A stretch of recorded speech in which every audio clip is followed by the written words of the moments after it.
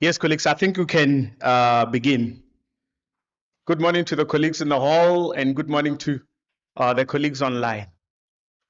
Avshe, Lochan, Sanbona, Molwe, Towe, Dumela, Khuyemore. Good morning. Did I leave out anyone? Who? Nemacheroni. Did I also leave out anyone? Who did I leave out? Or is it Kosa? I said Molwe. No, it's already, that's that. So it means everybody's covered.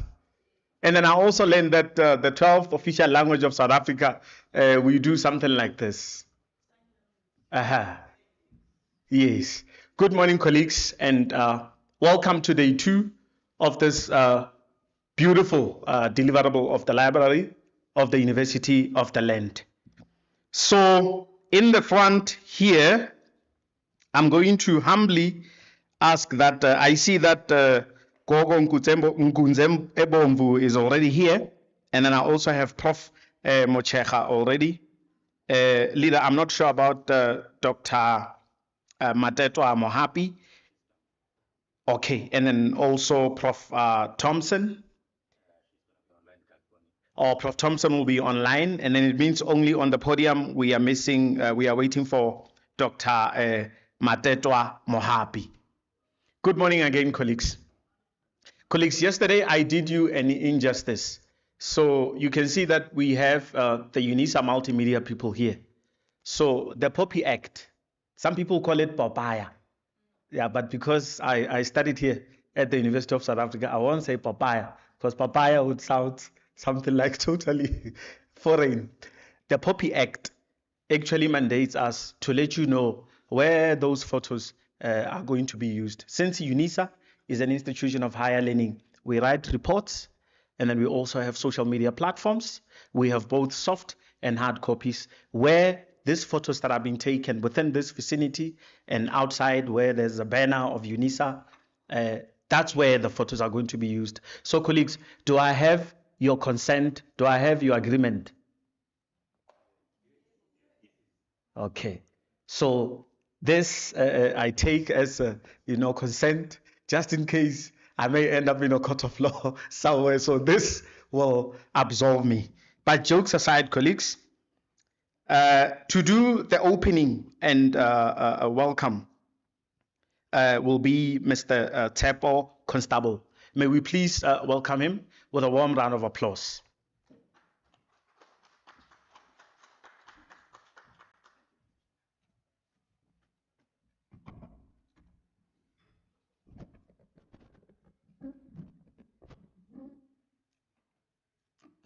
Good morning, colleagues. Am I audible? Okay, thank you. Good morning once again, ladies and gentlemen. Welcome to today's workshop on the rise of artificial intelligence, which is AI, versus African/ancestral intelligence, AI again, a discussion.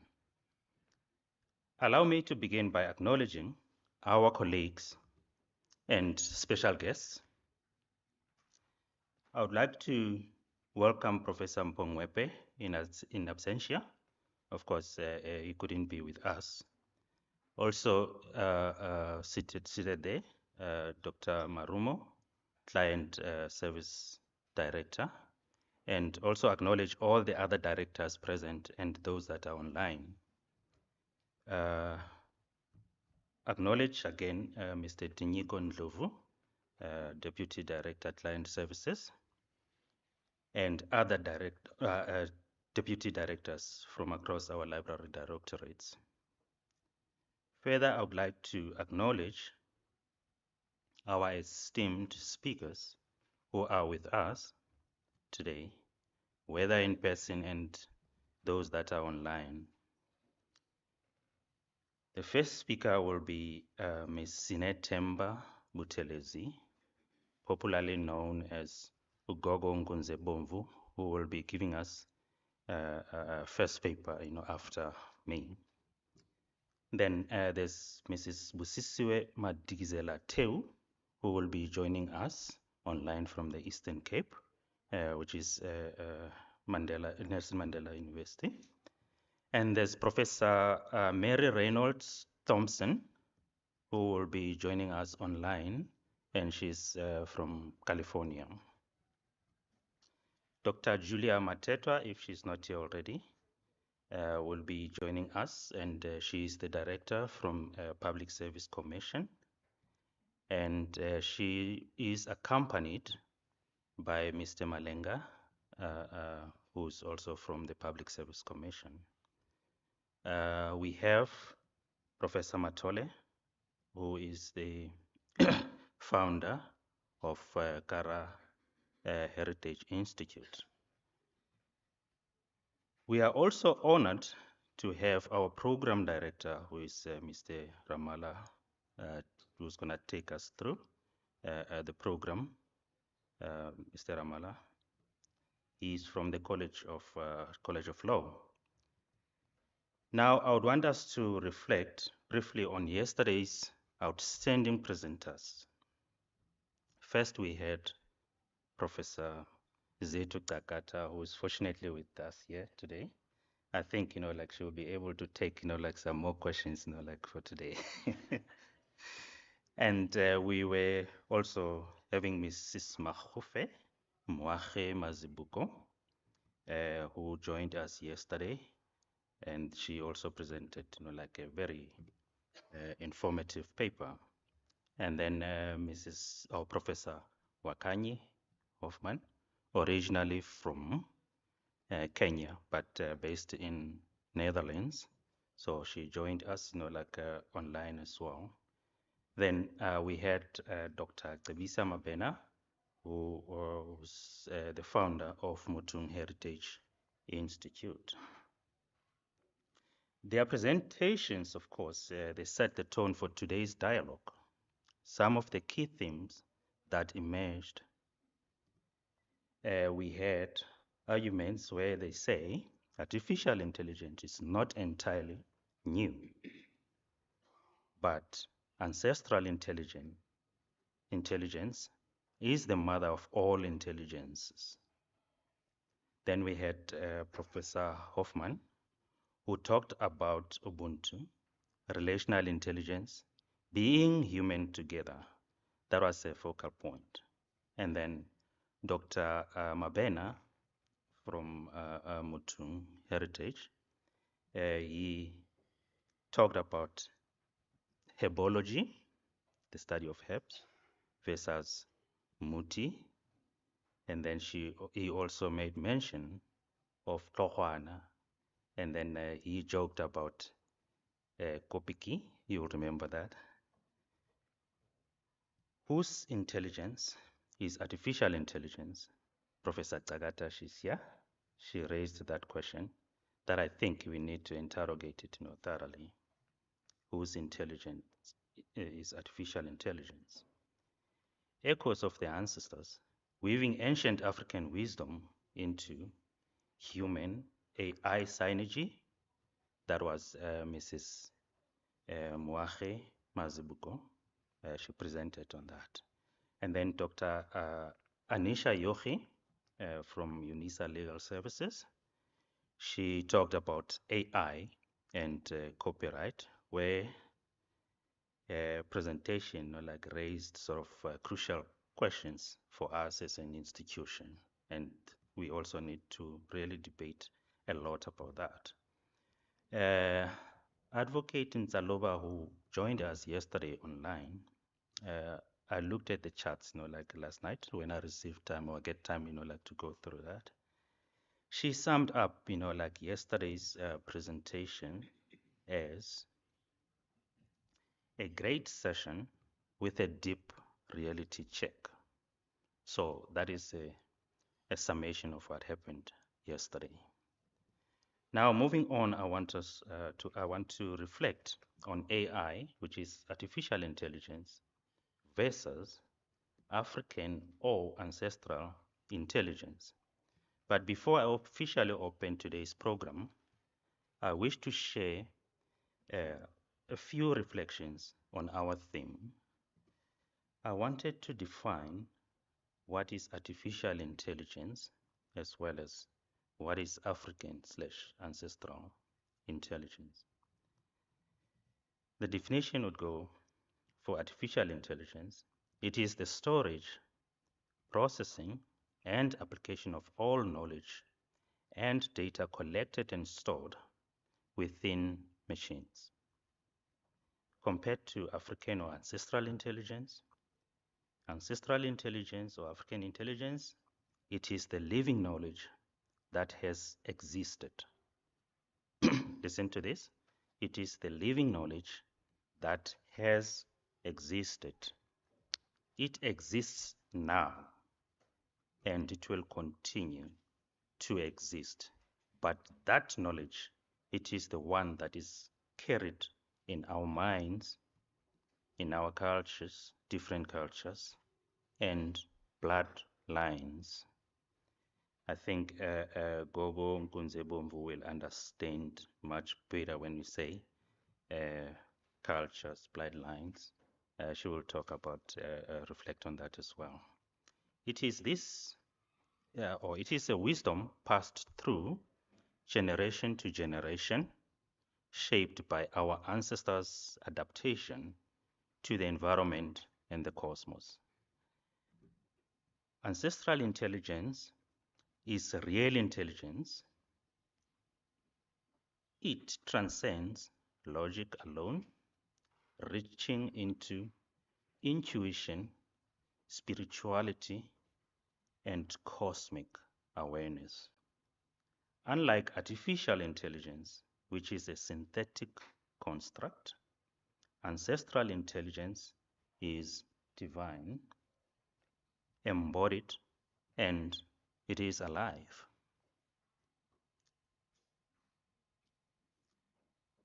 Whereas artificial intelligence tries to mimic us, it cannot, of course, replicate the sacred depth and of ancestral intelligence. Our ancestors left us the true code inscribed in our languages, rituals, and spiritual traditions.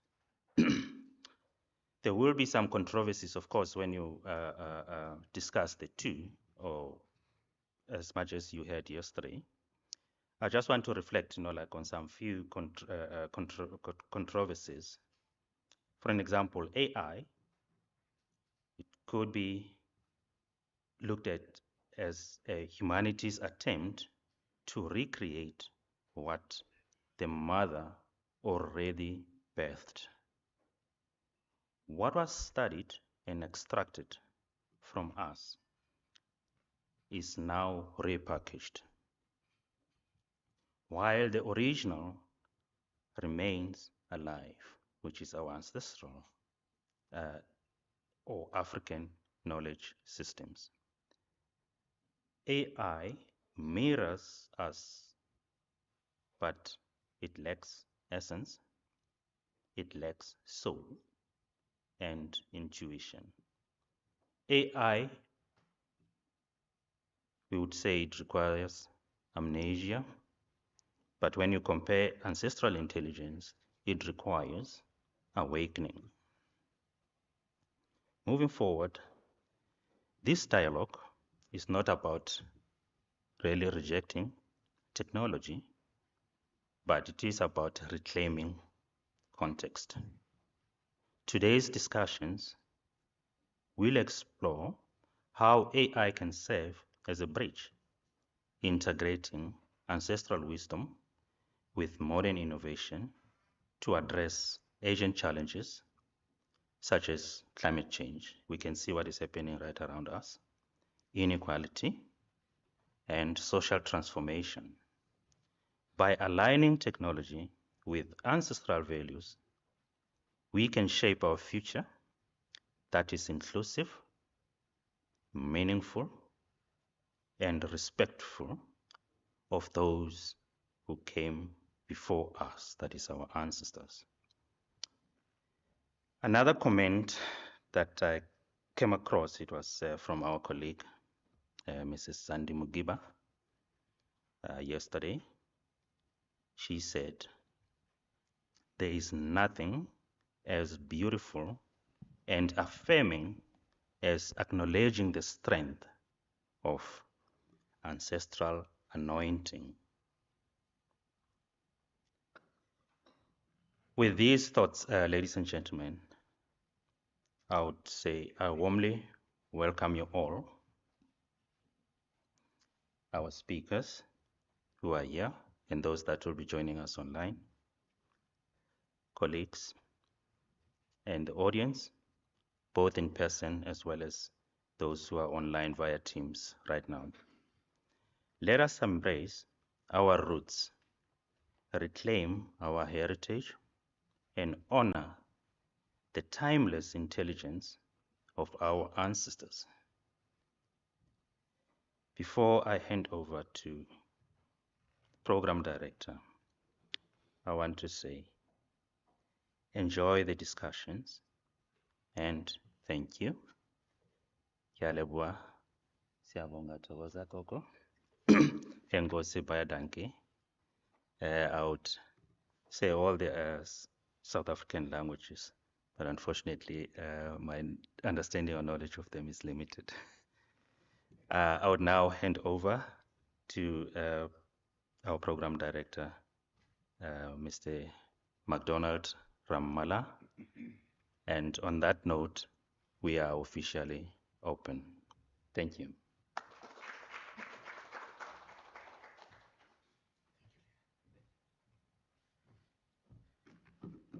Thank you, Mr. Tsepo Constable, for your opening and welcome. And then to the colleagues online, I'm also involved in the chat as well. So if you pick up anything, I'm in the chat as well, so I'll be able to attend to that in real time. Colleagues, your bathrooms, to those who do not know, as soon as you get out of that exit, and then they are on your immediate left. And then in terms of the assembly point, in case of any emergency, the protection services will guide us. And then in any instance where you do not feel well, there's a clinic in the Gas van Vieren building. It's on the other side. The protection services, including the colleagues as well, should be able to assist you in terms of directing you to the relevant site. So we are doing very well in terms of time. So we will now, colleagues, are you still okay? Yes. Yeah, I always have to check, colleagues. Say, are you still well? You find that there's something that you don't like here and then you are no longer here. So I must always check with you. Colleagues, we will move to our first speaker, who's going to be talking to the topic of African spiritual intelligence, decolonizing ancestral science in the age of artificial intelligence. And her name is Snethemba Buthelezi, also known as Gogo Nkunzebomvu. Let me read her bio. Let me read her bio. Yeah, it's here. Yes. Miss Snethemba Buthelezi, Gogo Nkunzebomvu, is an architect, developer, sangoma, and teacher whose life work traverses the boundaries of scholarship, practice, and ancestral calling. She holds a Bachelor of Architecture from the University of Witwatersrand, Wits, and a Master of Architecture from the University of KwaZulu-Natal, UKZN, where her dissertation titled Ideology and the Making of Built Form, a Contemporary Museum of South African Colonial History, 2014. Through her writing, public talks and teaching, she has become known for contributing to teachings regarding monuments such as the Inzalo Yelanga, a 13-month cycle rooted in cosmic and planetary order, the science of bone and backs and divination systems, and the cosmic memory of the Ntu peoples. Her work positions African spirituality not as folklore, but as a living science, a field where soil, sound, soul, and light converge to generate knowledge, healing, and collective identity. On digital platforms and in academic spaces alike, she continues to articulate African spiritual intelligence as a form of return, a call to restore what was hidden, misnamed, and dismembered in colonial history, and to reimagine futures anchored in ancestral wisdom. Gogo Nkuzebomvu, you're welcome to approach the podium, and may we please welcome her with a warm round of applause.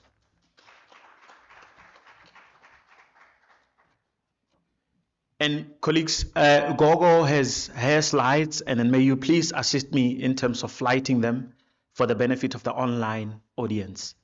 Thank you.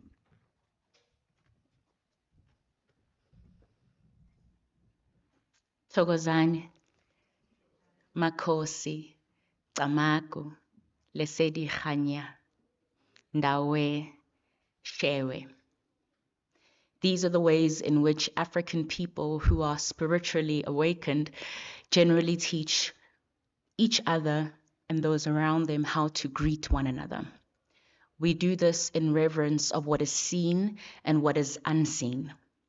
And so by greeting in this way, I am greeting not only us, but this place, the ancestors of this place, your ancestors as well as mine, with the acknowledgement that ancestors in institutions such as this are custodians of knowledge, that they are the spirit who remembers the things that we're about to engage in. And so, by saying this, I invite both what is seen and what is unseen to join us in the conversation today. The title of my speech is African Spiritual Intelligence, Decolonizing Ancestral Science in the Age of AI. Today I want to speak about African intelligence not as a myth or folklore or some sort of a story. I want to position it clearly as science. And I want to ask the question, what happens when this kind of a science is forced to sit across the table from something that the world is now calling artificial intelligence? I stand before you as an architect and also as Inyanga.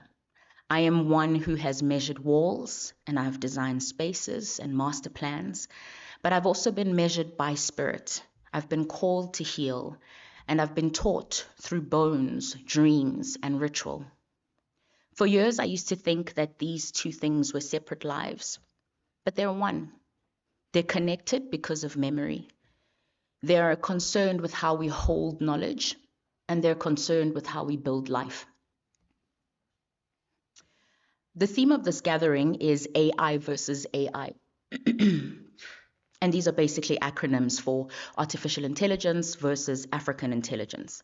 But before we accept that opposition and then we just start moving forward, I'd like us to pause a little bit and ask ourselves, what is the common denominator in both of these acronyms? And it is the word intelligence. So we have to first understand what is intelligence before we speak about artificiality or Africanity, right?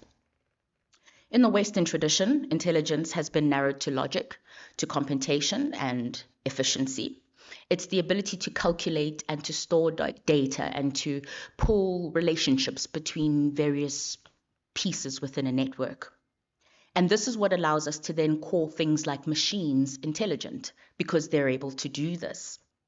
But where is it in this definition that we speak about memory? Where is relation? Where is continuity between the living and the dead? Where is human and the cosmic order? Where are ethics? Where is soul? In isiZulu, we speak about ubuhlakani nokuhlakanipha, ukuqonda, ukuqondisisa, ukujula. And that says to us that intelligence is actually wisdom because it requires perception.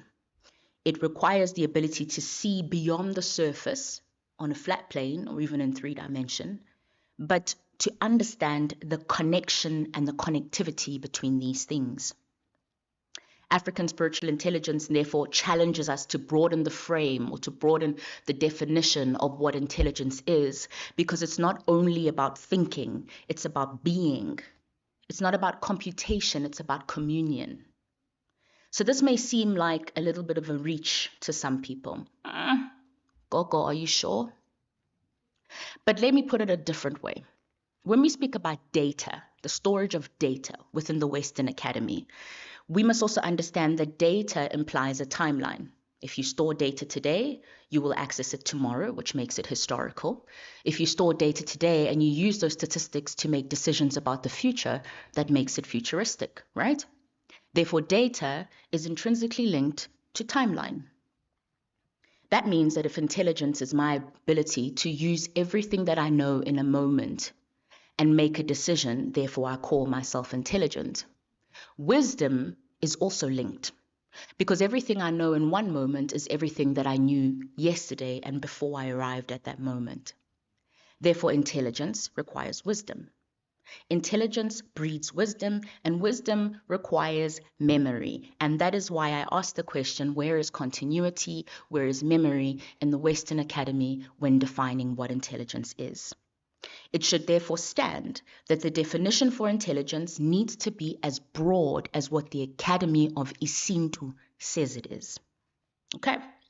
So since we're not reaching, we're in this room because we want to get to some sort of collective answers about things, maybe I'll pose this question, and hopefully by the end of this talk, again, I won't seem as though I'm reaching. The question is, can African spiritual intelligence be considered science? Can divination, cosmology, ritual, medicine, which are all systematic, empirical, and transmissible things, be acknowledged as sciences? And if not, then why not? And who benefits from refusing that classification? Take this map. In ancient dialects, this place is called Al-Kebulan. In isiZulu dialect, it's called Nomkhubulwane. This is the continent that today we refer to as Africa. What you see in gold, which are essentially grid lines, are the outcome of a conversation that happened somewhere in the world in a particular time in history, where a group of people sat around a table and decided that they would cut uNomkhubulwane into smaller pieces. Those pieces then became countries, which were the colonies of people who colonized the land, right? If we go further into the next slide, you will then understand that those red lines are now what we call countries that represent the division between our dialects and the reason why somebody says, I am South African or I am Mozambican, whereas I was always just African, right? Okay. Further to this is when we start to take the divisions from a high level, being the continent itself, divided into provinces and cities, and then into roads, into networks, into grid systems, into Bantustans, estates, and other pieces of what we call, or at least what I call, the colonial construct. That means that somewhere there is a colonial gaze, which is a removed way of looking at a piece of land and a whole system of people and deciding that you would want them to live in a different way. And therefore you construct a world that reinforces your power dynamics, right? These are the kinds of things that we learn, particularly when you're interested in your Africanicity and you're challenged with a master of architecture. I used to ask myself these things. So, well, I know what they did, but the question is how they did it. So how does colonial ideology make its way all the way into the spaces that we live in today, all the way into our houses and the way passages and things are informed, right? I focused on a bit because naturally, if you look at too many things during a thesis, you'll probably go crazy, especially when the topic is complex. And my focus within that particular thesis was on the Empire Exhibition of 1936. It was in Johannesburg, in a place called Milner Park. Maybe some of you will know, you used to attend the Rand themed carnival. All those buildings were actually created as a mirror of the colonial Johannesburg at the time. It was actually a sun city, if you may, a way of teaching people outside of our continent what the continent looked like. Those buildings were not the real buildings that everybody was going to on a day-to-day basis, but it was a made-up construct where people would visit over time and go away thinking that that is what Johannesburg looked like, right? 1936. Not talking about into Semandulo, I'm talking into Izolo, right? Okay. So that exhibition was not innocent. Its pavilions, its facades were propaganda that told a story about empire, of conquest, and so-called progress. They erased the dignity of indigenous people and they fixed it through stone and plaster on the walls. Colonial erasure did not stop at exhibitions. It reached into our spiritual sciences. So African astronomy was dismissed as myth, right? Even though Europeans charted our skies. African medicine was condemned as witchcraft, even though the compounds of our medicine were extracted and patented in labs. Our rituals were mocked, even though their details were catalogued to the very essence of what we were trying to do by anthropologists who wrote about it in books. And then came the thefts, the most violent thefts. They took the thrones of kings, the shrines of nations, the tabots of the early church. They took the regalia of empires and even took the jewels of the earth itself and set them in crowns that have become the symbol of the first families. And again, if I'm saying this and it sounds a little bit contentious to someone, perhaps let me place it within a little bit of history. In 1897, the British looted the Benin Kingdom, carrying away thousands of bronzes. Each one of those was a historical archive cast in metal. In Ghana, during the Anglo-Asante Wars, the gold regalia of the Asantehene was seized and scattered. In Ethiopia, after the Battle of Magdala, sacred tabots, which were essentially tablets of the altar that embodied divine presence and the presence of creation on the land of Unomkhubulwane, were stolen and locked away in storerooms in London. In Cameroon, the Benum throne, the Manduyenu, is a royal seat woven of glass beads and ancestral authority. It doesn't sit in Vomban, it sits in Berlin. Even here in South Africa, the regalia of Inkosi Shaka and his dynasty was displaced, where thrones and crowns were carried away from the people who created them and gave them meaning. And above all this, the British crown jewels with the Cullinan diamond of South Africa and the Koh-i-Noor from India, those stand as imperial monuments, and they're a symbol of theft. So a throne is not just a chair. A tabot is not just a table. A crown is not a decoration. These are technologies of mediations, and I'll tell you how. Because anything that is created in the world, particularly if it comes from the soil, holds energy, and energy holds presence. Science has lied and said that the only way to determine whether or not something is real is if you can touch it and you can feel it. However, I would say that to determine whether or not something is real is cause and effect. Because there are real unseen spirits that have an incredible way of changing our lives and the outcome of our lives. And they are unseen, and yet they have an effect.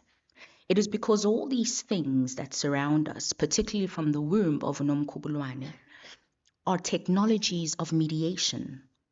They allow us to create imsamu, which are portals of power that connect us to our ancestry, to our heritage, to our lineage, and the very power that used to hold our dynasties. These things are archives of knowledge. So to seize them is basically to cut a cord, right? Between people and the ancestor, between community and cosmos. Because colonialism did not just loot objects, it looted the intelligence itself. It severed the ligaments that joined the science to the spirit.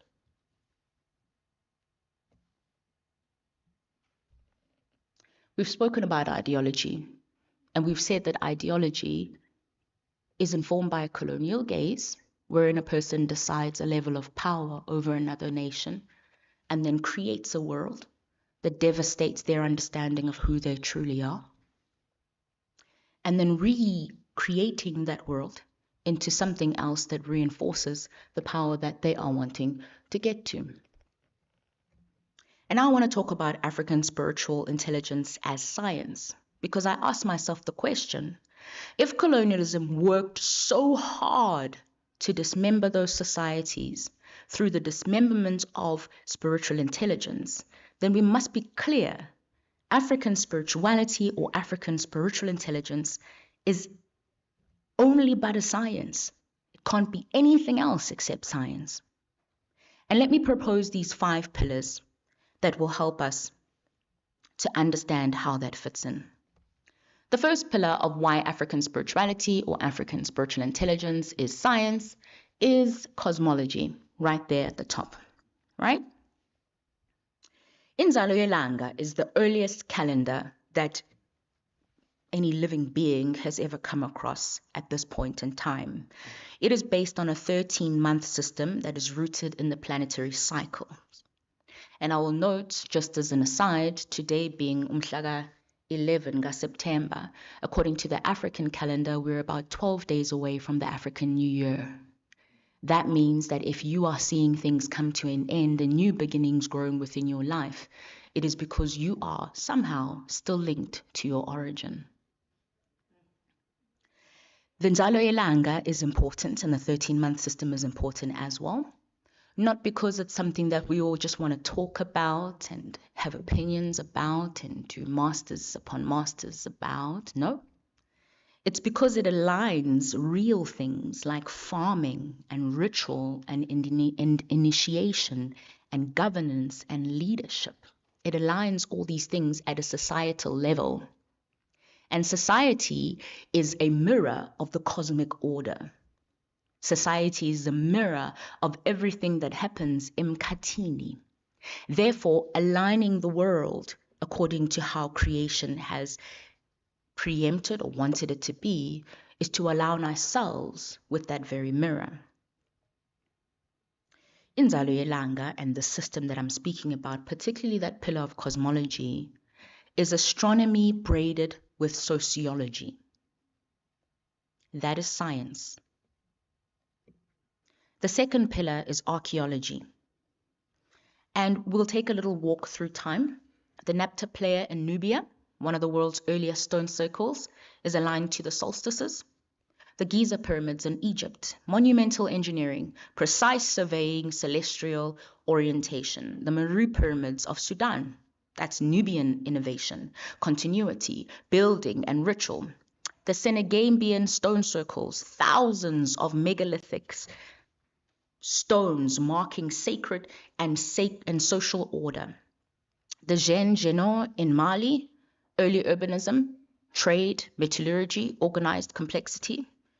The Dendera temple in Egypt was a celestial ceiling where the people of the time had carved the entire astronomy as you know it today into stone. By the way, that was also stolen. It's sitting in the Louvre Museum overseas. And the names of all of those African gods were changed in order to suit those who became in power, those who became or came into power according to the very same colonial construct, right? The Aksum stele in Ethiopia, monolithic engineering, imperial planning. The Kilwa and Songomnara on the Swahili coast, those are coral stone cities, coral stone cities that reinforced and established maritime trade networks. Great Zimbabwe, vast dry stone walls, that's astronomy and symbolic enclosure. Lalibela in Ethiopia, those are rock-hewn churches of the early religions and founders of spirituality. Cosmology in architecture on display. The Tila stele in Ethiopia, carved monuments of ritual memory. Mapungubwe in South Africa, early state Hindu peoples, long-distance trade and gold technology.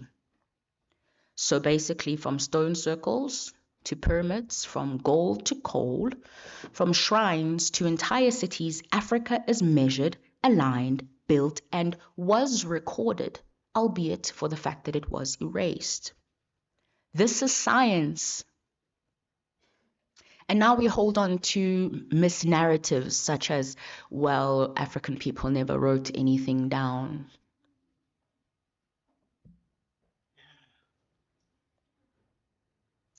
The third pillar, why African spiritual intelligence and spirituality is actually a science, is divination and bone bags.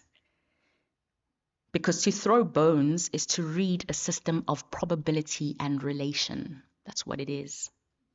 Each piece holds a meaning. Each piece connected to the owner of that bag. Right? Okay. And each throw encodes the logic because it represents the unseen connection between my people and the person sitting in front of me. Therefore, it is an algorithm of interpretation.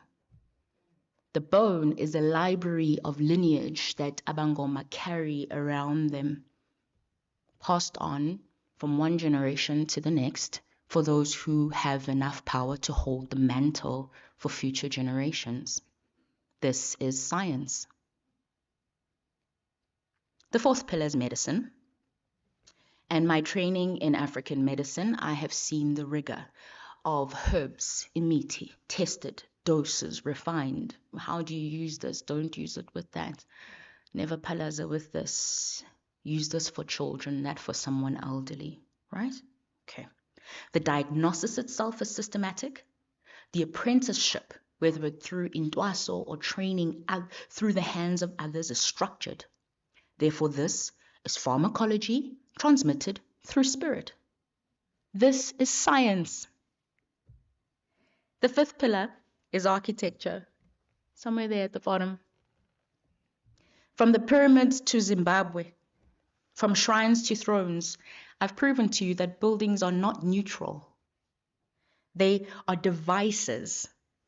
And a simple example is the building you're born in, which is a hospital, which has a whole lot of different rooms for different functions, and the house you live in, which shapes whether or not you feel poor, or you feel like you have enough, or you feel like you have more than others,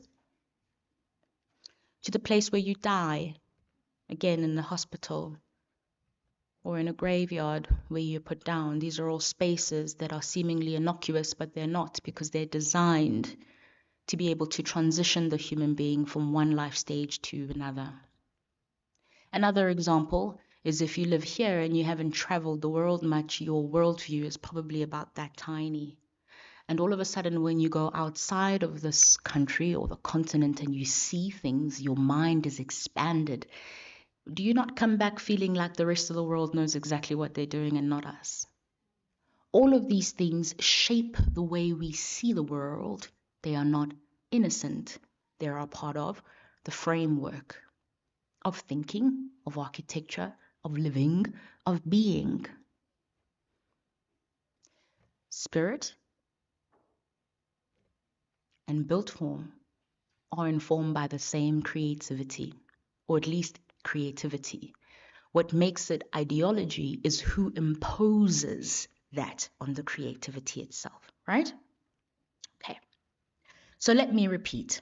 African spirituality is not belief. I do not need to believe in the sun that's there every morning when I wake up. I do not have to believe in my grandmother who passed away. I know that that is a function of knowing. African spiritual intelligence and or spirituality is observation of Umdali, Umvelingange, Unomkhubulwane, and how they have created this world and intended for us to live in it. It is experimentation, figuring it out well enough to master and create whole cities built out of things that come from the ground without artificial materials. How to carve space from inside and uproot it into the ground.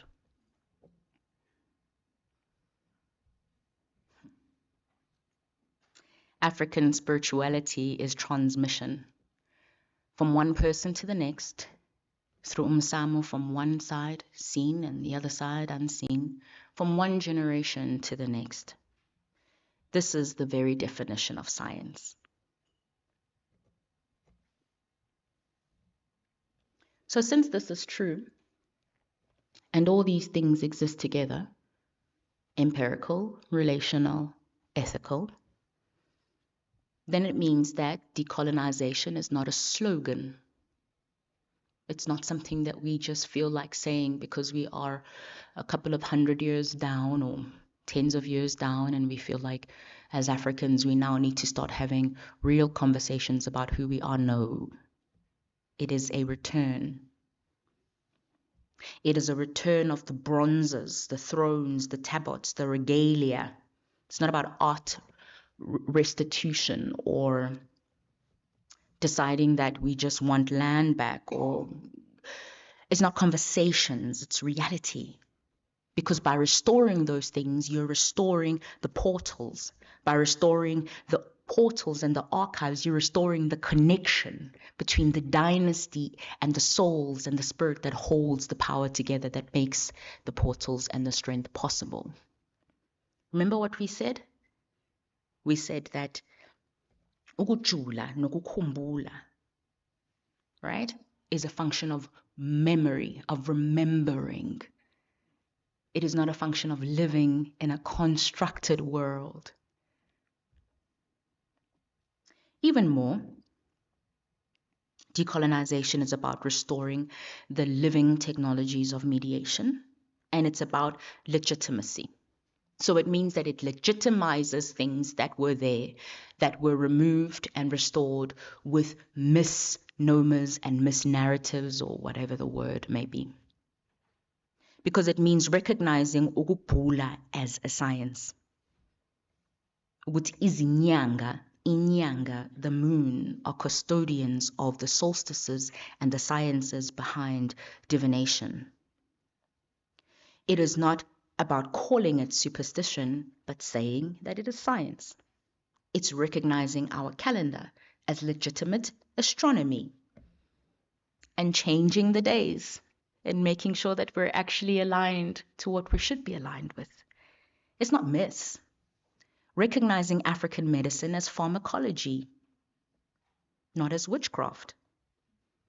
There is a proverb in isiZulu that says, ukuwa komuntu, ukuwa komsamo, ukuwa komuzi, ukuwa komuntu, right? Because when the shrine falls, the household falls. And so to decolonize is to raise the shrine again. It's to rejoin the science with the spirit that was scattered across different places in the world to build the economies of other nations. To decolonize is to reconnect method with soul. And this is why African spiritual intelligence must be spoken about, not only as history, but as future. It does not stand beside artificial intelligence. And it definitely doesn't stand there as a quaint tradition that's just trying to find itself. No, it stands beyond it, above it, all around it. It makes it even vaguely possible. So we arrive at the challenge of our time. If artificial intelligence mimics thoughts, it's a network of all of the thoughts that we feed it, right? Then what does ancestral intelligence mirror?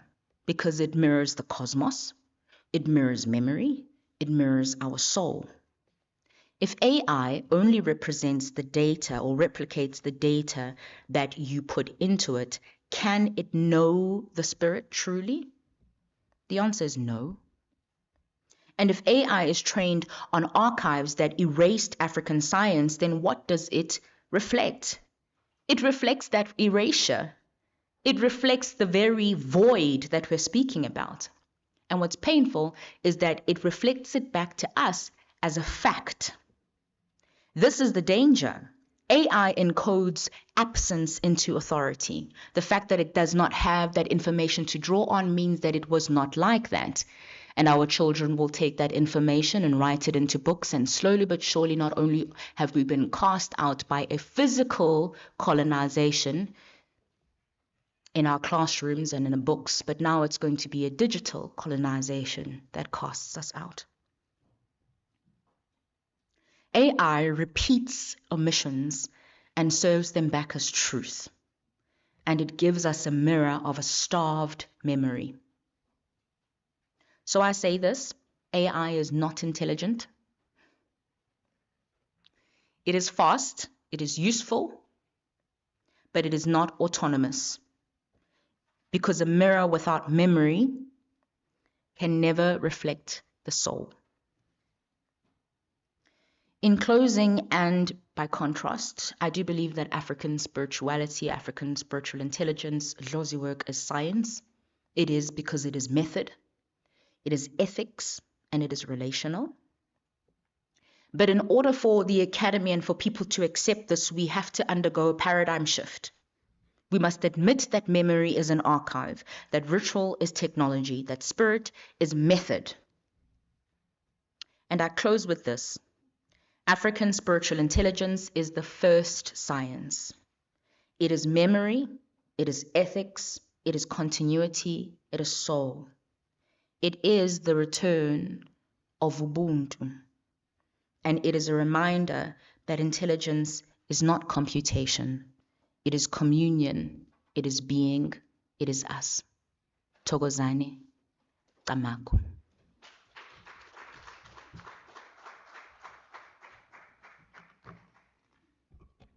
Yeah. Okay. I know you feel the same way. So while I feel like this, I'll open the floor for questions. Don't be surprised, colleagues, because now if I wait up until then you will forget all of this. So I'm going to take the first 5 hands online, and also the colleagues online must also assist me. Let me just get my device so that you ask the questions.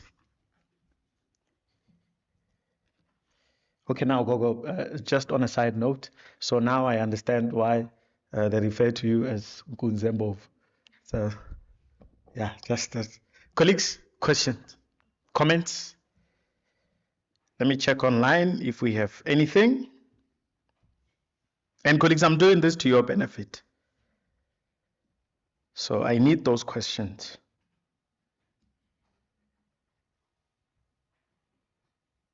Questions, colleagues? Oh, Doc, I see a hand. This side, no hands. Oh, yes, Wamsanda, I see hands. It's 1, 2. Is there hand number 3, colleagues? Oh, number 3 at the back and 4. Mama, is your hand up as well? Okay, number 3 at the back. Doc, please go ahead. Yeah, Gogo, thank you. You really touch the soul and the spirit. And where I am, I'm asking myself, who am I? Because it's like you touch the part of self-existence. Why do I exist? Who am I? Where do I come from? So Carl Weick, in his sense-making theory book, he said, how can I know what I think until I see what I say? And when you talk about the African dates, I just said, what do we know as African? Why are we not celebrating our dates? It's for the first time I hear that within 12 days we'll be having our New Year African date. Why are we so quiet as African about this date? Why don't we come out when we talk about decolonization? More especially in Unisa, we are talking about the decolonization. From my side, I wish I can get all the dates of Africa. And as a library, start putting them to say this is our date and start celebrating them. Like we celebrate September as Heritage Month. After that, we keep quiet. And if you look on the 8, was it the 8th of September, we had the blood moon. Can you please explain to us from the Western part and the African and the spiritual part, what does the blood moon mean? Because I read somewhere they said, you know, is the time of cleansing. Is it true? Where they say you talk the positive energy to yourself about that one. And then the last one, it will be,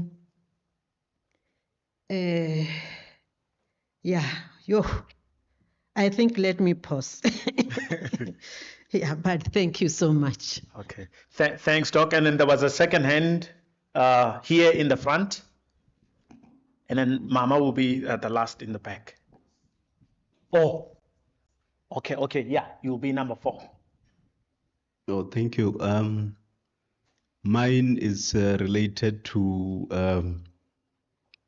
the government, people and government, as to what programs can we adopt in government just to awaken the officials spiritually and reduce the greed that we see in recent days. That will be number 1. And number 2 is how can other traditional leaders be influenced such that they do not profit in other people's demise? Like when you see people being cleansed by traditional healers after performing assassinations and so on, how can we influence those bad acts to get rid of our community? Oh, thank you very much. And I hope Gogo is busy noting them. And then Mama at the back. So my sister, you can give the gentleman over there the mic solo. Yes, Mama, go ahead. Professor Mutsaga yesterday touched on the Zimbabwe in terms of original names. And I hear Gogo as well today is touching on the African content, which is Alkebula, which is the name of the continent. However, I just want clarification, Gogo, as to whether I think there are 2 schools of thought that are talking about Alkebula and one as Gwason, if I'm not mistaken. Clarity on that. And then furthermore, I want to also say it is so beautiful to learn, about these through these discussions. But my burning question is that what could be the strategies that Africans can adopt to develop indigenous SLM, like Professor, the one in Netherlands, spoke Professor about, Hoffman. or to adapt AI platforms that will not actually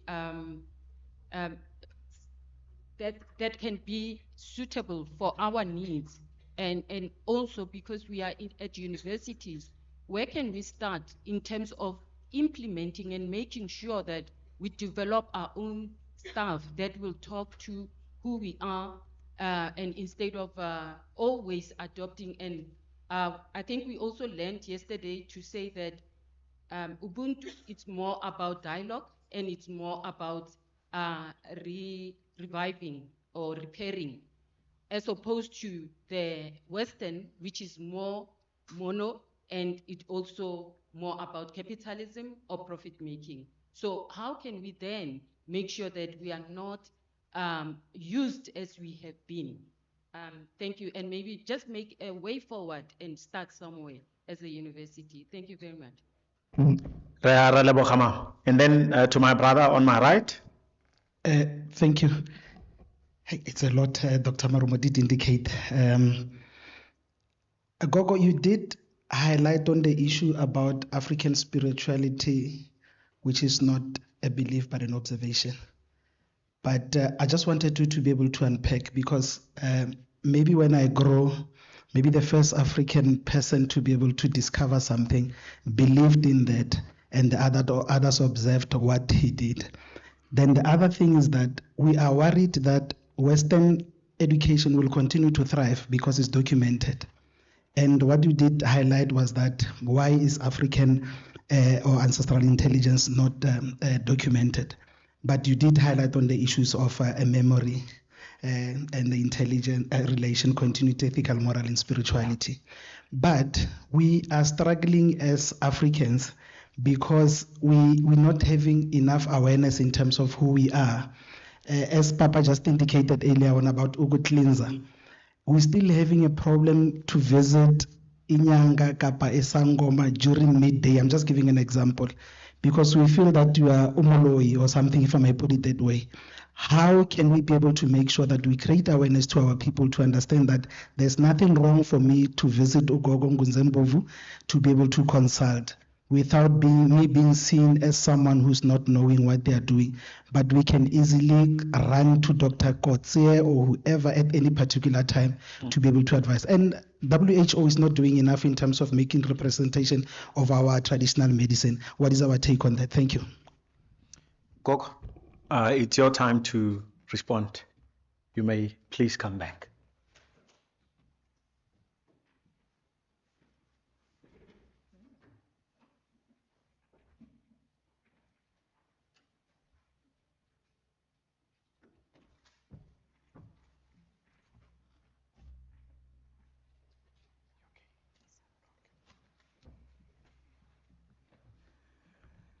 Ngiyabonga imibuzo yenu.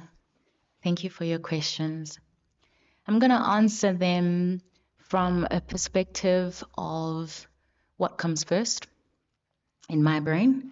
I captured about 8 different questions, and we'll move through each of them.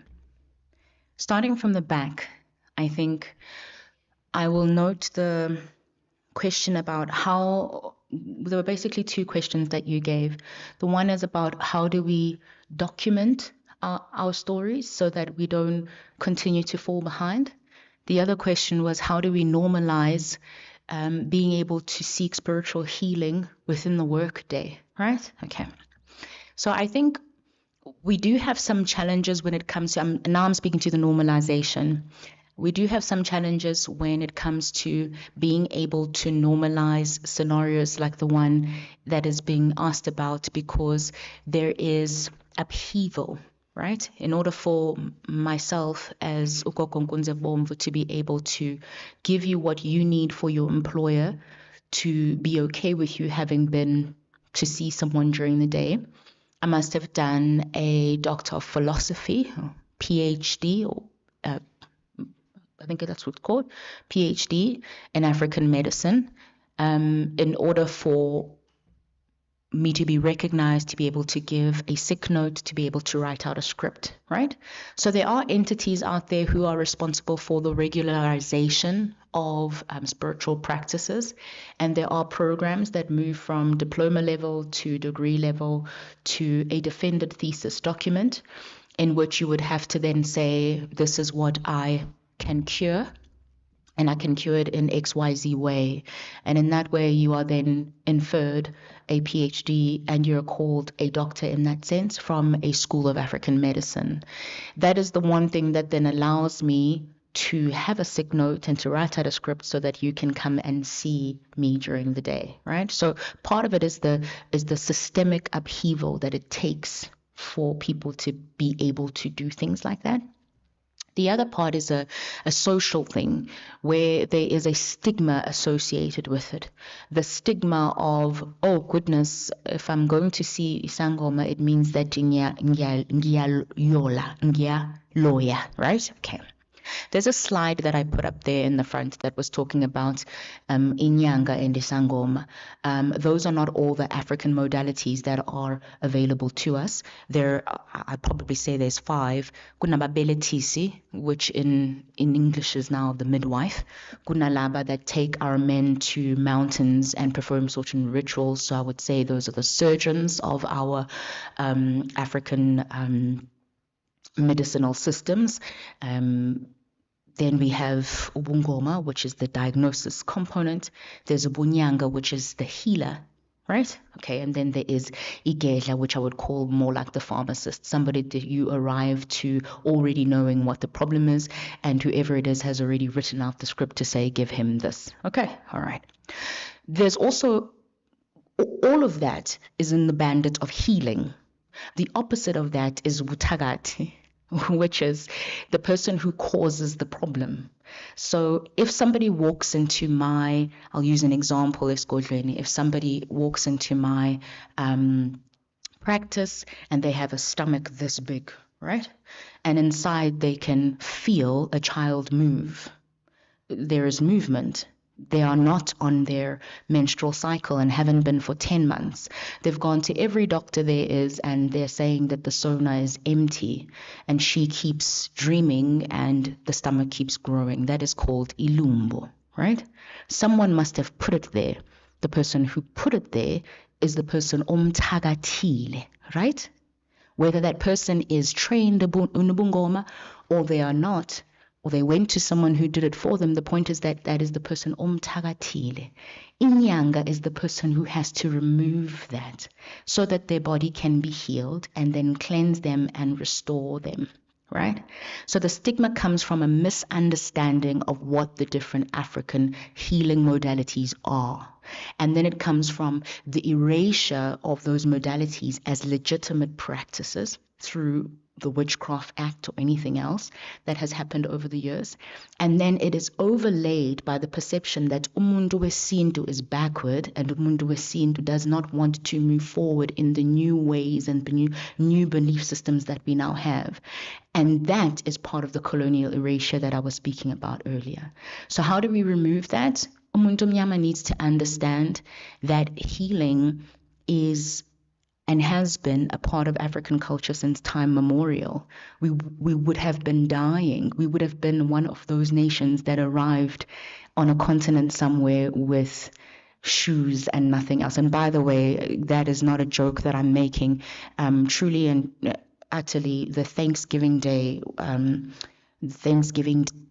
celebration is based on when I think it's the British colonists arrived in America and the Indians that were there actually gave them food. They arrived with boxes full of shoes and useless things and they were dying, going hungry, unable to heal themselves.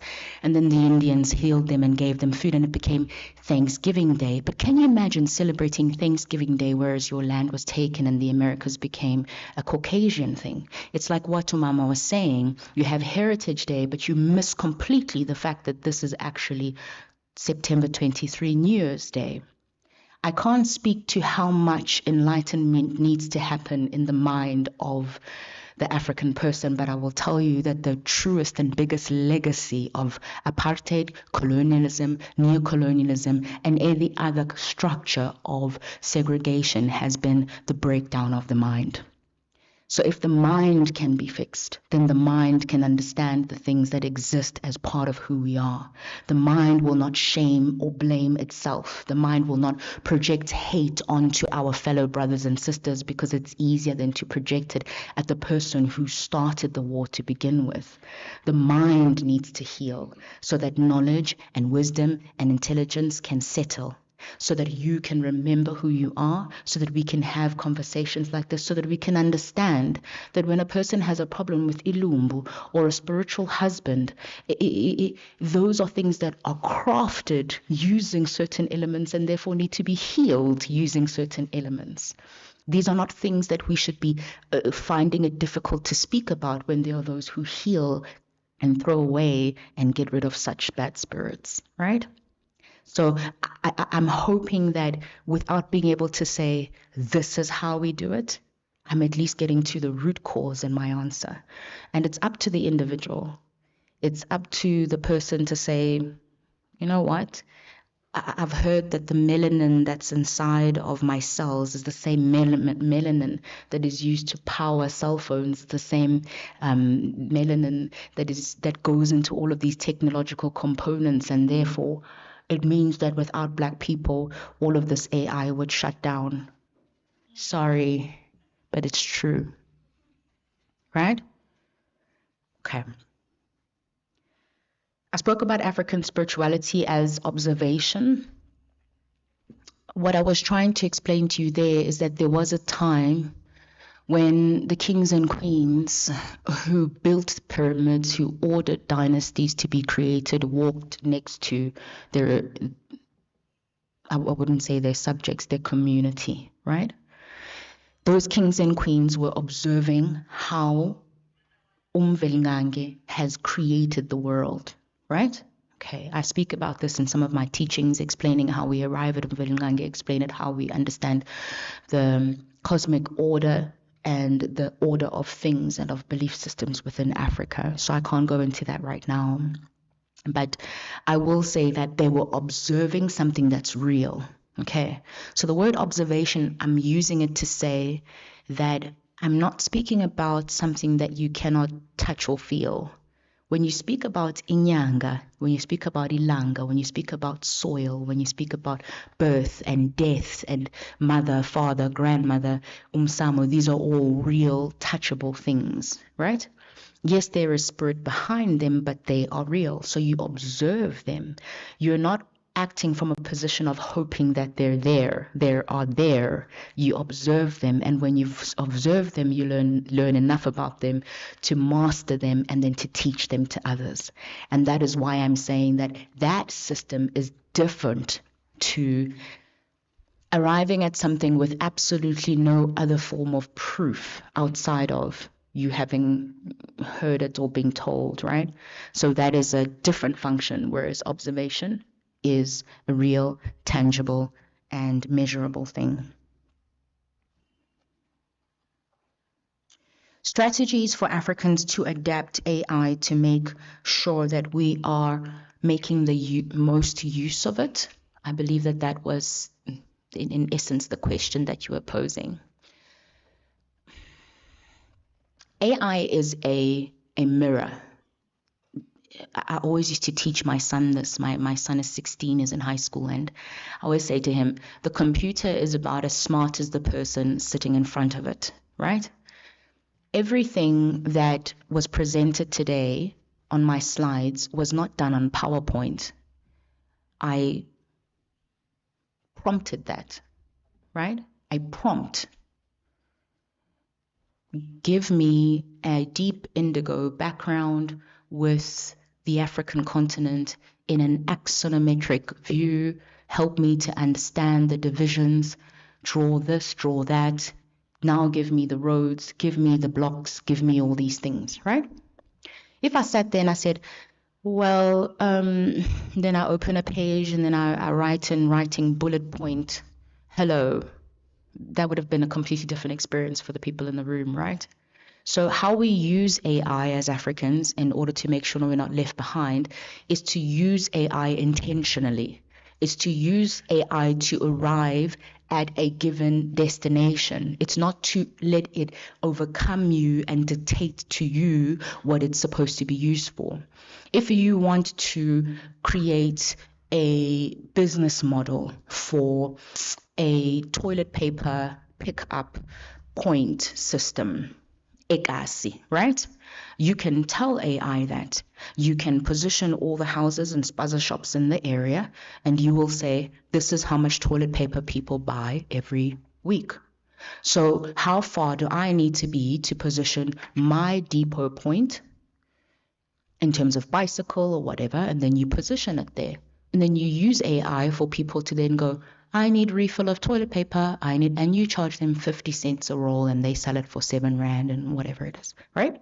So what you're doing there is you're understanding the context of what we've been given, because now it becomes difficult to say, let's flatten everything we have and imagine a world how it would have been without colonial interference. That's difficult. We would have to demolish so much. But in the confines of what we do know and what we have, we can stand intentionally on the other side of AI and look at the situation, umuntu mnyama, and develop the solutions necessary for umuntu mnyama in the context of wherever it is that they're living and in the context of what their needs are. We can center that within the African condition, within the South African condition, and within the Black condition. and then use AI to fuel our solutions and the things that we put out in the world. We can make sure that we teach our children how to use these things and make sure that that information or said application or said platform is patented. There are ways of working with ChatGPT and all these different things to make it work locally on your computer so that the information you use on AI is not shared with the rest of the world, so that you capture the things that you're learning and then you write. You write. You've got to write it, because the reason why people win is because writing legitimizes the fact that it happened. It's like social media. Until it's on social media, it's not real. No one knows you actually have a new car until you post it on social media. Then it's new, right? Okay. So you've got to write it. You've got to document it. And all of that process of documenting over and over and over again is what's going to give us a repository for the future. Last question I'll deal with. Which is the one about dates. I love that question, and I thank you for the statement that you made before, because talks such as these are important, yes, in order to respect the title and the theme, but if it invokes inside of you existential questions, then it means that you have received an opportunity to say, wait, hang on, what am I leaving behind as legacy for those who will follow me, right? 23rd of September is the new year according to the African calendar. So we're technically in month number 10 leading up to the 18th of September. Between the 18th and the 23rd of September, there is a month called Ndida, right? Leo Nyanga Leo is Inyanga that I refer to in my teachings as the veil, right? So I would ask that maybe we figure out how, between myself and the organizers of the talk, how to share those dates, names of months, names of dates, key important aspects of our solstices and how that relates to how we measure things and time. And also to share, before we said Aries, Pisces, Libra, Taurus, which are all in ode to whoever, Julius, whoever, right? What those things actually are, right? And which one is the 13th missing piece? And I think once you have that, you'll have a greater understanding of how to place yourself within the cosmos. If I haven't dealt with your question, I think that it's probably because it's something that I would love to chat with you about over coffee. Or I've run out of time, whichever one. Thank you.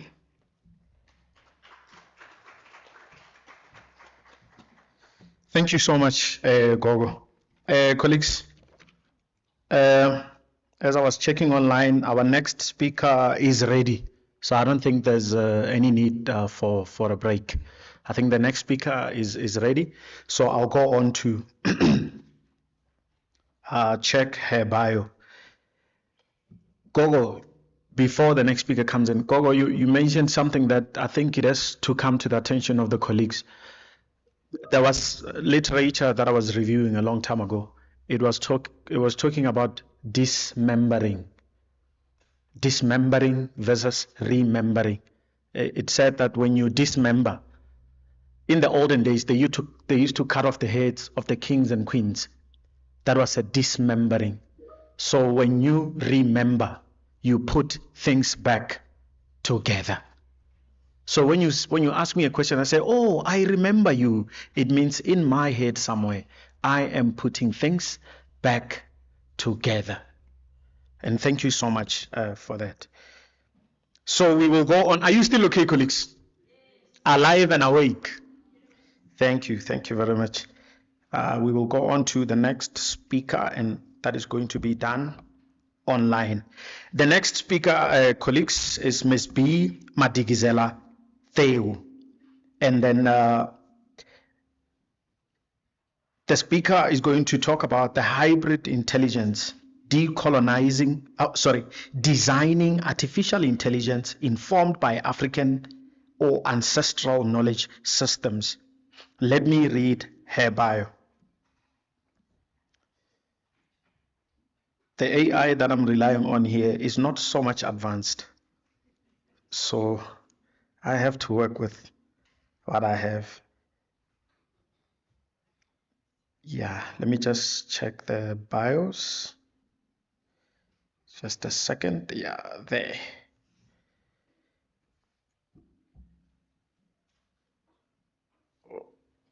Bio. Okay, bear with me, colleagues. Yes, now in a second. Here we go. Okay, colleagues.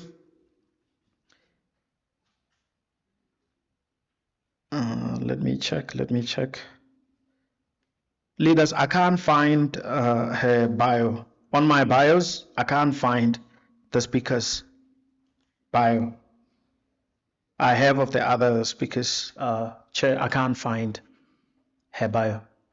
I'm sorry, Ms. Madikizela, I can't, on the information that I have, I cannot locate your bio. Maybe the colleagues can help me if the bio is there so that I can read it. Because I have both bios for day 2, for day 1 and day 2.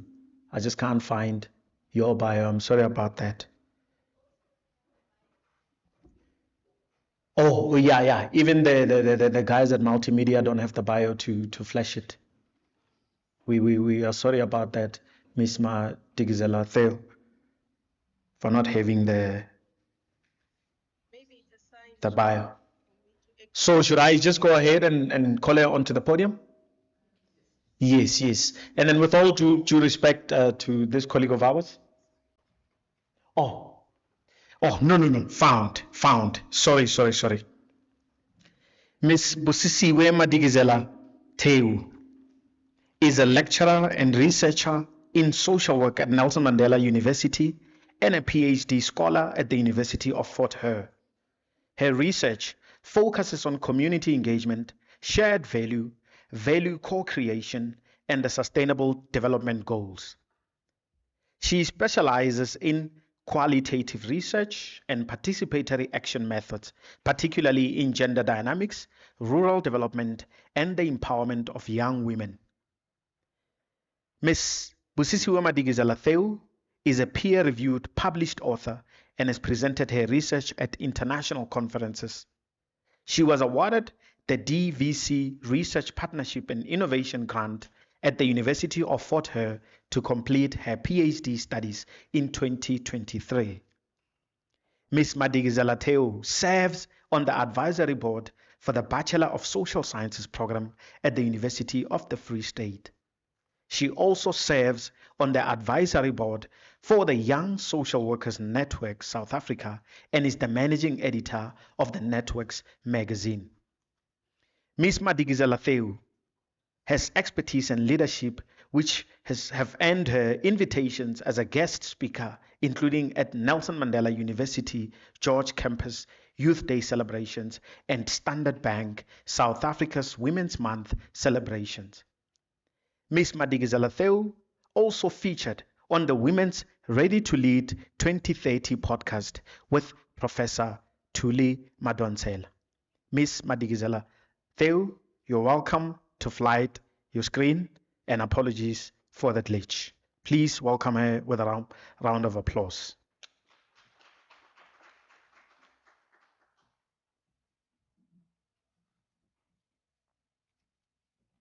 Thank you very much. I'm not sure if I am audible. You are audible. Thank you. Thank you. I was saying, Chair, that maybe it was a sign you're not finding my bio for me to introduce myself as inkosazana yakwaMadikizela, omSuthu omsengesho makhalendlovu omalandelwa yintombi ithi ndizeko phaphohala, intombi ezalwa ngamahlubi, orhadebe, omthimkhulu, ondlebe entle zombini, and to introduce myself as a child of the ancestors, ugogo lapha isizwe. Maybe that was the reason why my bio was invisible for a second there.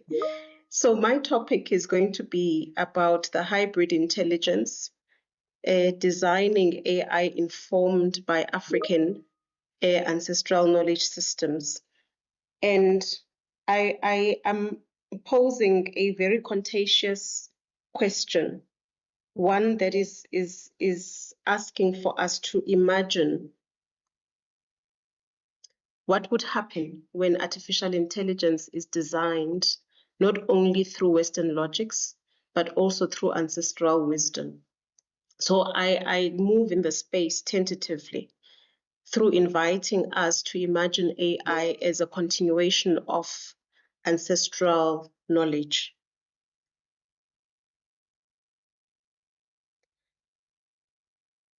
I want to put forward that AI is not separate from us. It's an extension of how humans externalize knowledge. Africans have always archived. That is a given. We've always archived. We've archived orally.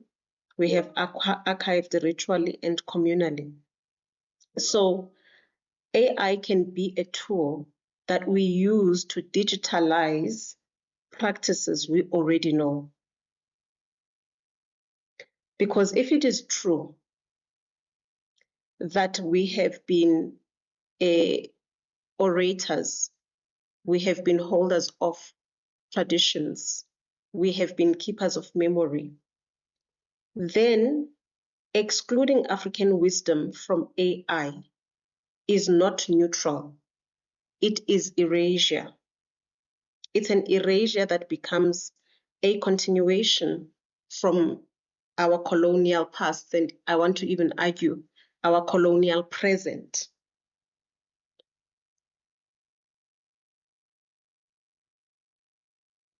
When we speak about the narratives of erasure, this is a dominant narrative that starts from Cape to Cairo in Africa, where people say African history isn't recorded.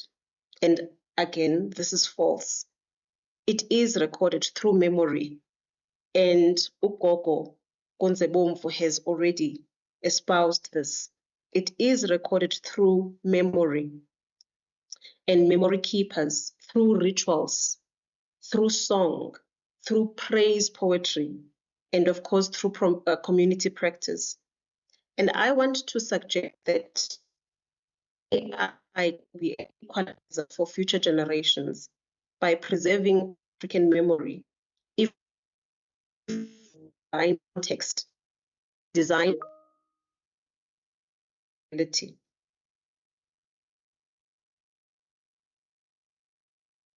I want us to think about how these memory, where we something into the and I am and as a day does trees and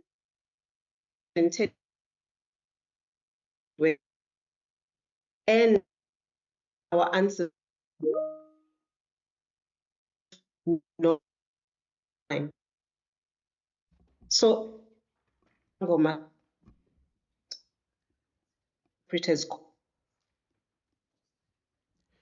the positions. Sorry. At the moment, we seem to be having technical problems where we can't. Let's sort it out first. Colleagues, can you assist in terms of sorting that out? Oh, your network seems to be having some challenges because your voice keeps on buffering, but the network this side is as well. Maybe check that so that we can hear you clearly in the hall. Maybe try to say something right now if we can hear whether everything is in order. Please.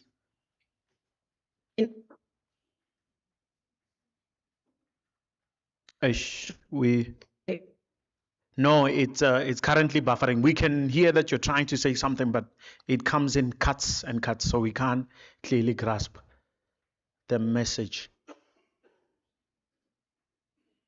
So for a minute, let me just check in with the multimedia colleagues and see how that can be resolved.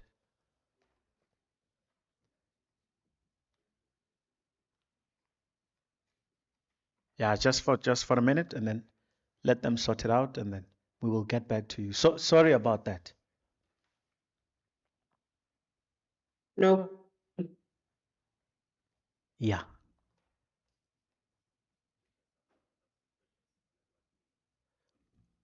Okay. Okay. No, while they are busy sorting that out, I'm not so sure whether we should move to the next speaker because it's also online. The next speaker is online, and we also have like a 6 hour, I think it's a 6 hours time difference between us and her. That's, or it's 1 o'clock. Yeah, midnight. So maybe we should go. And sorry, Miss I Madikizela. wonder if I'm still audible. Oh, you're good. Yeah, you're now good. Wherever you are, you're good to go. All right, let me try again. Thank you. Third slide. You were on the third. Yeah. Yes, I will switch off my video just so that I can conserve the Great bandwidth. stuff. Great stuff. All right. So I'm talking about the issue of clouds and thinking about our ancestors as the repositories that are beyond our own physical bodies, that are living repositories who are able to serve knowledge in real time. And I want to espouse that artificial intelligence could be a repository that allows us to reach back for our present, right? So I was saying the Sangoma casts bones, which I interpret as code, then interpret the position and the pattern for a specific question. And I want to say that AI also outputs codes and probabilities that demand interpretation. In both spaces, outcomes may feel uncertain. This is why it is important for us to imagine artificial intelligence as an extension, which is not a holder of the soul, but a tool that those with the soul are able to not only interpret, but to also program ethically. Now we come to the gist of my conversation where we talk about hybrid intelligence and it being defined. Hybrid intelligence, I would say, is artificial intelligence combined with ancestral knowledge systems. AI learns data sets, and AKS preserves collective wisdom. Together, you get intelligence that is contextual, ethical, and future-orientated. The point isn't to romanticize this kind of hybrid system. It's to operationalize it, linking patent data with lived experiences which are situated in meaning.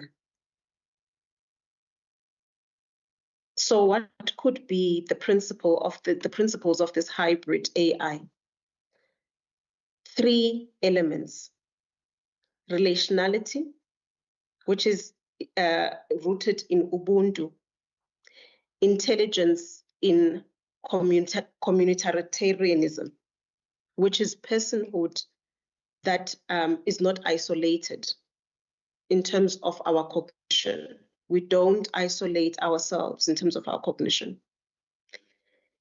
Restorative ethics, which are systems that lead to heal and not to extract or exploit. And I love the fact that we had our speaker in front of me talking about the extractive nature of the spaces that we occupy. And I'm saying restorative ethics could be a way forward in terms of how these systems could be healing and not extractive in nature. As well as the third element being continuity, where knowledge should persist for future generations, where we are talking to consent, talking to stewardship and custodianship. And I want to say, colleagues, that these are not slogans. They are design constructs which can change who collects data, how consensus are obtained, and what success looks like within the hybrid AI space. So what are the design implications? What would I tentatively suggest? First of all, it's to stop extractive data mining through extracting community knowledge and not restoring the space. So we move away from permissionless scraping to stewardship sharing with reciprocal value, where we build contextual context in models, in the AI models. And context should include situational and relational signals, not just tokens. And thirdly, where we co-create via participatory design, where community experts and knowledge keepers are co-designers, not informants, where we respect them for their time and we credit their IP and we share beneficiation. So in closing and in reflecting, AI without African wisdom repeats erasure. AI with ancestral wisdom can proof humanity by widening what we count as knowledge and who counts as a knower.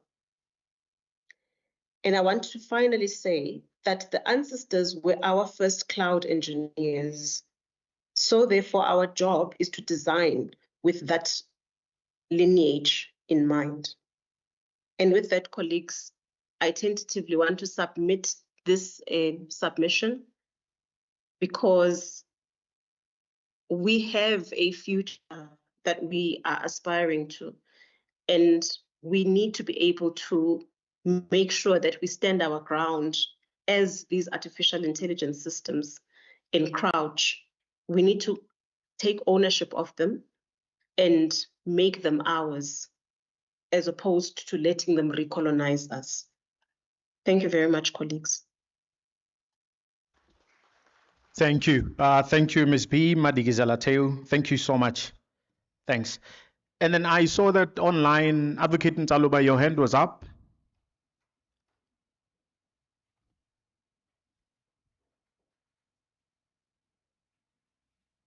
I'm not sure if I'm still in the session. Yes, Ms. B. Madikizela-Mandela, you're still in the session. I just noted there was a hand up from one of the online participants.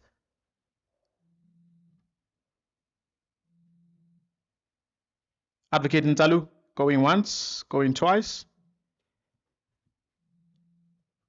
Gone. Okay. Ms. B. Madikizela-Mandela, what we will do now, we will not take questions. We will go on to the next speaker. She's also online. And then maybe thereafter, we can take questions for the two of you. Is that fine, Ms. Madikizela-Mandela?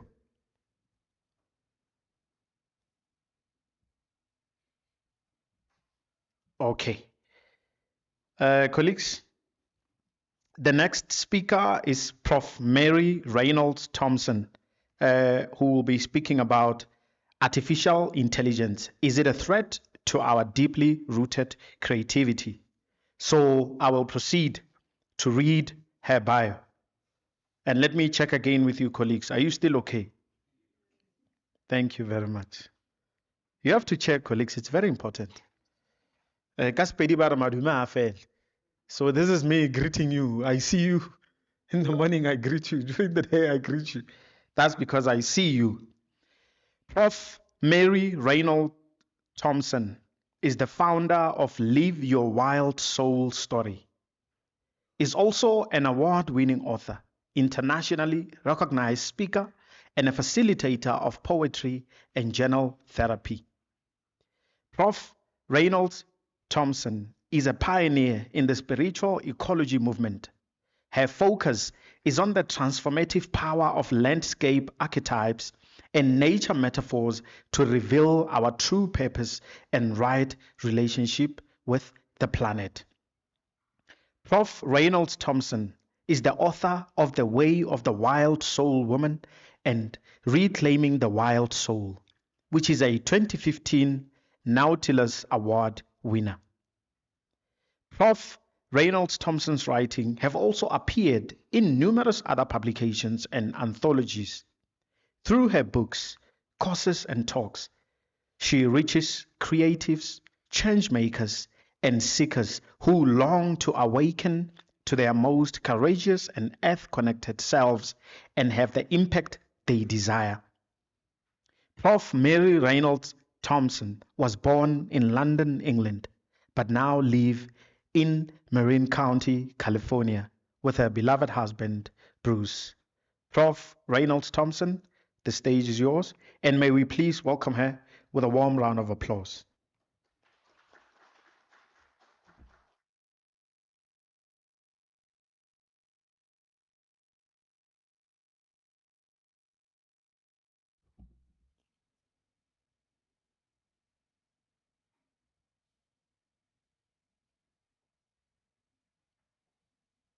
Is everything fine from the multimedia colleagues?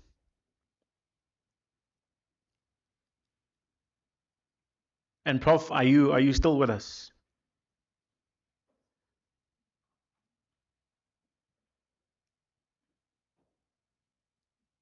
Prof. Reynolds Thompson, are you still with us?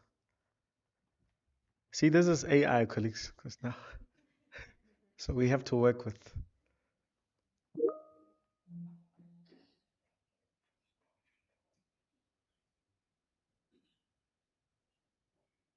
Is she struggling to come online? Is the struggle from her side or our side?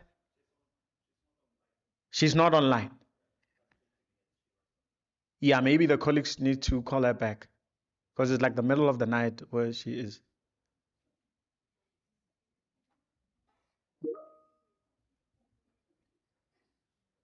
It's actually in the morning. It's like 1 or past 1. So yeah.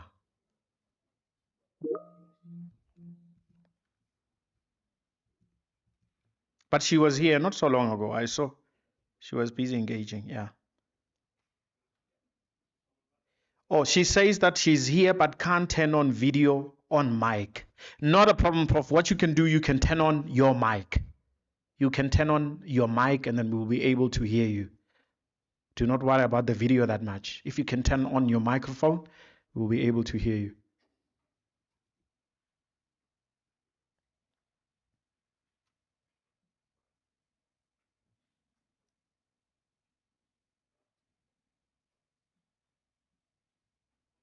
And then while Prof is busy connecting, I'd like to also acknowledge the presence of Dr.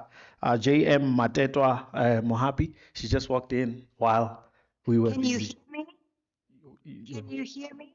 Yes, Prof, we can hear you. You can go ahead. We can hear you. Here.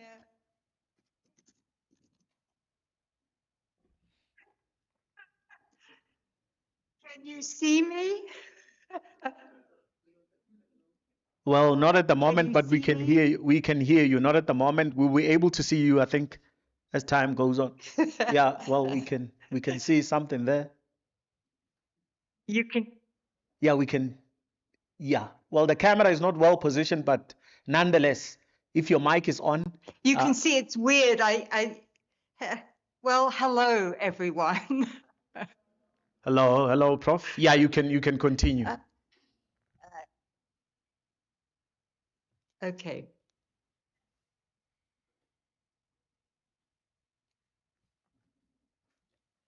Okay. So I just want to begin by saying how honored I am to be here. And even though it is almost 2 o'clock in the morning,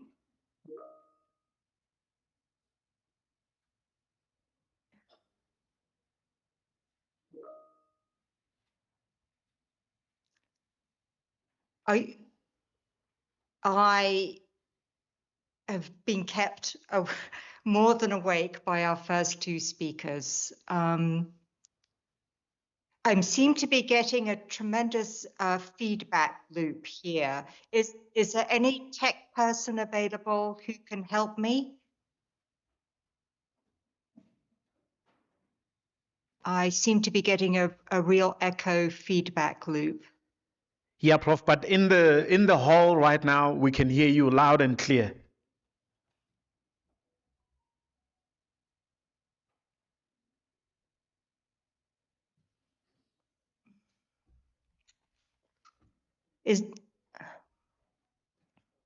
So I'm going to try again.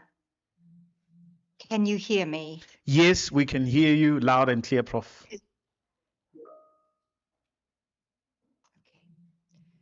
I'm just going to go and stop me if it's not coming through.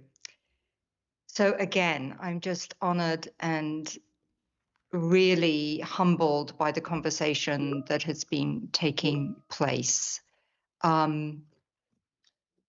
It's just really opening my heart, my mind, and my spirit. And today I want to talk about artificial intelligence with the question, is it a threat to our deeply rooted creativity? And I'd like to begin with how I begin my creative process, how it begins. The voices of the ancestors drift on the breeze, enter our dreams. Synchronicity arises as effortlessly as breath. Foraging in the thickets of our imagination, we find nourishment.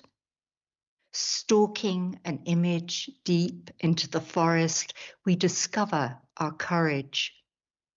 Danger lurks in the shadows, and the clear lake too.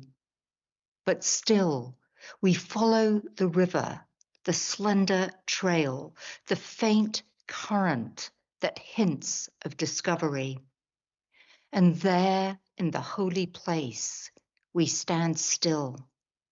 Listen with skin and heart and eyes. We taste and touch the world, and through us, earth speaks.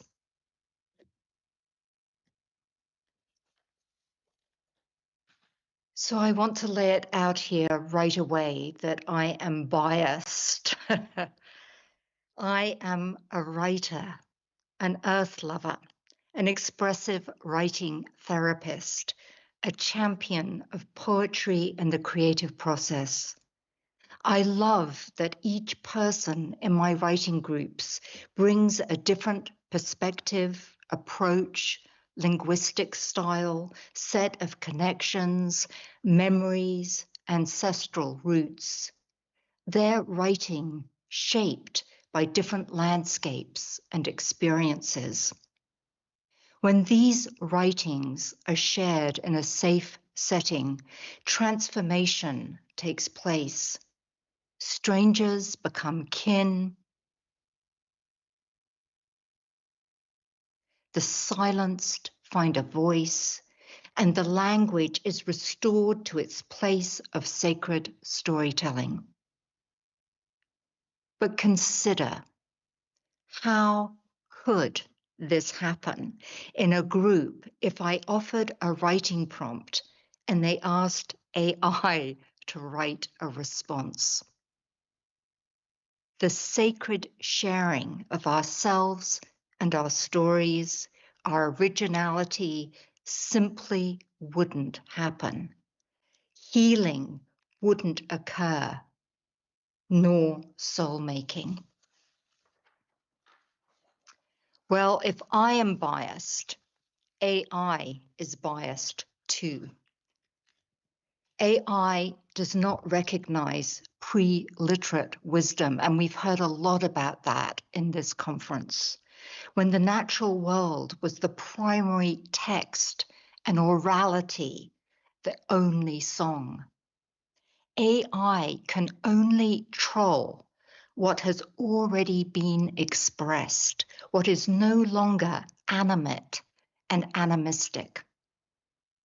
It favors whiteness and maleness and Western perspectives. It is the ultimate in disembodiment because it comes from no place. It has no ground of being. It is both rootless and ruthless. Dr. Kanti Dihal, who leads the Cambridge Leverhulme Center for the Future of Intelligence and who writes about decolonizing AI, says, given that society has for centuries promoted the association of intelligence with white Europeans, it is to be expected that when this culture is asked to imagine an intelligent machine, it imagines a white machine. But despite all these things, how seductive AI is. And the question is, why? So the Western mind is addicted to the concept of progress, whatever that means. The Western mind is focused on the future and blind to the past. Linear thinking dominates, leading to a desire to keep moving fast. We associate speed with moral superiority. Bigger, better, faster is our mantra. The faster you go, the faster you arrive at nirvana, the closer you come to God. The moral, disrupt and worry about the consequences later. You hear a lot where I live in California this term, move fast and break things. And that really is the mantra of the tech bros, as we call them. So it is really can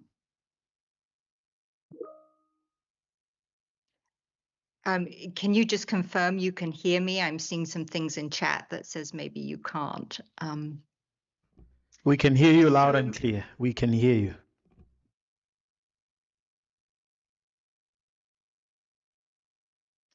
So addiction to progress, it means that AI is created from a mindset that values expediency. We've heard this before in this dialogue we're having. Make it faster. Efficiency, make it uniform and replicable. Exploitation, make maximum profit for the few. And extractionism, where we once mined minerals, we're now going to mine intellectual property, creativity. And ease, we're going to save time, save thinking, the agony of not knowing, of having to wrestle with ideas and concepts, neglecting that it is in the realm of the unknown that creativity resides. And I think this is such a key issue because this is what I fear, that we will become hollowed out, that literally we will become shells of our former selves because we aren't, if you can just dip into AI to resolve all your questions, that amazing sort of almost obsessive process that when you get sort of lit up by an idea, when that fire and passion catches hold of you for a project, to build a business, to write a book, to make art, to make music, whatever it be, and you can just turn it over. Who do we become as human beings? The antithesis to the AI approach for me to creativity is captured in these words by Annie Dillard. And I'm just going to pause for a moment because I see some different things on my video. And I'm just wondering if I can correct that, because I surely would like, there we go. There's a little bit of something. At least I can see me. I don't know if anybody else can. Annie Dillard in The Writing Life wrote, "The line of words fingers your own heart. It invades arteries and enters the heart on a flood of breath.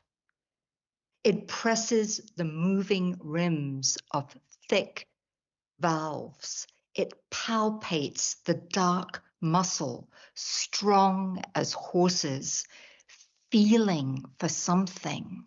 It knows not what." And this concept of feeling for something, we know not what, is so central to the creative process. We embark on something that is just a hazy idea, but as we get deeper into it, we begin to discover the bones and the flesh and the breath of it. So if artificial intelligence is all about expediency and efficiency, what is deeply rooted creativity about? Well, I would argue that it is feral, that it's unpredictable, and that it's life-changing, that it actually is a spiritual practice for those who have a discipline of creativity. It also moves at its own pace, which can be mercurial or meandering. You can't always control it. It opens new terrain, surprises, makes startling connections, and sometimes leads nowhere at all. And I'm sure many of you have spent a day wrestling with an essay or a workshop or a lesson plan and sort of come out at the end of the day going, well, that day, nothing happened. But that's the nature of creativity. It's also embodied. It's felt. It's sensuous. It's instinctual. It's experience-based. It recognizes that complete objectivity is not possible. It's original. It's strange. It's startling. It's fresh. It's curious. Always stalking ideas and being stalked in return. It's place-based.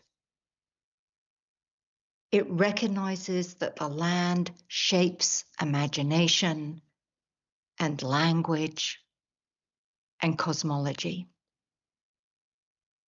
It's infinite. It understands that the impulse of the universe is creativity.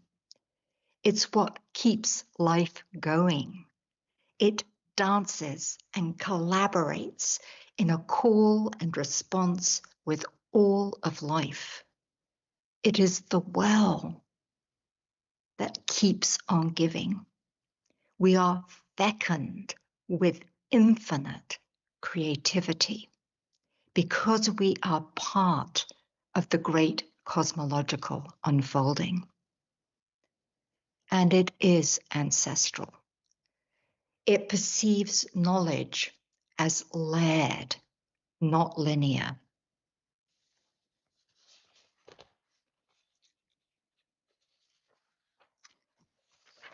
Jeanette Armstrong of the Okanagan tribe, part of the Great Columbia River Basin, wrote a beautiful essay called Land Speaking.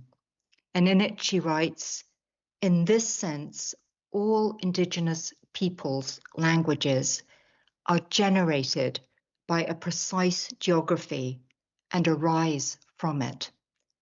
Over time and many generations of their people, it is their distinctive interaction with a precise geography which forms the way indigenous language is shaped and subsequently how the world is viewed, approached, and expressed verbally by its speakers.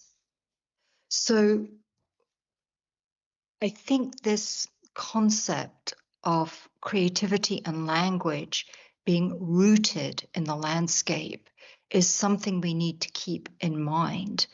There is a particularity to knowledge, a diversity to knowledge, that you can't just bundle it all into one great big sack because we have different experiences. And every technology shapes consciousness.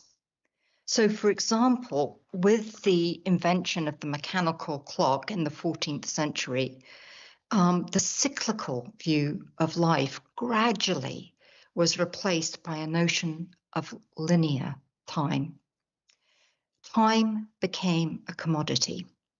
Those in power began to dictate how we use our time, how we must clock in and clock out of work, how we mustn't waste time. Time, once circular, seasonal, nature-based, becomes a means to exploit and control the lives of others. What's more, every technology gives birth to a metaphor. So with the arrival of the clock, we suddenly began to view ourselves within a clockwork universe and a mechanistic world. Everything is just parts that can be assembled and disassembled. We lose sense of an ensouled world. And now comes the information age and AI. And I have to laugh because I don't know how that image sprung up behind me on the screen, but it looks a bit Mad Max-ish, and I'm not sure how I got there, but there we go. AI, we'll blame it on AI. So nature reveres diversity. Artificial intelligence reveres whiteness and rightness. I love this quote by Rick Rubin, who wrote a book called The Creative Act. He was a music producer. He produced all kinds of people, including, I think, the Beatles and some of the biggest bands of the late 60s and 70s. He's a kind of an interesting guy. But this is what he wrote. When the work has 5 mistakes, it's not yet completed. When it has 8 mistakes, it might be. The notion that AI is infallible or on its way to becoming infallible is dangerous. Even if it were true, it would still be deeply disturbing. When you interface with a computer, you are seeking answers. It is designed to deliver one or more of them.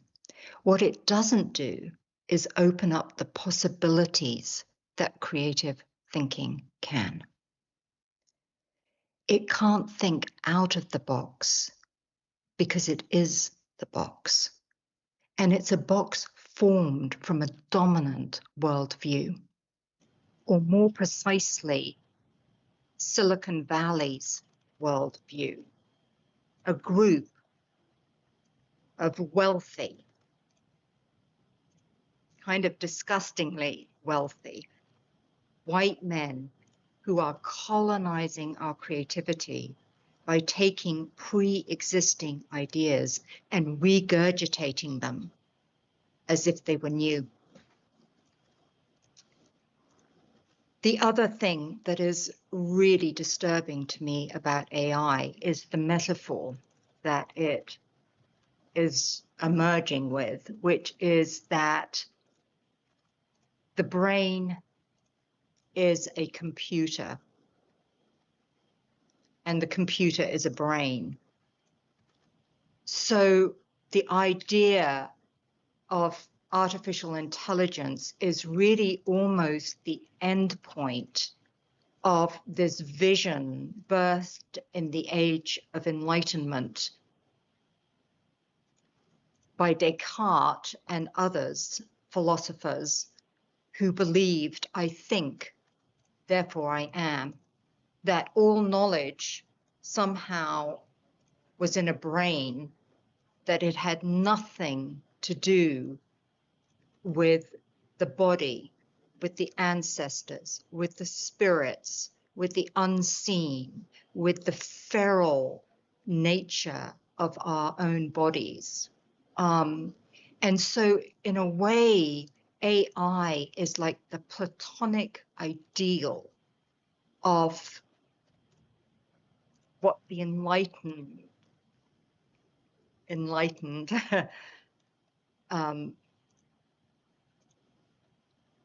Descartes was dreaming of.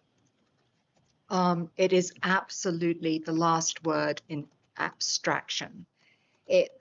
If clocks put us a distance between us and the sun, if industrial farms distance us from the particularities of the earth, then what happens when AI takes over our thinking? What shell is left if we hand over that particular task? What happens when metaphor absolutely supersedes the real? Audre Lorde, warrior, goddess, Black, lesbian, brilliant poet, essayist, wrote, "The speaking will get easier and easier, and you will find you have fallen in love with your own vision, which you may never have realized you had. And you will lose some friends and lovers and realize you don't miss them. And new ones will find you and cherish you. And at last you'll know with surpassing certainty that only one thing is more frightening than speaking your truth. Not speaking your truth." And I think this is really a time where we are called to speak our truth, and to speak of our concerns about AI, because technology, the way it's run now, as I said, is to literally open Pandora's box, let all the demons out as quickly as possible without consideration, knowing that once they're out there, it's really hard to put them back in the box again. And the question for me always, and I've heard it throughout this conference, is who will tell the story? You know, so much about the African ancestral wisdom is who is the importance of telling that story. Who is going to tell the story if we hand over so much to AI? The creative process is key to our humanity, our ability to shape culture and cosmologies. If we hand it over to AI, AI will be the one dictating our own stories. We will become less authentic, more artificial.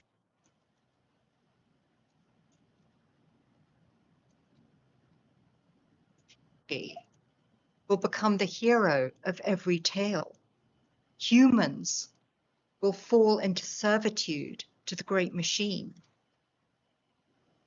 And will we stop believing that we have the power to change the world, to make a difference? Will we believe that creativity belongs only to a few, a chosen few, or indeed that it only belongs to a machine? So creativity in this time, whatever that is for you, is a rebellion. And it's not just that we create, it's that we create in alignment with life, with care, with the interwoven fabric of existence in mind, knowing that we are all part of the sacred hoop. Will we hand over our creativity to AI? Will we become more disembodied, disengaged, disillusioned? Or will we rebel and become more embodied, more engaged, more enchanted with life? I want to end here. It's from an essay I wrote about artificial versus ancestral intelligence. And it doesn't answer anything, but I think it, at least in me, stirs some thinking. In her book of essays, Nine Gates, the poet Jane Hirshfield quotes Japanese Zen master Ihai Dogen. When your understanding is shallow, you doubt the phrase, green mountains are walking. When your learning is immature, you are shocked by the words, flowing mountains. I can think of no better way of distinguishing between the shallow language of AI and the depth of the creative who is fully embodied and present to the miracles of this world. Ancestral intelligence understands that sometimes, under certain conditions, mountains walk and flow. Artificial intelligence will likely state otherwise. Thank you very much. Thank you, Prof. Reynolds Thompson. Thank you so much. Colleagues, at this stage, I will take a round of questions for both Ms. Madikizela-Mandela and Prof. Reynolds Thompson. Questions, colleagues? And to the colleagues online as well, I have my device here with me, so I'll be able to check your questions if you have any. Going once for you in the hall. Let me check online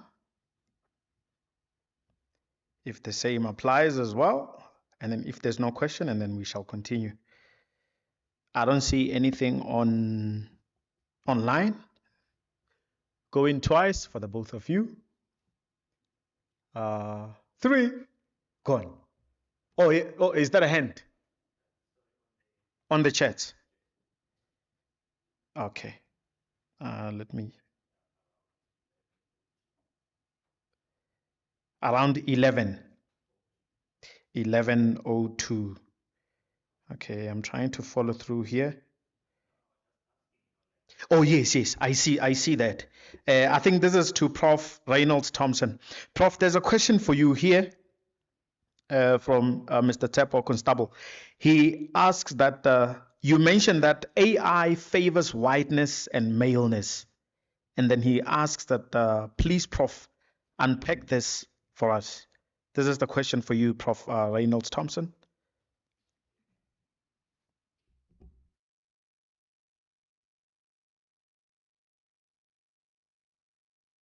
Yes. You can hear me. Can you Yes, hear me? yes, we can hear you. Are you able to hear me? Yes, Prof, we hear you loud and clear. So, yeah, okay. So, yeah, if you think about it, I live in Marin County, California, which is just north of the Golden Gate Bridge. If I were to drive over the Golden Gate Bridge, I would arrive in San Francisco, which is the belly now of artificial intelligence. In fact, the San Francisco became quite deserted because it was so full of tech companies after COVID, because so many people could work remotely. But now they are all coming back to work and have offices in San Francisco. And they are run by people like Zuckerberg and Altman, and we have Elon Musk. We have these white men who haven't, if you notice them and are aware of them, and this is, I'm kind of stepping out here, is they don't have a maturity. They are very isolated. They keep, they all live in these incredibly gated communities. They socialize with each other. They're very embedded with each other. And so it's like this silo of whiteness and white male privilege. And interestingly enough, a deep sense of victimhood. So here they are, richer than anybody ever imagined humans could be, living high off the hog, as we say, incredible power, incredible reach of influence, and feeling hard done by, and feeling part of this growing sense in America that somehow white people are being victimized. And they are just part of that. And so it's a very dangerous psyche to have that much power. It really is. It's very misogynistic. I have many good friends who work for big companies, big tech companies, and the misogyny in those companies are rampant. And at one point they tried to do a little bit of, women's empowerment stuff, but it was all just surface stuff. It's a boys' club.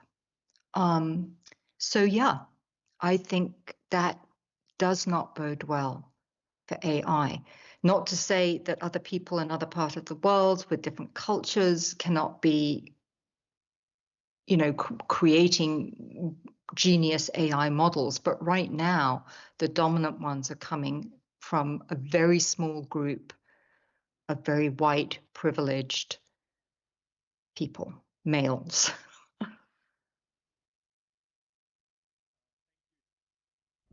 Thank you. Thank you very much, Prof.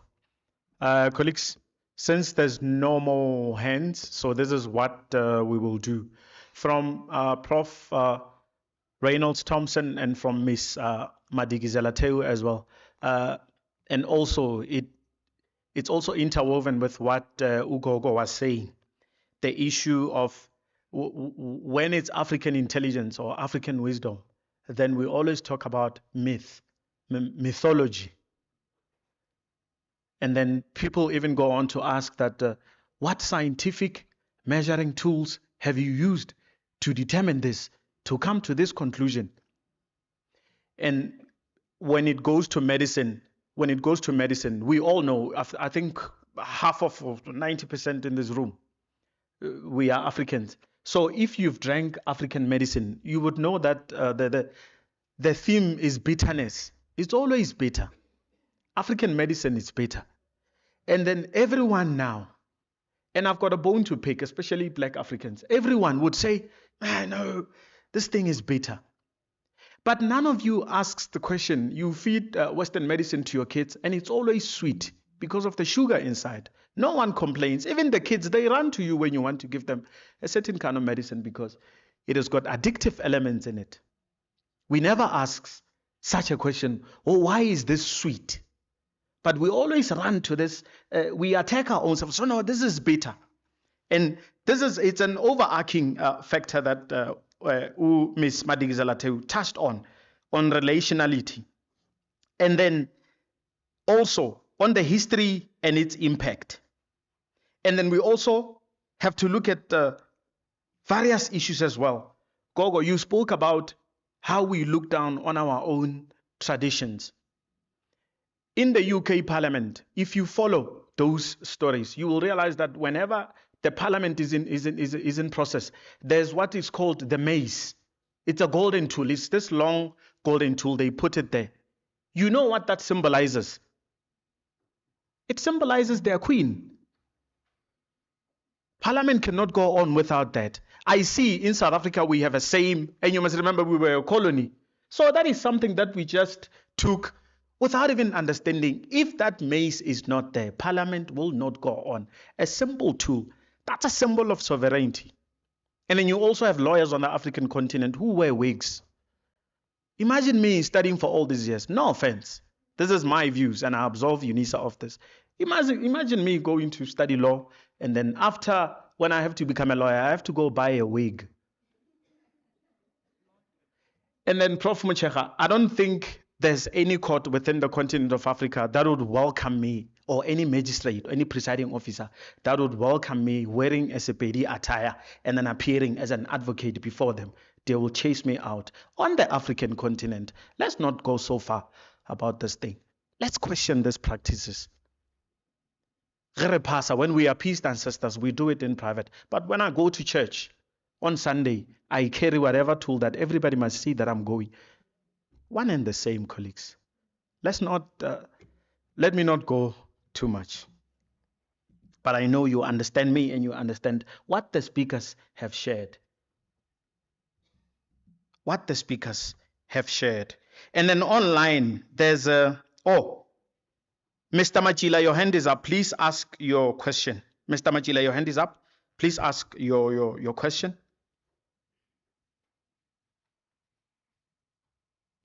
You can unmute your mic and then ask your question, sir. Mr. Machi. Okay, going once, twice, gone. So sorry about that. Colleagues, now. Thank you, Chair. Sorry. Thank you, Yeah. Chair. Can you hear me? Yes, we can hear you. Can you hear me? Yes.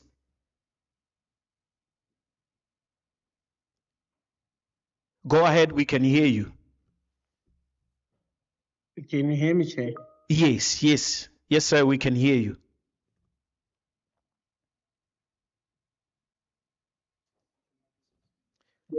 Mr. Machila, your mic is muted. Unmute the mic and ask the question. We can hear you loud and clear in the hall.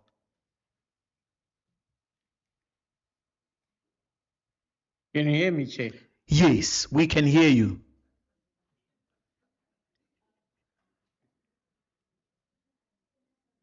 Go ahead, Mr. Machila, we can hear you.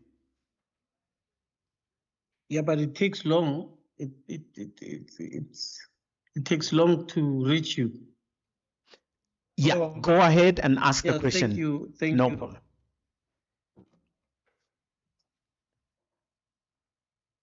Okay, colleagues, I appreciate all the speakers for their wisdom.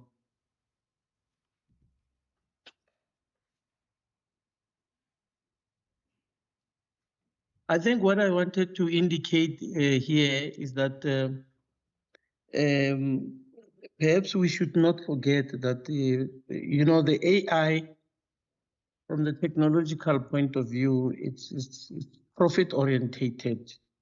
Although the aim of technology is to simplify life, But in as far as African spirituality and intelligence is concerned, is to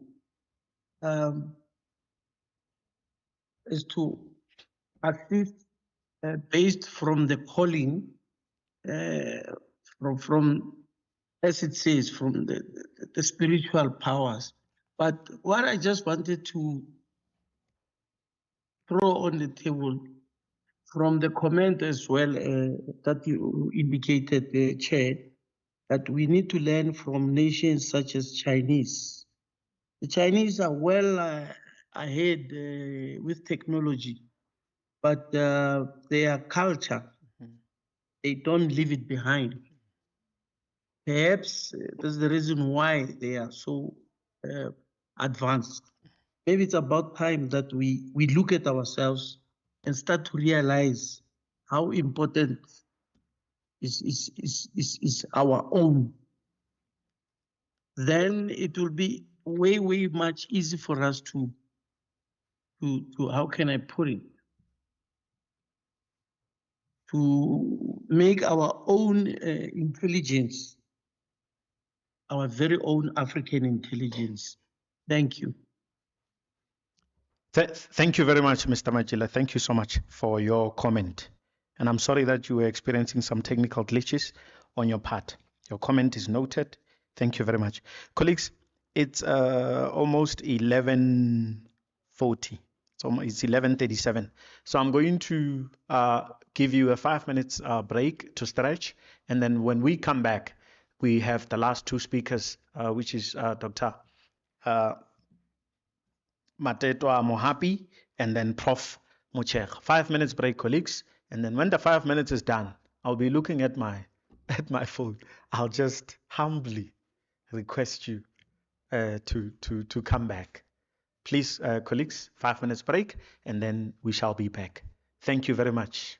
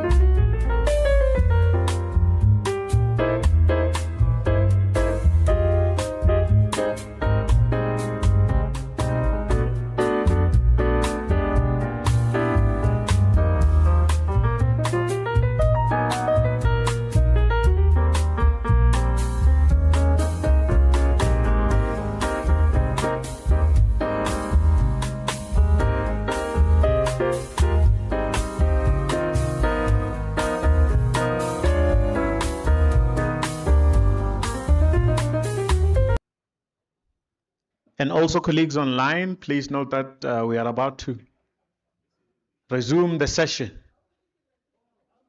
Thank you, colleagues.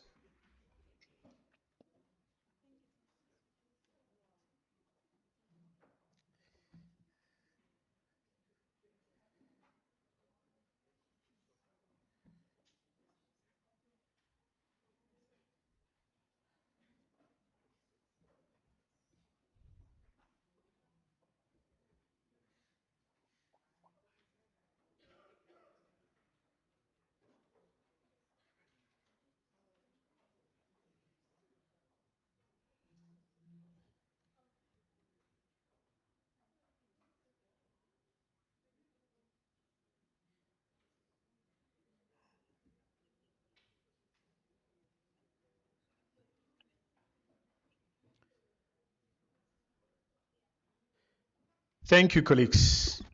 Thank you and welcome back. I gave you more than 5 minutes, colleagues. I think I gave you like 8 minutes. I was checking. Colleagues, we have two last but not least powerful speakers, and then I'd like us to continue with the program.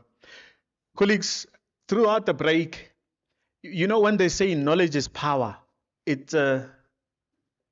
it's somewhat of a distortion when they say, no, when you have knowledge, you have power. Because we know that power is power. Hey, power is power. I may have a PhD, but if someone is an MMC or someone is a ward counselor, who has power? Power is power. One time, I was conducting research in Zanin, working amongst the Vatsonga community. I went in the morning. So we did a quick session. From 9 to 10, we were done. So they told me, McDonald, ikombela ko umibuya nampundu. And by that time, I didn't know what was said. But because I have confidence and I'm a young man, like I'm excited, I thought when they were talking to me, they meant something else. I went back to the hotel. I drove like 60 kilometers back to the hotel. I came back in the afternoon. Because remember, it was in the morning. And they said, "Ikombela ko umebuya nampundu." It's a true story, colleagues. I rushed back 60 kilometers back to the hotel, freshened up, prepared my papers, everything, because I wanted to impress the Queen. Then I come back in the afternoon. Then the security asked me, so, "Hey, Chief, menza illa." And then I said, "No, the colleagues in the morning, they said I must come back nampundu." And he said, no, Faith. Nampundu means the next day. From that day, I learned to appreciate African languages and understanding them, the basics. Seswan na to say so. Seswan. Anasheba. And it's not only Xitsonga, it's also other African languages, because if we are in a hall as Africans, as Black Africans, we do not need a translator. Somebody can come here and speak isiZulu. We will hear and understand. Somebody from the Congo can sing a song in a language that we do not understand. Or somebody from Zimbabwe, the late Oliver Mtugus, for instance, can sing a song. It'll still speak to the human, to the intelligence, to the AI wired within you. Because it's who we are as Africans. So, yeah. Now, there won't be any problems. When they say Nampondo, I understand. Because that day, you remember, I did all the driving for nothing. Yeah, for nothing. And I even bathed. I went back. I bathed like twice. It's an injustice. Yeah, because it was hot. But anyway, colleagues. And when you go to Ethiopia, because I just want to bring you back. When you go to Ethiopia, when you ask them, because I've been fortunate working for this university, they give us, opportunities, and I've used them to better myself and also plow back. We went to Ethiopia in 2016. I wake up and I ask my postdoctoral fellow, who was Ethiopian, and I say, "What time?" Then he says, "Do you want Ethiopian time or do you want your time?" I'm like, "Huh? What time is Ethiopian time?" They always count the time in a funny way. I think they minus, or it's like an hour ahead or an hour behind. Even the years. Here, for the whole world, is 2025. But for Ethiopia, it could be somewhere, I think, 5 years back. But that's because they are in tune with, and you spoke about it, Gogo. They are in tune with the fact that when it's 1 September, that's a Happy New Year. It's the same in South Africa. Other religious denominations, they celebrate 1 September, Happy New Year. So we are in a new year. As Black Africans, by fire, by force, we are in a new year. If you see things happening, as Gogo said, just know that, this new year is going to be good for me. No offense intended. And that's knowledge, colleagues.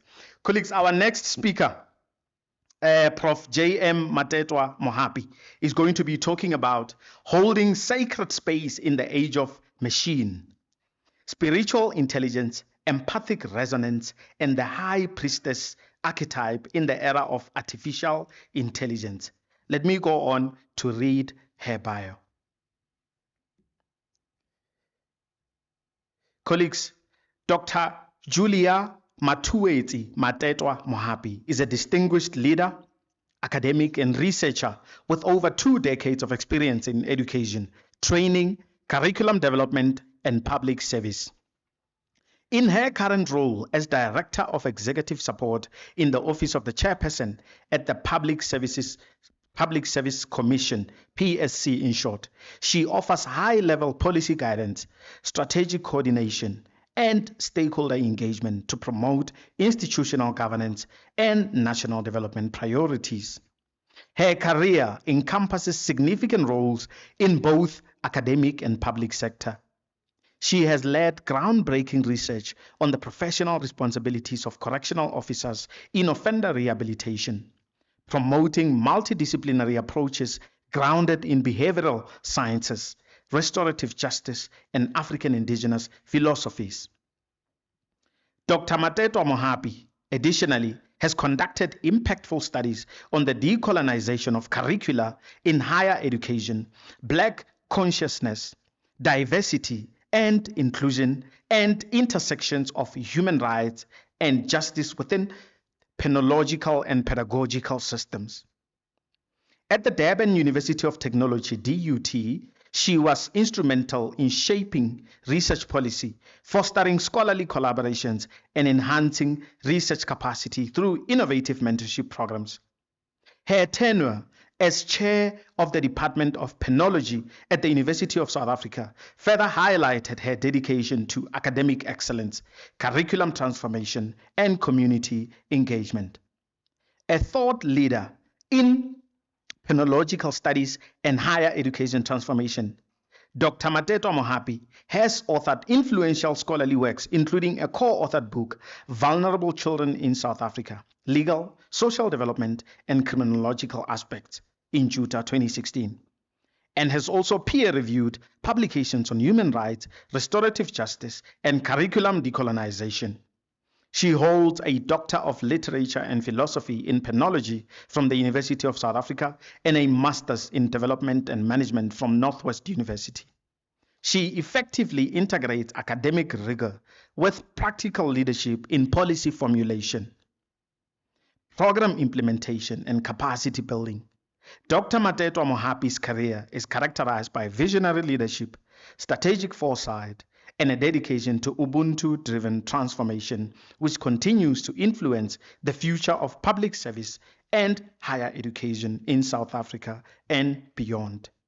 Colleagues, please help me in welcoming Dr. Matetwa Mohapi onto the podium.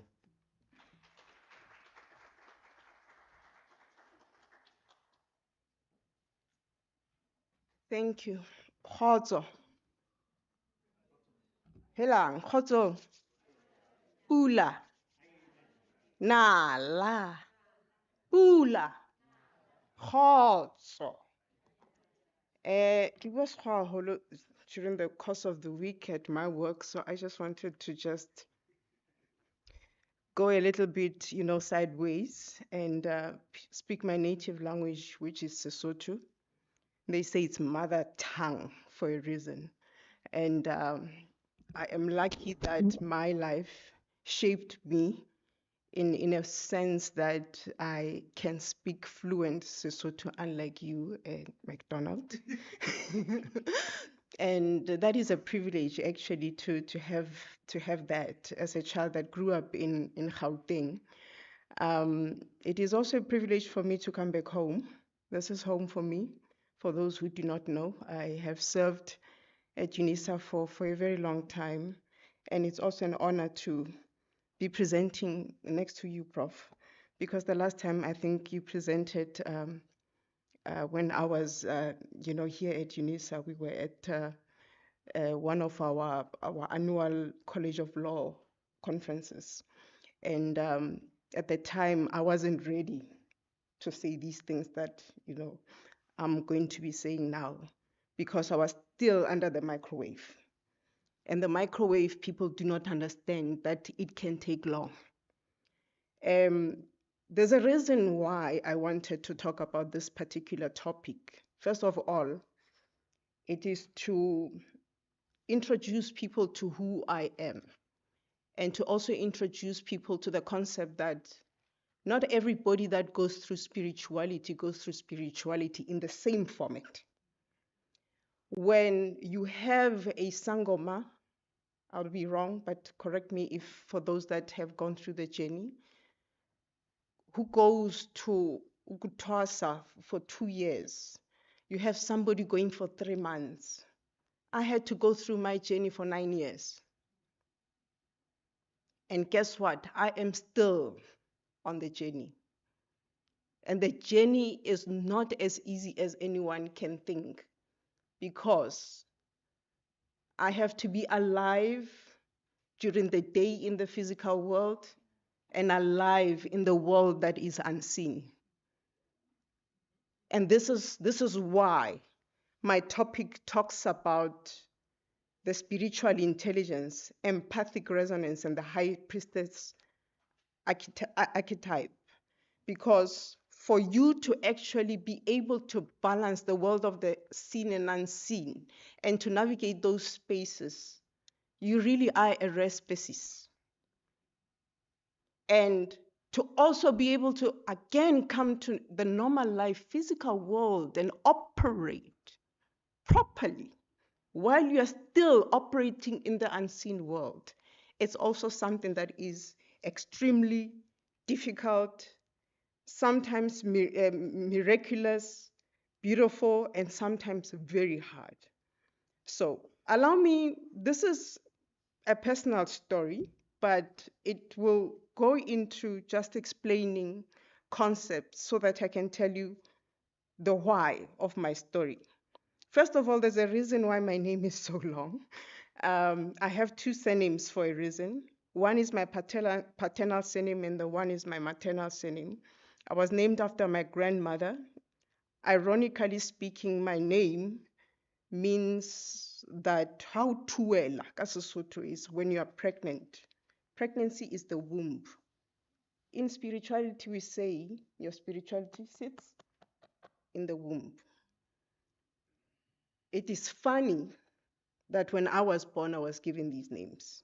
And nobody except my grandparents and my mother knew the journey that I was going to go through, because they started, as a child, making me do certain things in a particular way, especially prayers, if I may be specific in that area, to say that I started learning how to pray, learning how to use the Bible in a particular way, because that is the journey of my ancestors.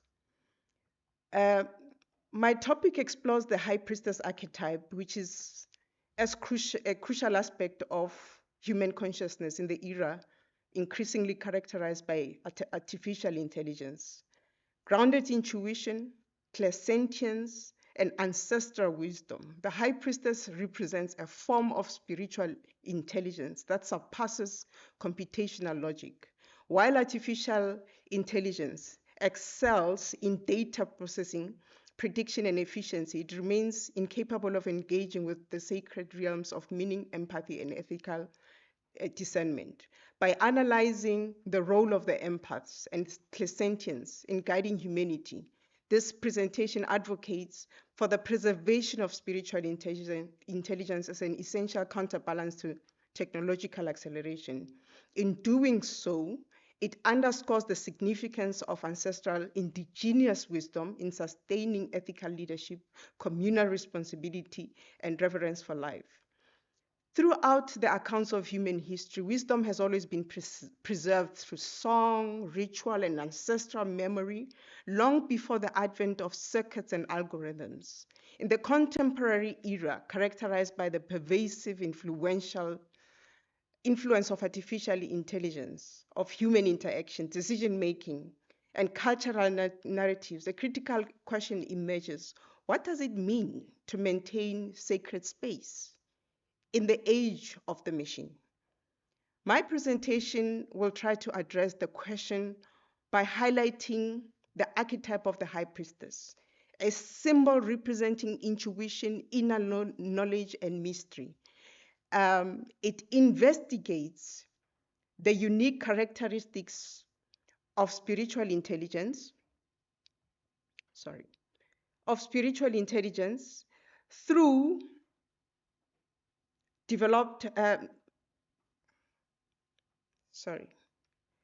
through reflection, empathy, ancestral connection.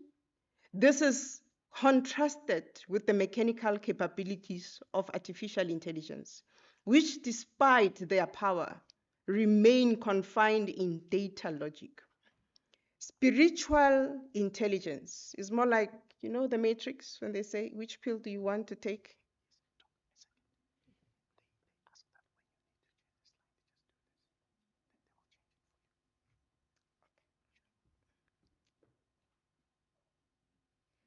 Spiritual intelligence and artificial intelligence is more like when you go to the Matrix, when they ask you which tablet do you want to take, the blue one or the Do you want to wake up, or do you want to still, be asleep? When you are in the spiritual intelligence, you have a different type of intelligence. Spiritual intelligence and artificial intelligence stands at two distinct pillars, each speaking to a different dimension of human endeavor. Artificial intelligence is the fruit of human ingenuity, a creation of logic, mathematics, and codes. It is rooted in the tangible data, algorithms, computational power. Its strength lies in pattern recognition, prediction, automation, and optimization. AI reflects the mind's craft, precise, rational, and mechanical. It extends human capacity outwards into tools, processes, and systems, reshaping industries and societies. Yet it remains bounded, limited by the parameters we feed it. Incapable of true transcendence, of moral grounding of its own. Spiritual intelligence, on the other hand, in contrast to that, pertains to the profound layers of human consciousness. It is not coded, but rather cultivated. Spiritual intelligence is connected with meaning, values, purposes, and alignment with the eternal. It enables individuals to discern ethical and unethical, embraces paradoxes, and live with compassion, humanity, and awareness of interconnectedness. While artificial intelligence represents the craft of the mind, it serves as the compass of the soul. It offers orientation amidst uncertainty of action, resilience in adversity, and wisdom that transcends mere knowledge. The high priestess archetype. It was deliberate of me to put a high priestess who is Egyptian, because I discovered that my lineage goes as far as the Egyptians. I can say the years, but it will require me to have another session. The exploration of the high priestess path, rooted in intuition, clairsentient, and ancestral wisdom, as ngwana wa hloho ya badimo, offers profound insights that remain distinct from and replacement by artificial intelligence. This path reflects a profoundly personal journey of embracing spirituality, an age abundant with information, yet often devoid of connection to soul and spirit. Artificial intelligence does not give you that connectedness. One machine possesses the capacity to process data. They cannot transverse the sacred realms of meaning, empathy, and inner knowing. The high priestess archetype thus serves as a timeless reminder that spiritual intelligence is not merely a supplement to AI, but rather a unique dimension of human existence, one that preserves mystery, depth, and the ethical foundations inherited with ancestral and indigenous traditions. By consciously engaging with the spiritual path, individuals are called to ground themselves in reverence and compassion, safeguarding a sacred space for humanity as we collectively navigate a world increasingly shaped by technology. Next slide. Where AI accelerates the how, spiritual intelligence anchors the why.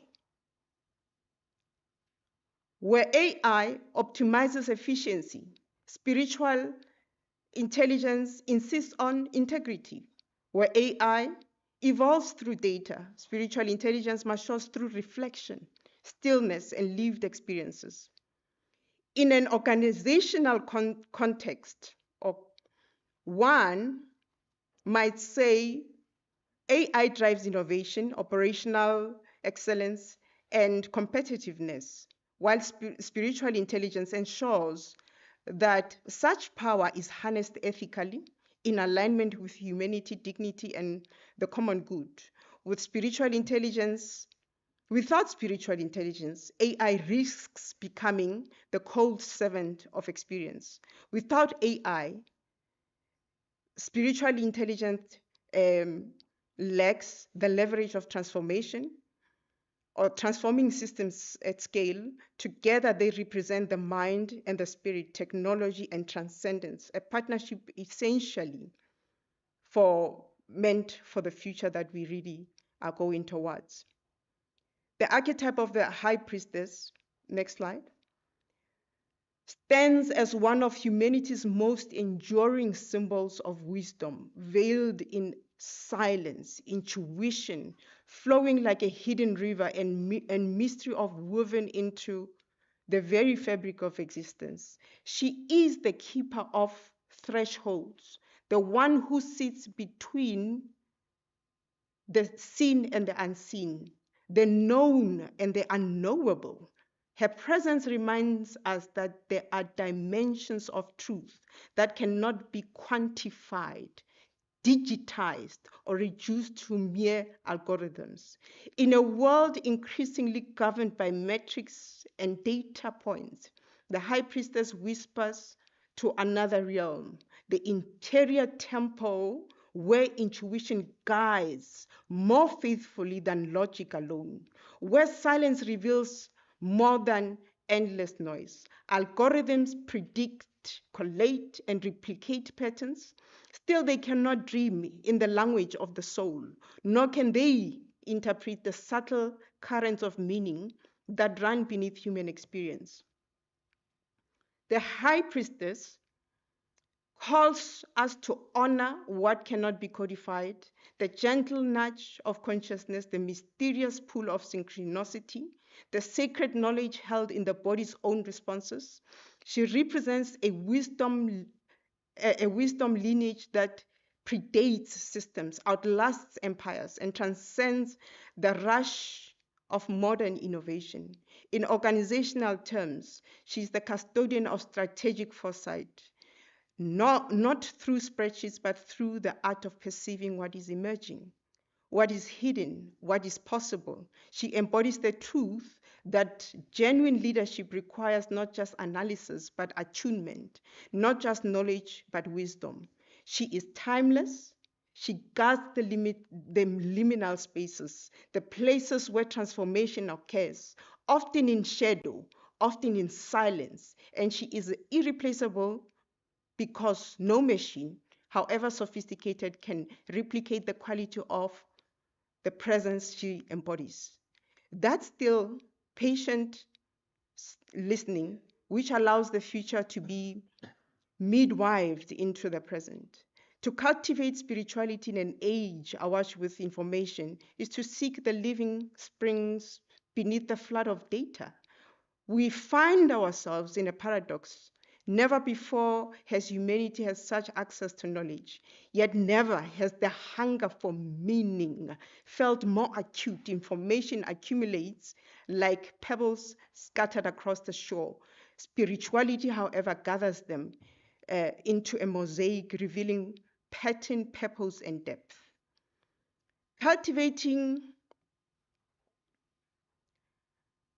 Next slide. Cultivating spirituality in such an era means daring to step beyond the surface of constant notifications and curated feeds into slowly more contemplative rhythm. It is the discipline of discernment, learning not only what to consume, but what not to let pass. For information can tell. Sorry, I'm having.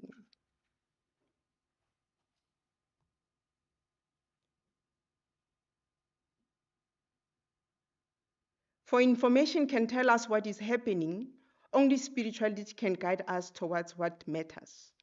It requires us to reclaim the silence as a strategic resource, just as the leader pauses before speaking to ensure clarity, the spiritual seeker pauses before reaching, making space to the whisper of the eternal. In silence, meaning collapses. In stillness, the soul begins to orient itself. Spiritual cultivation today also means rerouting in the perennial traditions that have weathered centuries. The scriptures, the myths, the rituals that hold timeless wisdom. These are not relics of a bygone era, but anchors in turbulent seas, reminding us that human longing has always been the same: to belong, to love, and to seek the divine. At the same time, forward-thinking spirituality embraces the new. It engages in dialogue across disciplines, integrates insights and science, psychology, and the art, sees technology not as an enemy, but as a tool, so long as it serves human flourishing rather than hollow consumption. To cultivate spirituality now is to hold the lantern of crowded room, of dazzling screens, illuminating depth amidst distractions. It is to choose the presence of overperformance, wisdom over metadata, and communication over consumption. In this, spirituality becomes not an escape from modernity, but its necessary counterbalance, the quite steady force that restores meaning where abundance and of information has left us thirsty. Next slide. Jump that slide and go to the next one. Ancestral and indigenous traditions ground us precisely where AI cannot: in ethics of reciprocity, in the humanity of interdependence, in the memory of generations who listened to rivers as teachers and mountains as elders. Where AI races forward, indigenous knowing reminds us to walk slowly, to measure progress not by speed but by harmony. Where AI passes language, ancestral wisdom teaches us the silence between words, the pause that holds the truth, unspoken yet deeply understood. Understanding the empaths. Next slide. What is an empath? You'll see in that picture, I say that empaths are conduits, receivers, and channelers of invisible realms. Whenever emotion is unspoken, whatever thought is hidden or intention is covered, empaths feel it in their bones. It is not a nice thing, if I may say so, on a personal level, to feel how you feel, to feel what McDonald is feeling. If McDonald is not really happy, I can tell that he's not happy. It's something that you have to train yourself as you go forward. Understanding the empath. Within humanity, there exist individuals characterized by heightened sensitivity known as empaths, who possess an intrinsic attunement to the emotions, energies, and subtle vibrations of others. Psychologically, empaths exhibit profound attunement and compass and the capacity to internalize the experiences of others, often to the extent of perceiving them as their own. This ability transcends mere sympathy or cognitive acknowledgement. It represents an embodied resonance akin to a tuning fork, resonating with the unspoken and unseen dimensions of human experience. The empath's role is paradoxal. On the one hand, they are bearers of compassion, teaching humanity the sacred art of interconnectedness. Spiritually, the empath is an archetype of dissolution, one who absorbs, resonates, and embodies communion. Their gift lies in holding sacred space, often without words, like lighthouse illuminating the path of safe passage without steering the ship itself. Next slide. In this particular slide, I chose the clairs. There are so many clairs that one can speak of, which are intuitive ways of channeling information. I wanted to focus more on the type of clairs that come to me naturally without really having to go an extra mile to really look for them.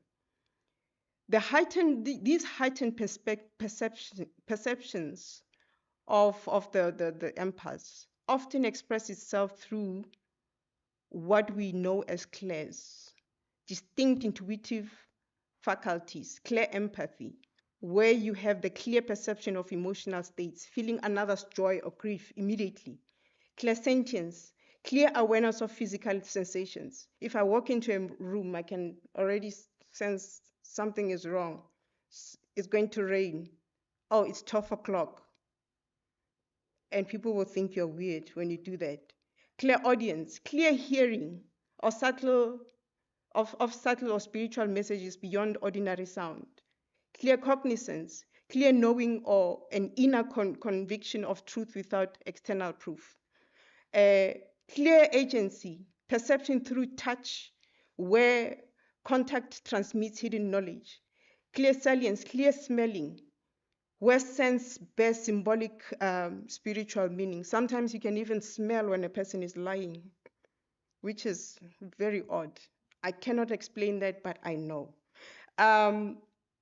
Clear gusto, clear tasting, a rare sensitivity of flavors beyond their immediate environment. Sometimes ancestors would speak like that if they are in the room, if you know that your grandmother used to love a particular thing, and then you can taste it, and it means the presence of the ancestors is somewhere there. My path, next slide, as a child of empathy, the seeds of empathy in childhood. There is a saying that I love, which says, a soul that carries empathy is a soul that has survived enormous pain. The reason for me to have this long name that looks like an abstract is because of the pain that I had to go through in my life from inception. My journey as an empath is rooted in the earliest memories of my childhood, growing up in Vosloorus, in the area of Boksburg, for those that know. I recall being no more than 5 years old, hiding in the toilet while my father, under the influence of alcohol, inflicted repeated violence on my mother. Those walls became both the refuge, my refuge and my prison, muffling the sound of anguish that no child should ever hear. The turbulence of our home was not an anomaly, but a tragic norm that had long preceded me. My mother, brave yet bound by cultural expectations, often fled to her parents' home for safety, only to be sent back to say, hey, Rinkile Mahadiabat, what are you doing? Go back. My grandfather would remind her, we have taken people's dowry, you must go back home. Even when she carried me in her womb, she sought refuge for almost a year, guided by medical doctors and the advice that told her that you need to protect the child that is inside of you. Therefore, you need peace and protection. And because of that, only then did her parents really start taking her seriously. It was only during that time period in my mother's life where she went back to the Free State where she grew up. And she took temporary refuge. What we do not know about that in terms of African anthropological systems is that if you are away from your marriage for more than a year, it registers in the ancestral world.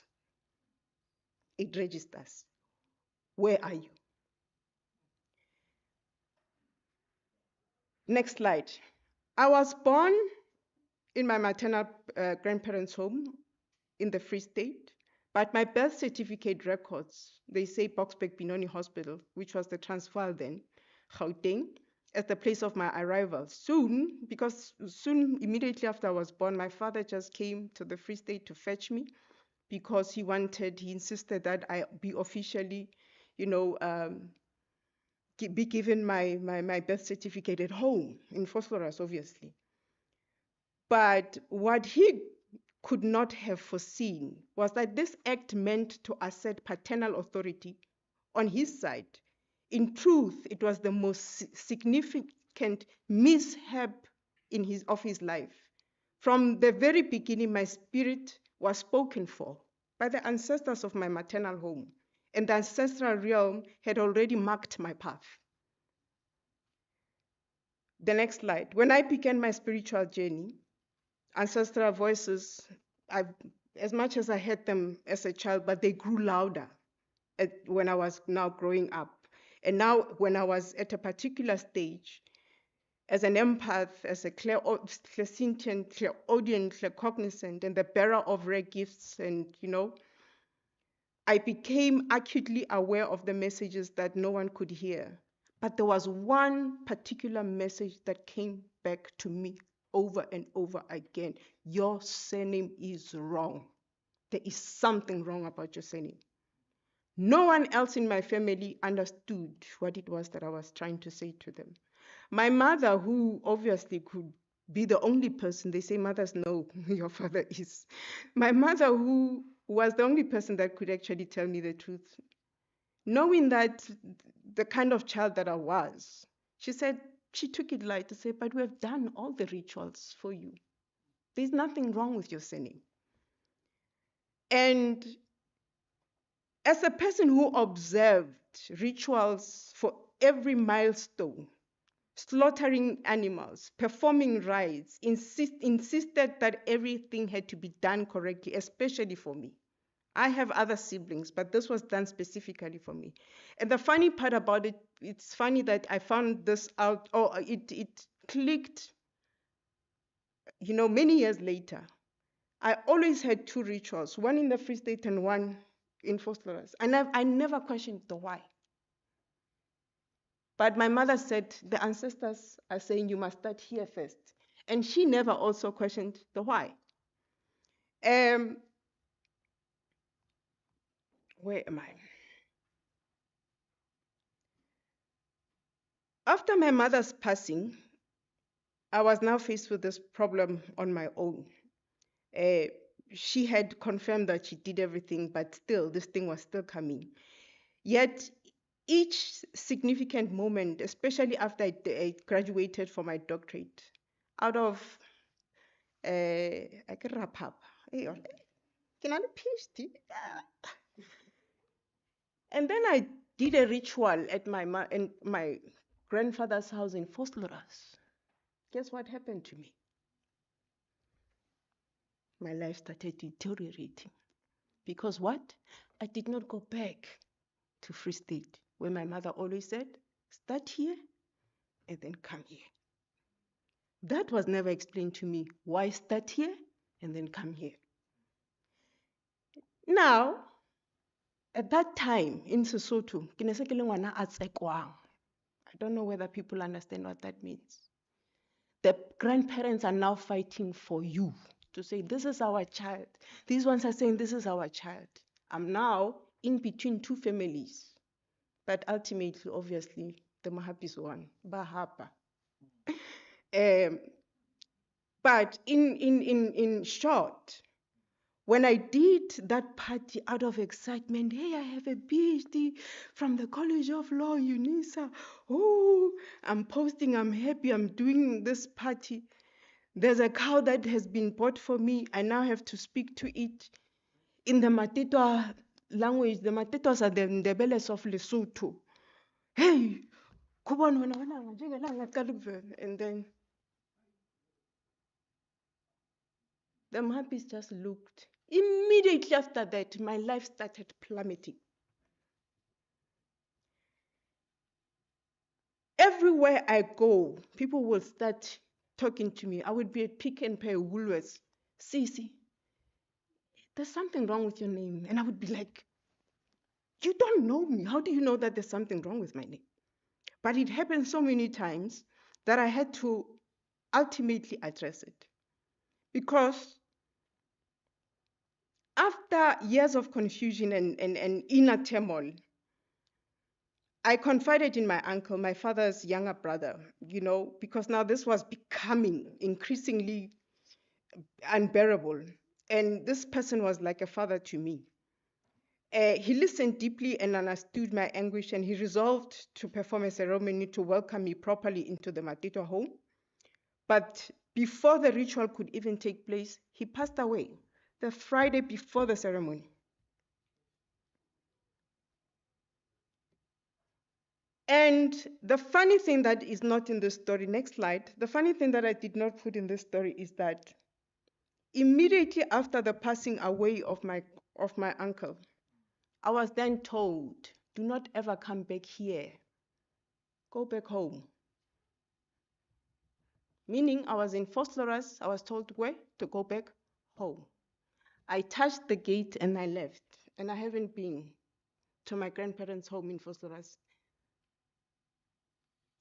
since then. Since then.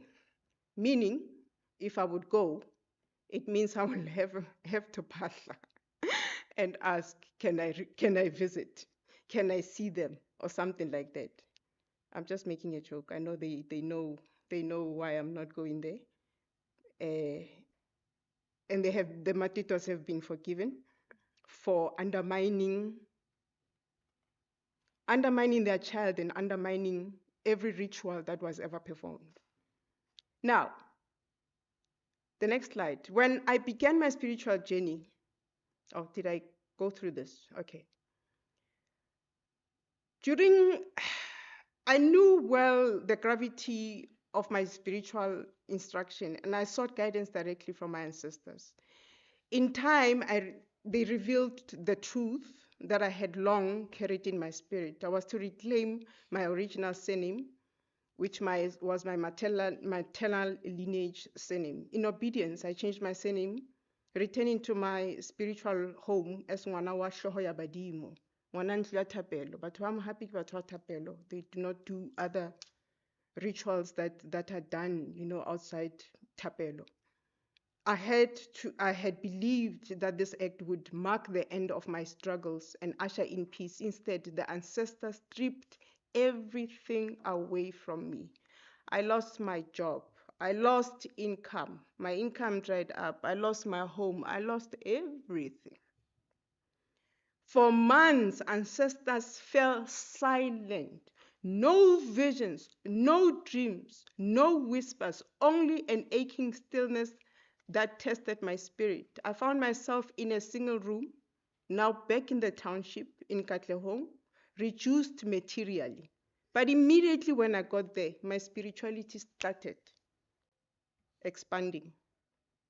I received a breakthrough. Next slide. It was there in that small room that clarity began to return, guided by my ancestors. I was led to a church where my spirit found refuge once again. That encounter marked a turning point. From the ashes of my losses, opportunities began to re-emerge. I found work, albeit a salary that was 3 times less than what I was used to. But it was a path of humility and resilience. As a single mother, I took what was offered and chose survival, knowing that every trial was shaping me for something greater. Becoming a high priestess, next slide.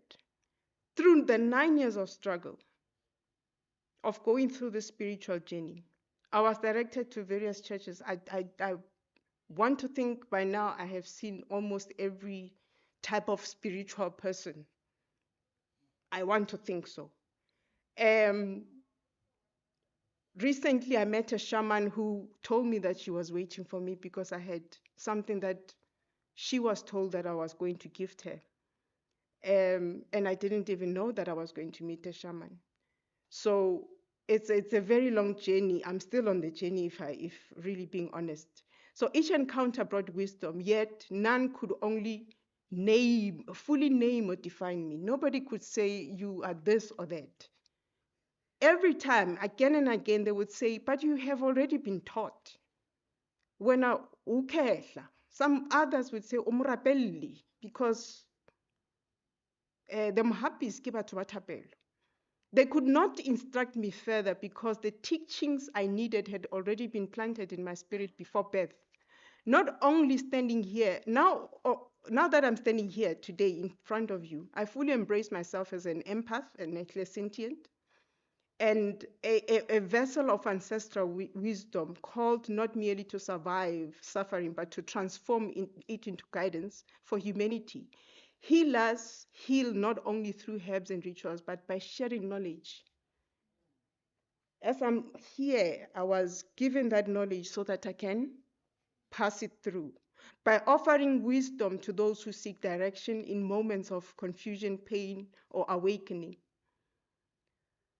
The pain, next slide, my parents' story and its complexity, woven with threads of pain and the weight of cultural negotiations around dowry and divorce.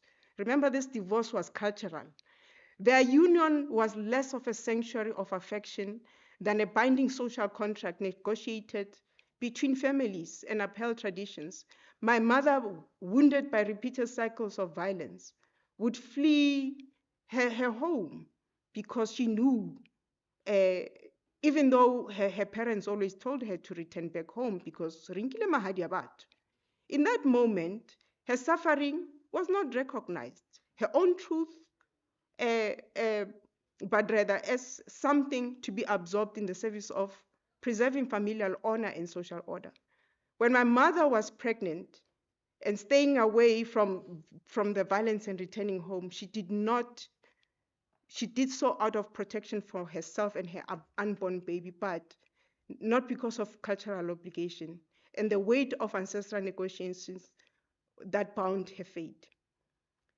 This, in the next slide, story, according to me, I have understood it as not just personal, but an anthropological journey that needs to be scholarly written somewhere to show us that not everybody can actually come into this world and say, this is who I am, without really finding themselves thoroughly and unpacking it.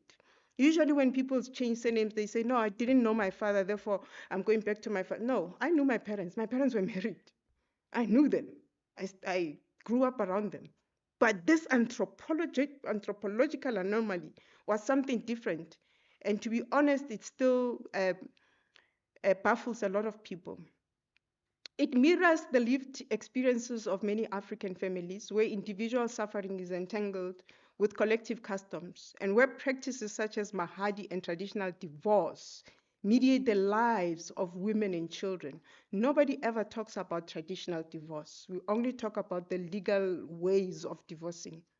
It reflects the enduring power of cultural structures, but also the silences and sacrifices imposed on those who bear their weight.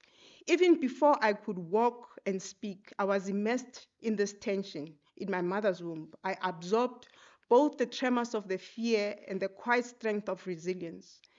What might have shattered me growing amid violence and unresolved conflict became instead the forge that sharpened my inner awareness. It trained me to feel pain, not only in myself, but in others. In other words, I could feel my mother's pain even in my womb. To sense truths left unspoken and to perceive hidden currents underneath human interaction. Out of that crucible emerged a constellation of gifts of empathy, clairsentient, and each gift was born out of struggle. Every time I would get something which is a gift, there is always a struggle, becoming a channel through which I could carry the burdens of others without compassion and insight. Next slide. Thus, what began as a generational turmoil became the soil from which my spiritual calling emerged. While my parents' marriage may not have been anchored in love, their journey marked my fracture. Endurance and ancestral negotiation became the foundation of my own. Rather than destroying me, their struggles nourished my capacity to feel deeply, to carry the burdens of others with compassion, and to walk the path of the high priestess. As ngwana wa hloho ya badimo and ngwana wa ntlo ya thapelo. As the Sesotho proverb reminds us, ho tjhetjha ha rajane ha se ho kgutlela morao, ke ho nka matla.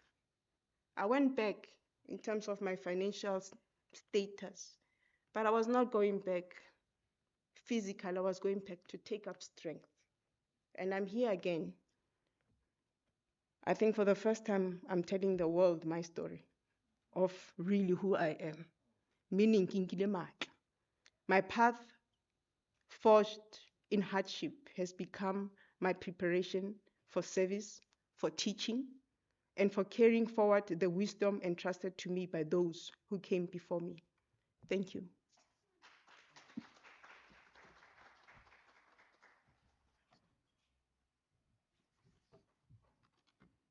Thank you very much. Thanks, Doc. So now you want to make us cry. Yeah, it's very powerful, Doc. Thank you. Are you still okay, colleagues? So I'll move over to the last but not least speaker, and then that is Prof. Matule Mochega. And then Prof is going to be talking about the dynamic and complementary nature of African and artificial intelligence. So Molodzi, I see you approaching, so it means you don't want me to read your bio. No. Okay. I read that. Okay. Prof, please. Warm round of applause, colleagues.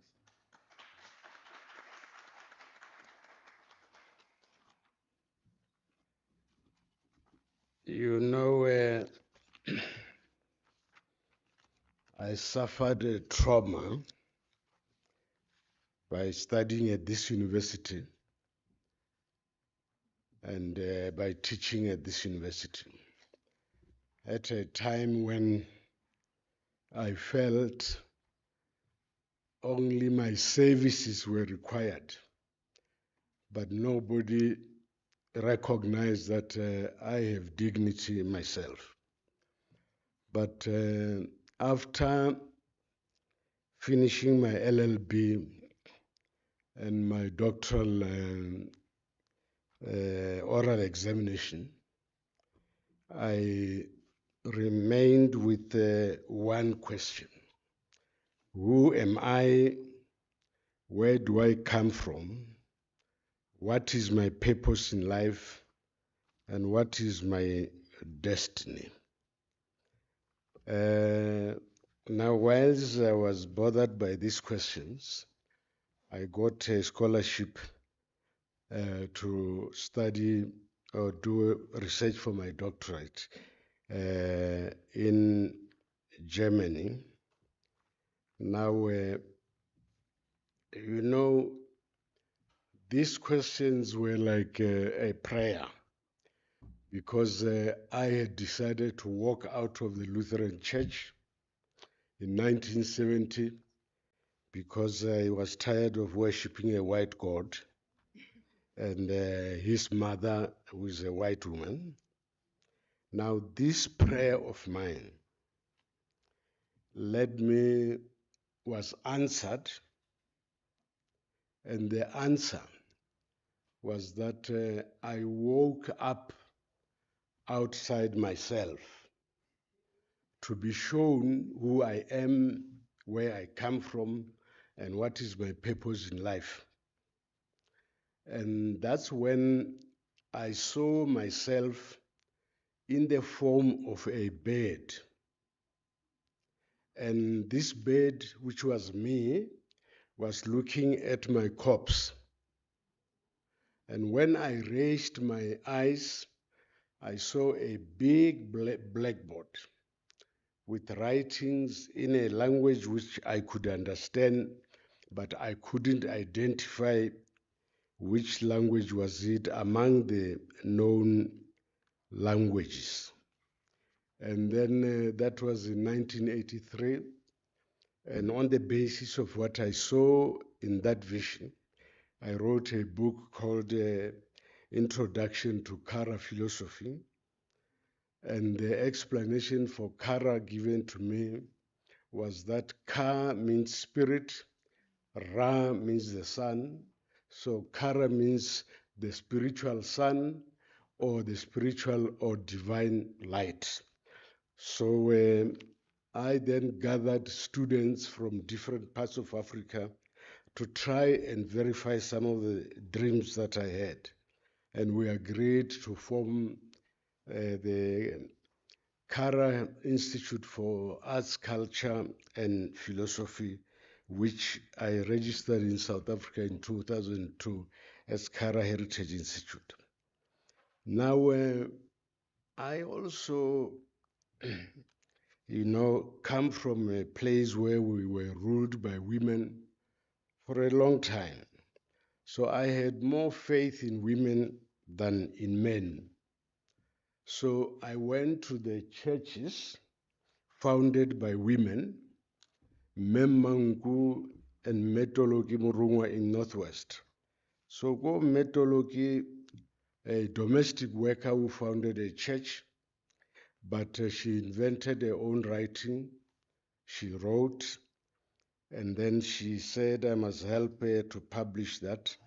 But she taught me one thing. She said, in the form of a song, I can't sing, but I'm going to try. She taught me that Chava chotle di rapetši ba di file karabo ba re ke nako ya tshenolo ke nako ya tshenolo ke nako ya phetogo ke nako ya phetogo. Now, which means all the nations have been praying and the ancestors have replied. They say, now is the time for revelation. Now is the time for change, for the African Renaissance. Now, what I'm going to talk about here is that actually we cannot address this question of artificial intelligence and African wisdom, or if you like, African intelligence, without addressing the paradigm. We need a change of the paradigm. We need a change of the paradigm because, I'm not a racist, and I don't intend to be a racist.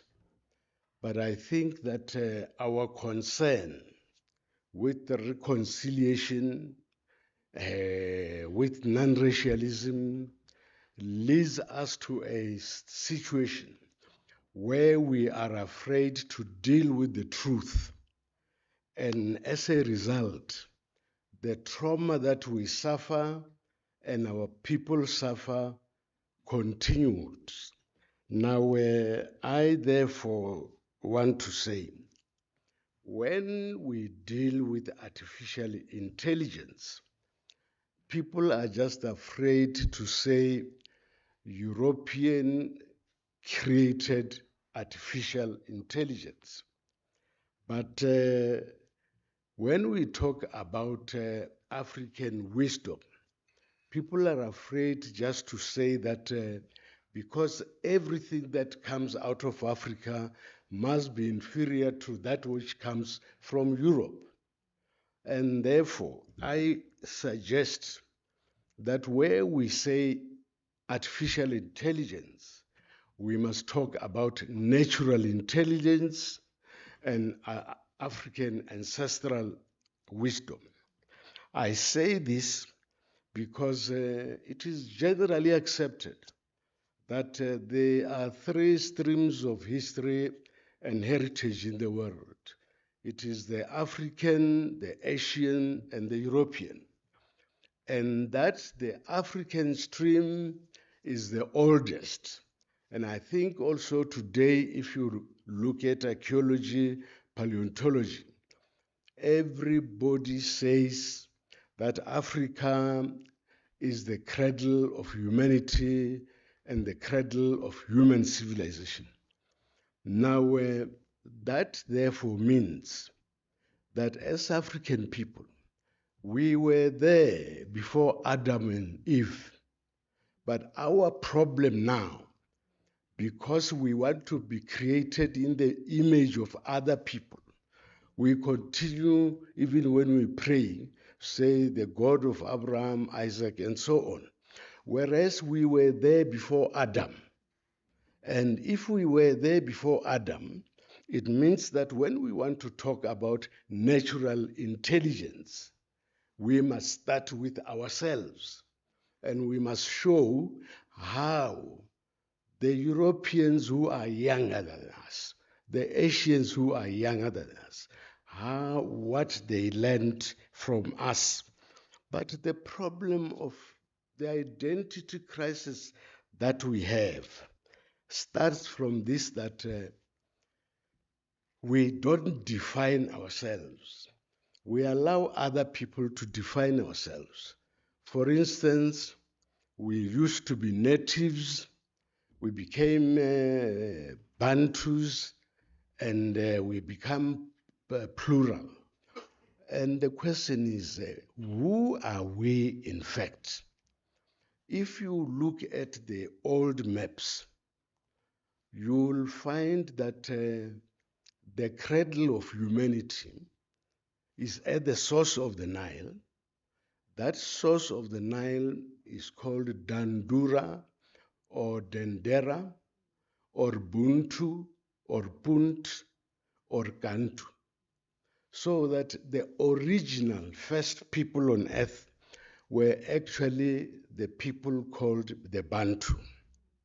And that's why today this idea of Ubuntu is coming out now and again.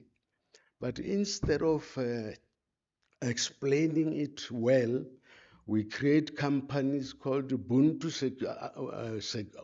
Security, Ubuntu Catering, and we actually bastardize a spiritual concept. Now, I want to then just say, who are we once and for all? Maybe I should start by explaining the word Africa, because there are other people, scholars, which say Africa is Al-Keburan. I don't pronounce it well, Al-Keburan or something like that.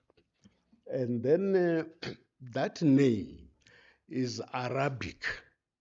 The Arabs arrived in Africa recently. And actually, they were nomads. They didn't write, they didn't know any civilization unless they got civilization from Africa. So they can be Africa, which is the name of an Arabic, in Arabic language. Now, others talk about Aswan. Aswan is a place, a town called Sin.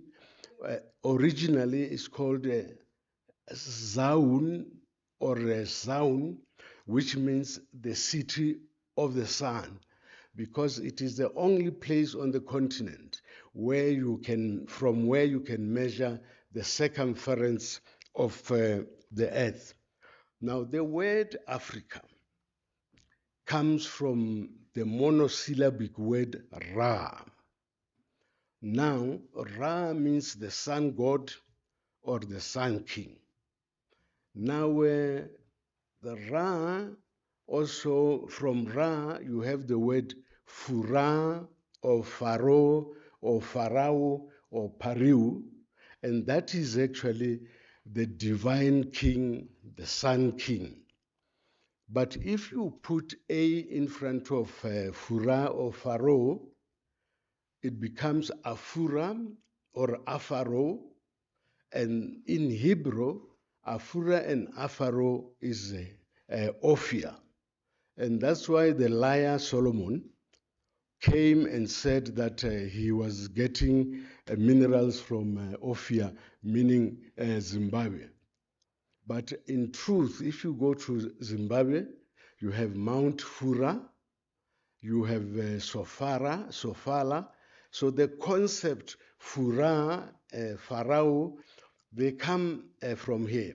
But if you put Afura would mean the land of the Sun King.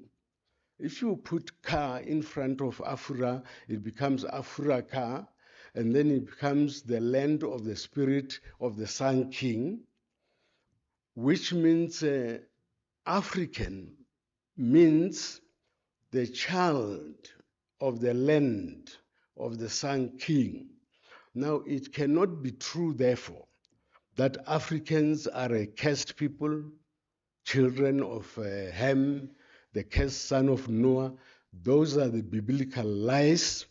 And you will remember that the Bible was amended 1,000 times. And a certain priest told me last week that there's still 600 mistakes in the Bible.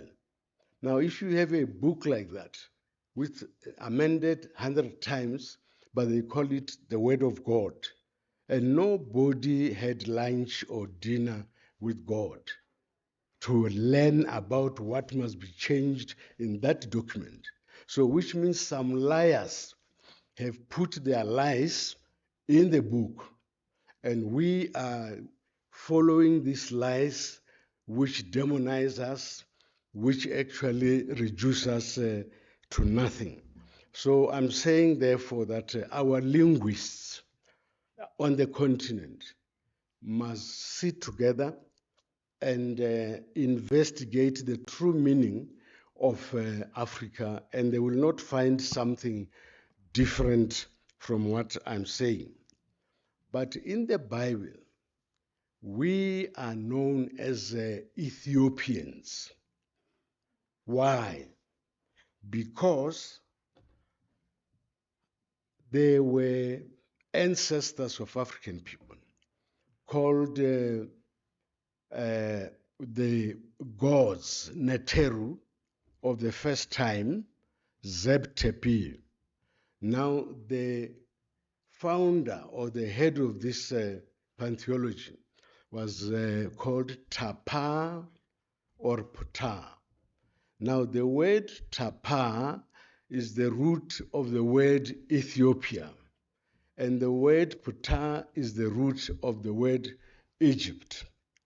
Now, which means Ethiopia and Egypt means the same thing, but the Ethiopians, which are ourselves, we are the forebears of the ancient Egyptians, and we originated at the source of the Nile, not in the Garden of Eden, which is a myth, maybe it does not even exist.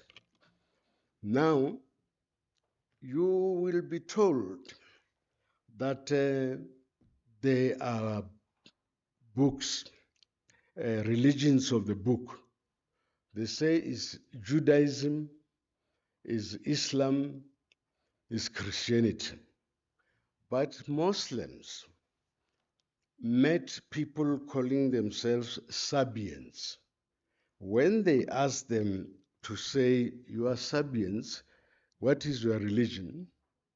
What is your Bible?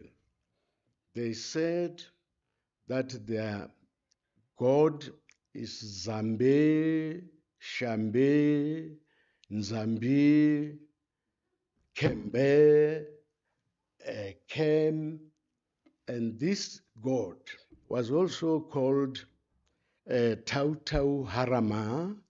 In Greek is thought Hermes, and therefore this God in the literature is known as Kem or thought Hermes Trismegistus, the thrice greatest one, which means that the oldest prophet in the world is not the Jewish one, it's not the Muslim one, it's not the European one, is an African one. And that God was a scribe, a messenger of the gods of the first time who originated in Africa, not in the Garden of Eden. Now, Lord Kem or thought Hermes, if you go to the library, look for, or you are Google, look for thought Hermes, you will see that he was the first scientist, the first philosopher, first theologian, first sentence, and the inventor of the arts, sciences, and philosophies. Now, this thought Hermes was then the custodian of all knowledge, and he invented the philosophy of light that we call Karaism. And because it was invented by thought Hermes, it is also called Hermeticism. So I'm saying, therefore, Program Director, that if we want to move forward as Africans, we must study Africa, its origins and our origins before we read European lies. Now, I want page 2.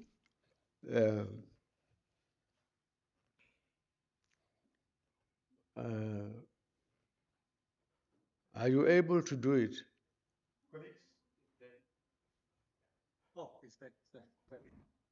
Oh, yes. Can you go up a bit? Go up. That page that you had reflect, yeah. Okay, fine. You see, I said that we can't talk about artificial intelligence.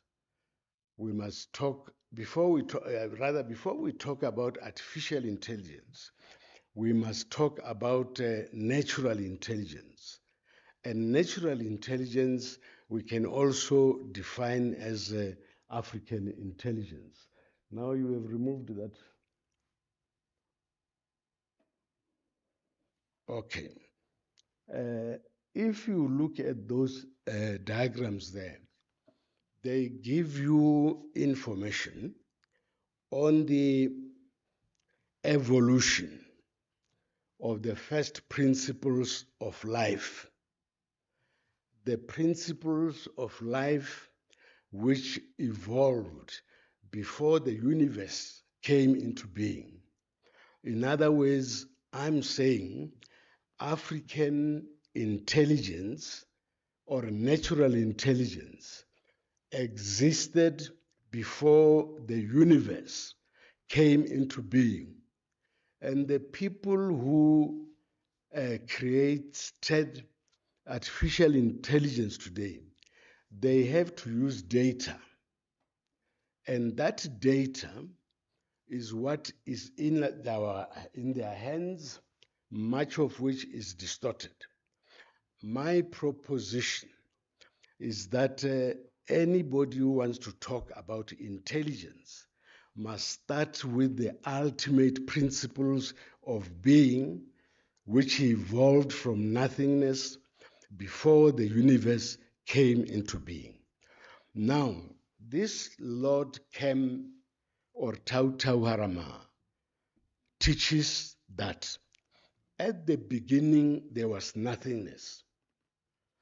This nothingness was called Nahas or Nehes, and it was symbolized by a circle or zero. And now this nothingness was also called eternal power, and it was symbolized by a snake or serpent biting its tail. This snake was called Aurabara in Greek, Ouroboros, and in Venda, Domba, in Karanga or Kilowedu, Demba, which is a python god, which means in African thought, the snake is not a representation of Saturn. Saturn is a creation of the West. There's no Saturn, because even the Xhosas will tell you that when you sleep, a snake will visit you called Majola. That snake that visits you is your ancestor. You don't kill it. And now when this nothingness produced the one or good, this one or good is called Tapa or Puta. I said already that Tapa or Puta is the roots of Ethiopia and Egypt, which means that we are the children of the supreme good.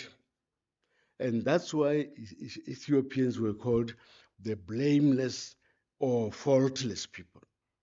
This blameless or faultless people is yourself. Ubuntu. And that's why people can come into a land and then you give them everything. They enrich themselves and enslave you and create schools for you and put lies in the textbooks, and then you teach your children these lies. And today, how many churches do we have? How many bishops do we have? Do you think that they haven't read a clause in the Bible which says we descended from Ham, the cursed son of Noah, which is called the Hermetic hypothesis, which means our bishops continue to teach lies because they don't want to think. But now they focus on collecting money. So the problem of an African is that they are so trusting that you can tell them any nonsense, and then they would take that nonsense and go and take it to their children.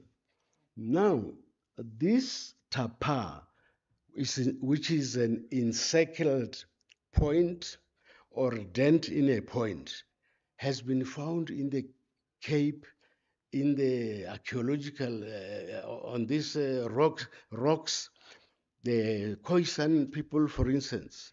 So the concept of God as the one or the good is universal in Africa. That's why you won't find Africans drawing the picture of a black, white person and say this is God. God is the one or the good. I suspect that even the word God, they just omitted one O. So, and then it becomes, the good becomes God. Now, this God that is the good actually manifested itself as atom or atom. Atom is the first intelligence. Atom is the first intelligence. And the warmongers in the West, they change atom into atom and make atomic bombs. But atom is the name of God. And if you can Google, look in your books, the books called the Corpus Hermeticum or the Hermetica, written by a certain Freck who were just translating. You will find that book explains the origins of the whole universe. It explains how we came into being. And it doesn't talk about Adam and Eve. It doesn't talk about Jesus. And those books are not allowed in the universities. They are kept in the Library of Congress. They are kept in the British Museum. They are kept in the library in Paris, Louvre University.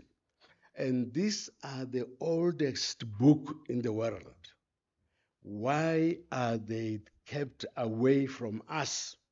So that we must told about artificial intelligence, which is created by the West, without acknowledging that the data and the sciences, the mathematics and the geometry they use came from Africa.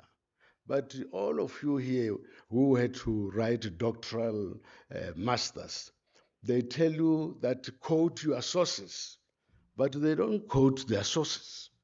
This artificial intelligence doesn't come from heaven like manna. Why don't they share the sources with us so that we can work together? I'm saying, therefore, that the word intelligence is an African word called atum or atom, and is symbolized by an encircled one. That encircled one emanates the name Ndura, Nutra. You can see where the word Ntu for Ubuntu comes from. It's a spiritual term. But Ndura means the Virgin Mother, who is both mother and father. which means that the supreme God is a woman, not a man. But now we have a problem. The money that government is using to fight gender-based violence, they could build 10 universities. But the gender-based violence will never be ended because the ancestors are angry with us because we don't do the right thing. How do women give birth to children who can talk, who can eat, and then they bring these children up, and then when these children go to school, and then you teach them to pray God the Father, the Son, and the Holy Spirit, which means in heaven there's no woman. And how will our children respect women when the women are not even known in heaven? Whereas the truth of the matter is that the supreme being is a woman, not a man. Now, the woman, Ndura, gives birth to a child or the life force, which is symbolized by an encircled tree or the Piscean monogram. If you go to the church, even the Pope, they use that Piscean monogram, which is number 3. But the Pope doesn't know the meaning of that thing and where it comes from. And this life is also called Tau Tau Mat Kara. This Tau Tau Mat Kara emanates the Kara without diminishing itself. And the Kara is symbolized by the XP monogram, number 4. That XP is used in all the churches, but they don't know what it means and what it comes from. And therefore, they combine number 3 and number 4, and they create XP Ichtoch, which become Christ. But they go and do a picture of a white man, they say is Christ. Christ is not what they are talking about in the church. Is a spiritual being, and is a combination of the Piscean and the solar monogram. And the Kara is also written Karao, which in Greek is Kiro, and then that Kiro then emanates Amen Ra, which gives expression to the 5 principles, which are the building blocks of all reality or existence. The Amen Ra produces Ma Keru. That Ma Keru, Ma is mother, Keru is child. And Ma Keru is also a spiritual mother. And she gives birth to Keru or Kerufo, which happens to be my name. And now that Kerufo embodies all the spiritual and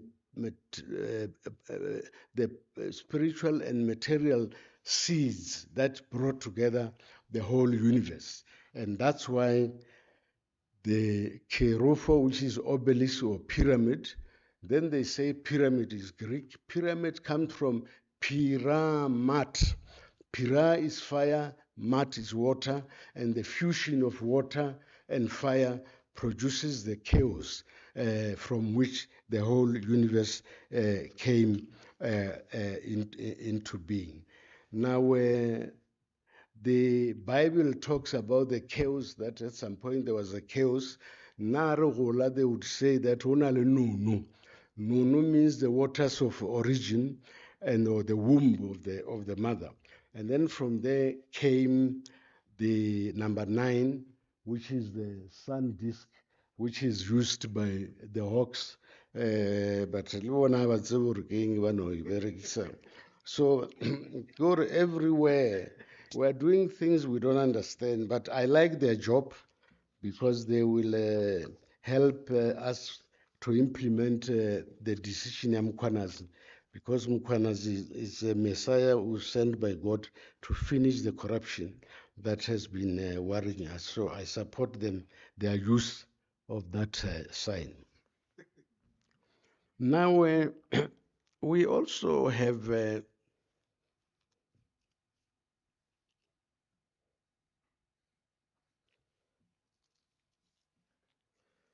question of, yes, in church, all of us, when we pray, we say Amen. And then the Muslims say Amin. Africans say Amani. But we never ask ourselves where this word comes from. Others says it means how but the truth is, we said the first God is the one with the encircled point, and he reproduces 9 principles which are given in those symbols. 1 plus 9 is 10. And this 10 is defined as the decade that came out of nothingness. That decade is reflected in you, 5 fingers, 5 fingers, 10. And then the 5 toes, 10. Which means the word Amen represents the totality of being. Now, Amen manifested itself as a woman called the Kore Kosmu, which means the Virgin Mother of the universe. It's also called Hat Hara, the house of the divine light. So again, the word Amen refers to a woman because in the spiritual realm, the supreme being is a woman, not a man. Now, this sign XP, the middle of it stands for the one or the good Tapa, which manifested itself as a woman. So which means all the churches must worship a woman. They must put a picture of a woman there. Now this woman is called the Virgin Mother of the Sun, Mara, the Sun Ra. And the Sun consists of 3 principles. It is mind, the body, and the soul. That's why when you pray, you say, you do this thing in the church. What do you, this? Yeah, but we do those things without knowing that we are referring to the children of the sun. The first one is Uzara, Greek Orisis. The third one is Mujaji or Musasi, Greek Isis. The third one is Horus, Horus, and Horus means the spiritual or divine light. So the sun has 3 children. So we descended from those 3 children. What is important is that it is not Jehovah who created the universe. It is the Sun God who used the law of squares, which says in a right-angled triangle, the square on the hypotenuse is equal to the 2 squares on the other 2, the squares on the other 2 sides. Hypotenuse is Horus squared, and then the vertical line is Osiris squared, the baseline is Isis squared. But Osiris, because it has 3 principles, is 3. The Isis has fire, water, earth, and air, is 4. Horus is 1 plus fire, water, earth, and air, 5. And that's why we have a theorem which says A squared plus B squared is equals to C squared.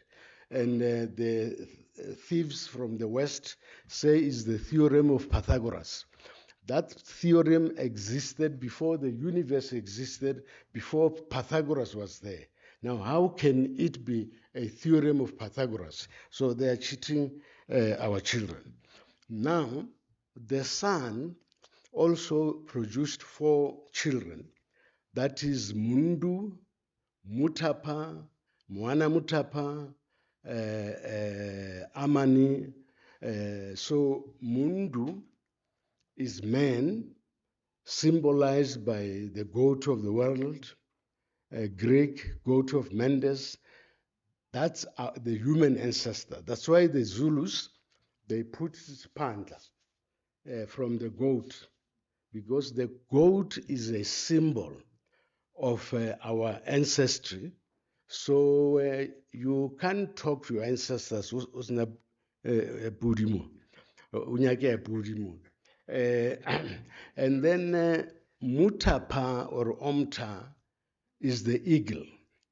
And if let's musebetsi go lapeng, askedi nonyana nyana or nonyana ifufa mula, or the ancestors have not come. They don't recognize what we are doing. And then Mwana Mutapa, there was an empire of Munomutapa, stretching from the Zambezi to the Maluti River, Orange River. And as African people in south of the Zambezi, we didn't have problems of tribalism, ruled by one person from Mapunguwe and later from Zimbabwe. We didn't have problems. But now everybody is concerned, hey, ke nna Muvenda, ke nna Muzulu, ke nna Ndebele, ke nna Molobedu. And then we are busy with these titles. Whilst we are fighting about these titles, other people are mining everywhere in our land, and they leave holes, and our people are not benefiting anything. So, which means that African unity is the first thing that we need to pursue. Look, right now, we say we have a democracy from the West. In America, there are no 4 parties. In Britain, there are not more than 3 parties. We have 40 parties founded by hungry people. All they want is to get a seat in parliament so that they can get a salary. So what we need as academics, we need to publish and condemn these things, because these parties are not there for the interests of our people. Our philosophy of Ubuntu, which was well explained by the previous speakers, I don't even want to go there. But if we can agree that the philosophy that was well explained is our roots, and let's write articles. You know, if you open ASFM now, it's complaints. Our people are complaining about everything, but they don't say what can they do. So they need an injection of Ubuntu. And if there is Ubuntu, I am because you are, unity comes in automatically. So we have the weapons to address our questions. Now, the sun also emanated 7 principles. These 7 principles, they govern the 7 spiritual worlds of light beings.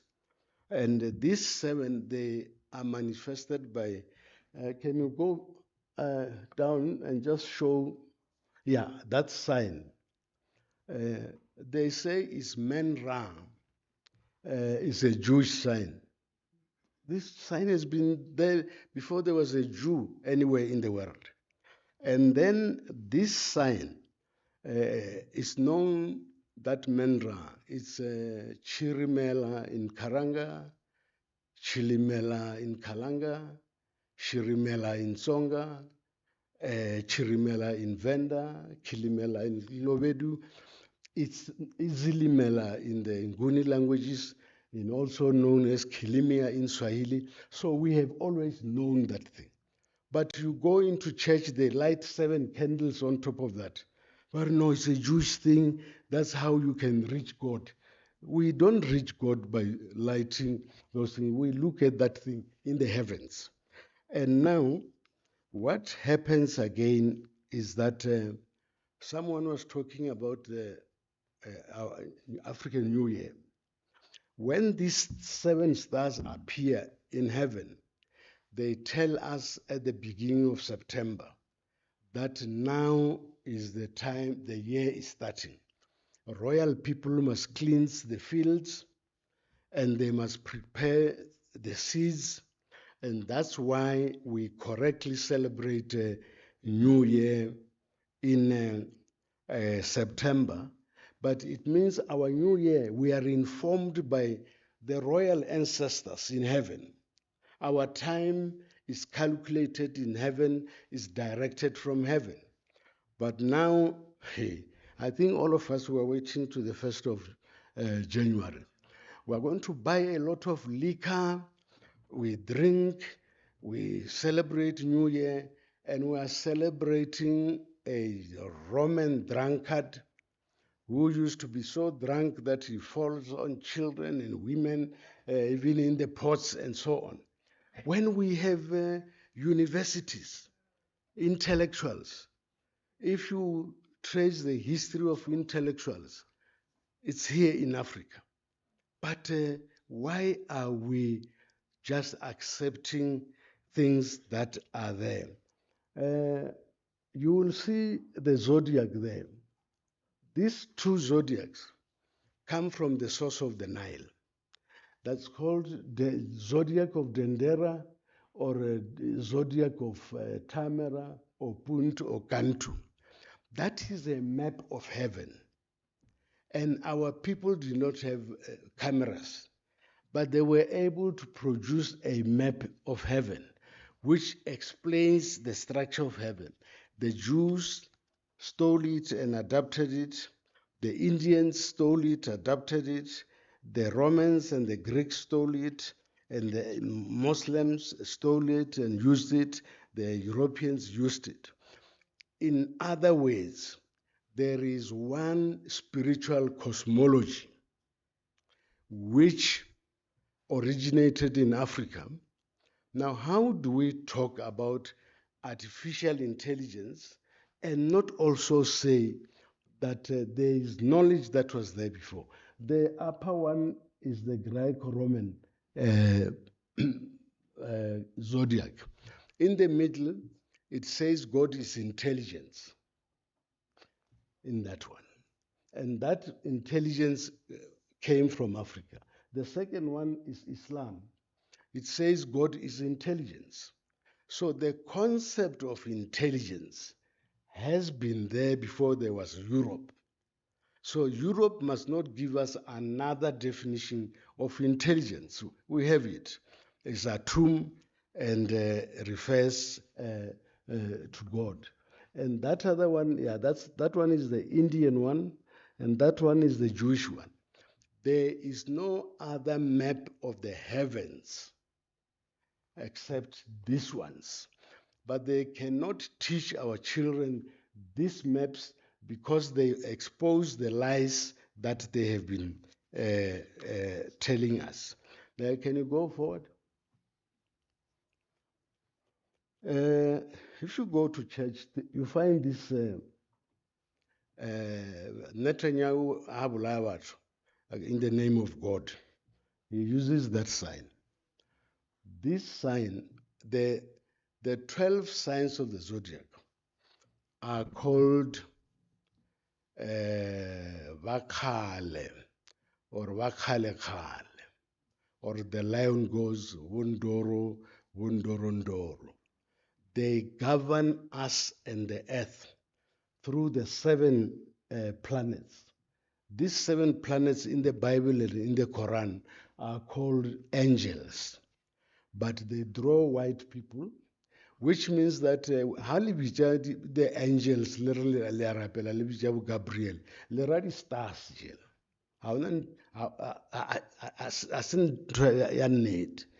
we are afraid to accept the angels in the Bible and in the Quran are the names of these planets. Let me tell you what this picture means. In the middle is the sun Ra. The sun produces fire, which is symbolized by an equilateral triangle mounted on another. The other is water. The fusion of water and fire produces life. Life is symbolized by the Tau cross. That Tau cross is also symbolized by the Ankh monogram or the Piscean monogram. So this then means, therefore, that all life comes from the spiritual world. Now, this thing that the Department of Education in South Africa is teaching our children, and to say that we were baboons first, working on 4, and later we stood up, and for tourism, they go to Maruping in Mohali City. They have a big project there to show that we evolved from baboon is nonsense. But sadly, you have Kofi Annan and President Mbeki going to Maruping saying they're going to visit their ancestors. And if you have ignorance at that level, then it means Africa is in trouble, but it's not cursed because you are there. So you have to solve these things. Next.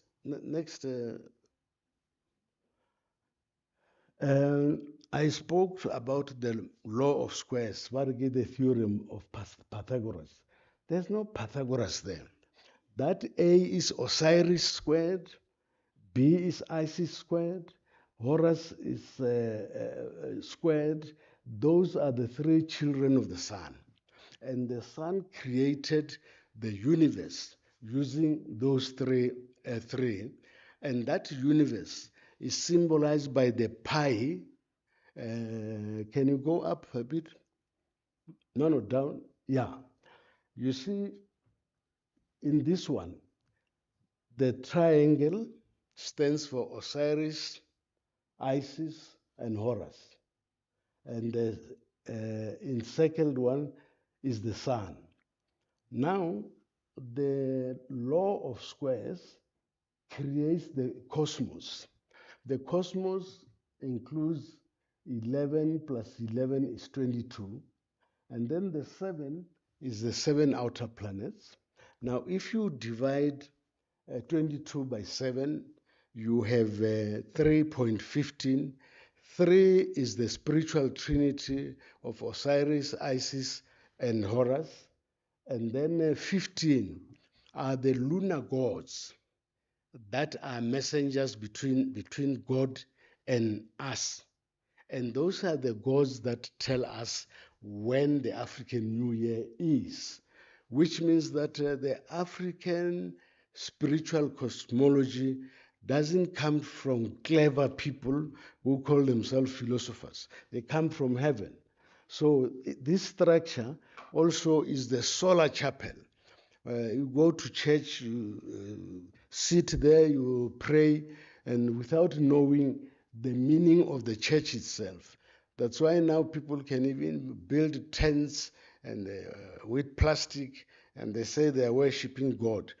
The chapel, solar chapel, that's where you need to unite yourself with the God. But let me go to finish because I don't want to be chased away from the. You see, the purpose of life is that in us we have a soul. The soul comes from God. The material body comes from the earth. So our physical body is actually the house of the soul. That's why Africans don't believe that there is death. When the body is tired, the soul is released. but the soul must go back where it came from. But you see, you have what? The human conscience. The human conscience is the mechanism to guide you to distinguish between a good and evil and between right and wrong. But because we are wronging everybody and everything all the time, when we die, our souls are not able to go back to heaven. That's why renale dipuku, renale serial rapists, renale corrupt politicians. Things are wrong because we forget that inside us there is a God. And when we die, that God must go back. And that God cannot go back because it is filthy. And that's why there are many accidents on the roads, because in these roads, people died. Souls were not taken to their homes. How driver fellow then you try to serve the car and then capsize. But let me conclude by saying, the people who come up with artificial intelligence, they learned from Pythagoras, Plato, Einstein, Newton. All these people were the disciples of the African philosopher thought Hermes. And those earlier people believed in these African teachings of the spiritual being, spiritual cosmology. But the people who are dealing with the intelligence, artificial intelligence now, they are going to put into their programs things that deals with the machines, not with our spirituality.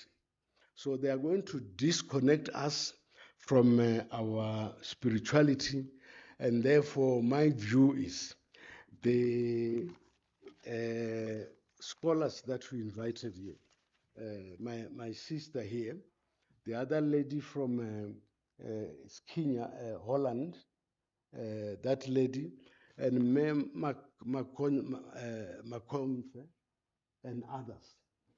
They have given us such a wonderful exposition of what this conference is about.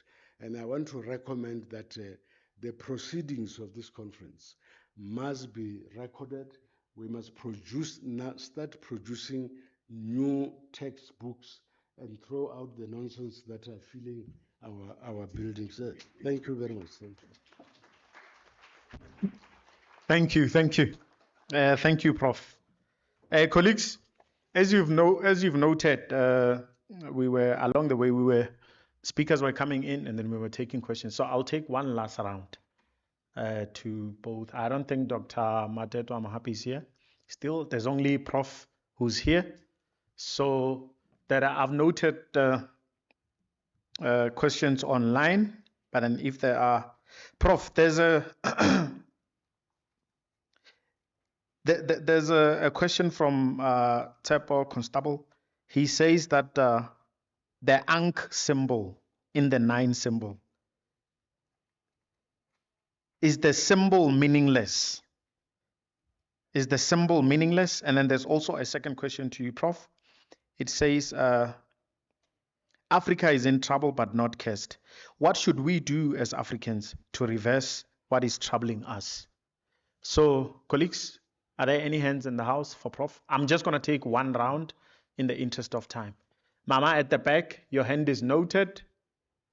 Yes, sir, your hand is noted. Your hand is noted. Bamsanda, is there anyone? Going once. Let me check online. Any hands? Colleagues, help me if there are hands online. Oh, yes, sir, noted. In that order, colleagues, Mama at the back, and then you have my brother, Mama. We start with Mama at the back there, and then my brother over there with the white shirt with the stripes is over there. Yeah, just on the line of the camera. And then it will go to Bamsanda here, and then you're the last one, my brother.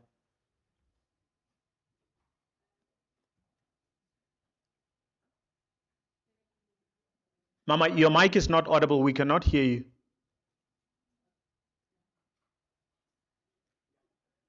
Colleagues, help with the mic there, please.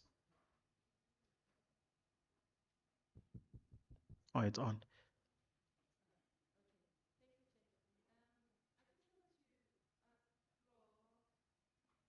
Question that I'm grappling with, and it goes as such, Prof. How does African philosophy, in particular the idea that a child is born with a name and spiritual identity, challenges or can enrich Western nation notion like that of John Locke, tabula rasa? How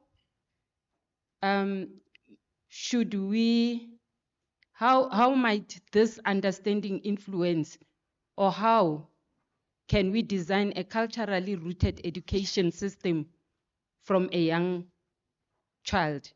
I hope it makes sense. There's a philosopher again, John Locke. He says that a child is born, when the child is born, their mind is like a clean sheet, and then we can start writing. And I think what we then do is we teaching them that the Western ways of, but in Sesotho or in particular African, they will tell you that a child is born with a name or spiritual connection. So how can we then assist our kids when they're born to actually, or maybe in terms of naming and also teaching them these roots that we are talking about? And the last one, Prof, is I'm always it's sad for me because if I think about Steve Biko, it's as if he was the only one who contested the black, why we embraced the word black when we're referring to Africans, and why are we not, like any other nation, be called by our own continent, like Africans, and then we understand that it's people who come from this continent. And I understand that one would then say that in South Africa, in particular, then you would have a challenge of saying South Africa does not only belong to those who are called black, which means you are leaving other people outside, but they can then be called by their, for example, South African Indians will say, I'm an Indian, but we are just stranded. And I think until we actually challenge these notions, we are still stranded. Thank you, Chair. Thank you very much, Ma. And I hope Prof is noting the question. Yeah, the second.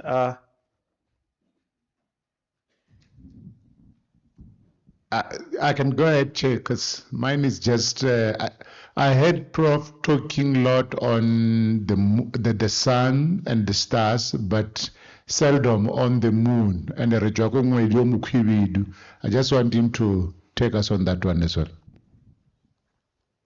No, thank you so much. And the third question came from my brother over here. And then my brother will be the last one over there. And I'll only take one round, colleagues, one round of questions. Thank you. I'm particularly concerned about the gender-based violence. So how do we begin to infuse or to sort of change the narrative in terms of God the Father, God the Son, and maybe we start saying God the Mother, God the Father, God the Son, and the Holy Spirit? Oh, thank you very much. Yeah, and then the last question came from our brother over there with the red shirt.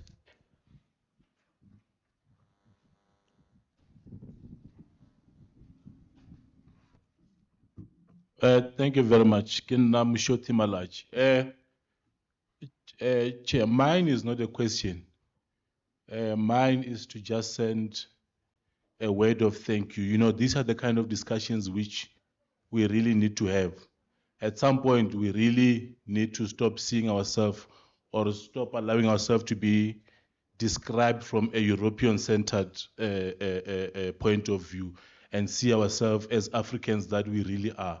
And also, a quick one, I know we are pressed with time, to say, let's also thank our presenters, or ba re fa ditaola je re ka phela gore ba ke badimong le bona. I mean, let's continue with the good work that is being done. I mean, I appreciate the presentation were good. Thank you very much for the enlightenment that you are bringing to everyone. Oh, thank you so much. And then, Prof, one last question came from online. It says that, Prof, thank you so much for reaffirming the Africanness that manifests in various religions. How do we deal with the complexity of synthetic AI that muddles the Gen AI spaces as we develop the African hybrid brand?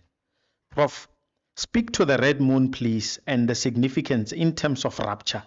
Do we have such in our culture? And that is from Advocate Ntalub. Prof, over to you.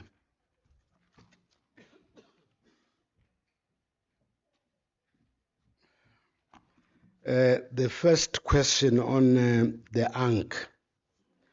You know, I am retired, but I'm not tired. I would invite that person to call me, we can sit. I'll take him through where the Ankh comes from. Because just to reject or accept things is not enough. I say Africa is in trouble, but is not cursed. Because if you do the calculations in the Bible and you look at the records in the pyramids, they say that the European race was given time to rule the world, and they have failed. And if you can see what is happening in Europe now, France is collapsing, and America and Britain are sending weapons of mass destructions to Israel to wipe out the Palestinians, commit genocide. And there's Ukraine and Russia. And then you have Pakistan and Afghanistan.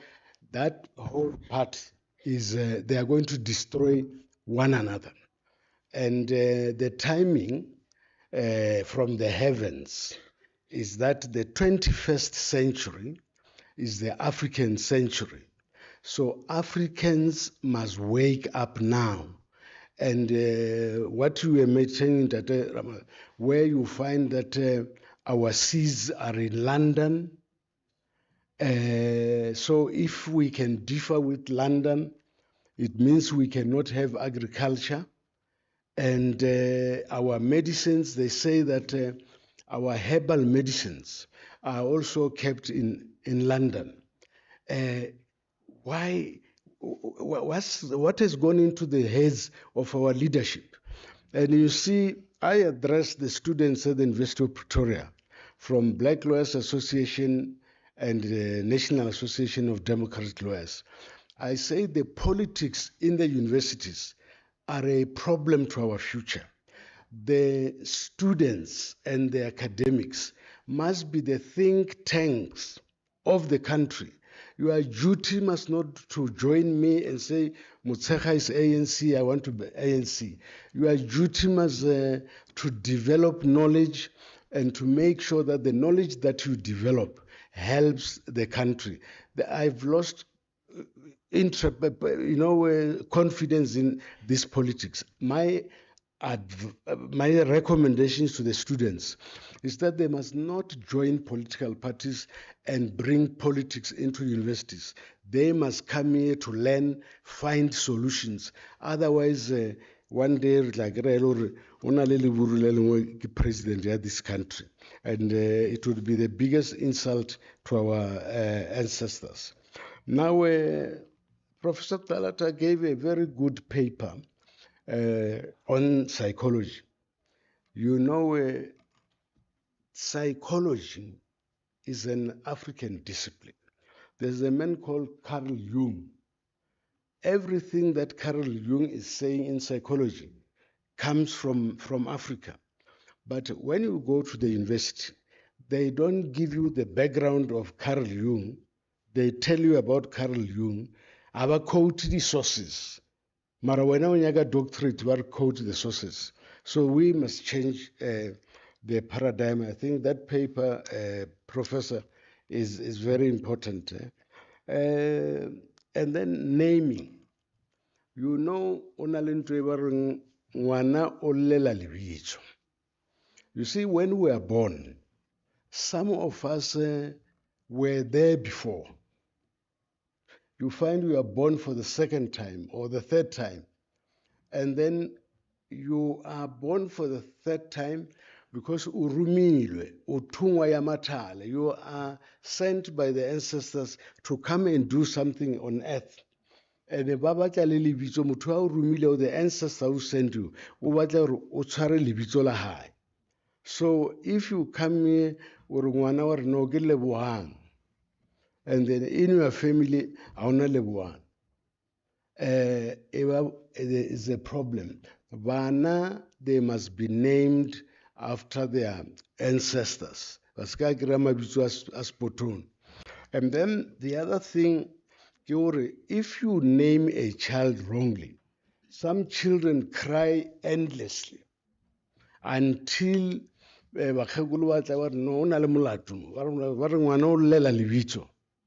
so naming of a child is a spiritual exercise. Don't just name children according to your feelings or according to what your friends tell you.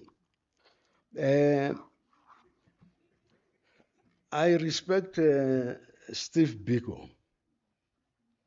When he wanted to talk about Ubuntu, he said we need politics with a human face. That's humanist philosophy. But Steve Biko correctly spoke about black consciousness, not as a permanent thing. It was for political mobilization, because you wanted to unite the Indians, the Africans, and the colors. What do you call them? You call them blacks. But we reached a stage where we can't call ourselves black people. Even Indians in the country, they call themselves Indians. They go to Indian restaurants. They have Indian festivals. The African person, because I don't know whether it's laziness, we are still living in the 70s. Can I speak Steve Biko? We are saying we are blacks. And even the colored, they're blacks. We are blacks. And then another thing, other people now are going to do a referendum. What should be the name of South Africa? They are going to say Mzansi. What is Mzansi? Which just means South. And this media and televisions, because they are not loyal to this country, they promote this Mzansi for sure and so on. South Africa, South Africa, Azania. I just come back from Tanzania. The word Azania, the root of that word is Zanj or Zinj, which means the root or trunk of a tree.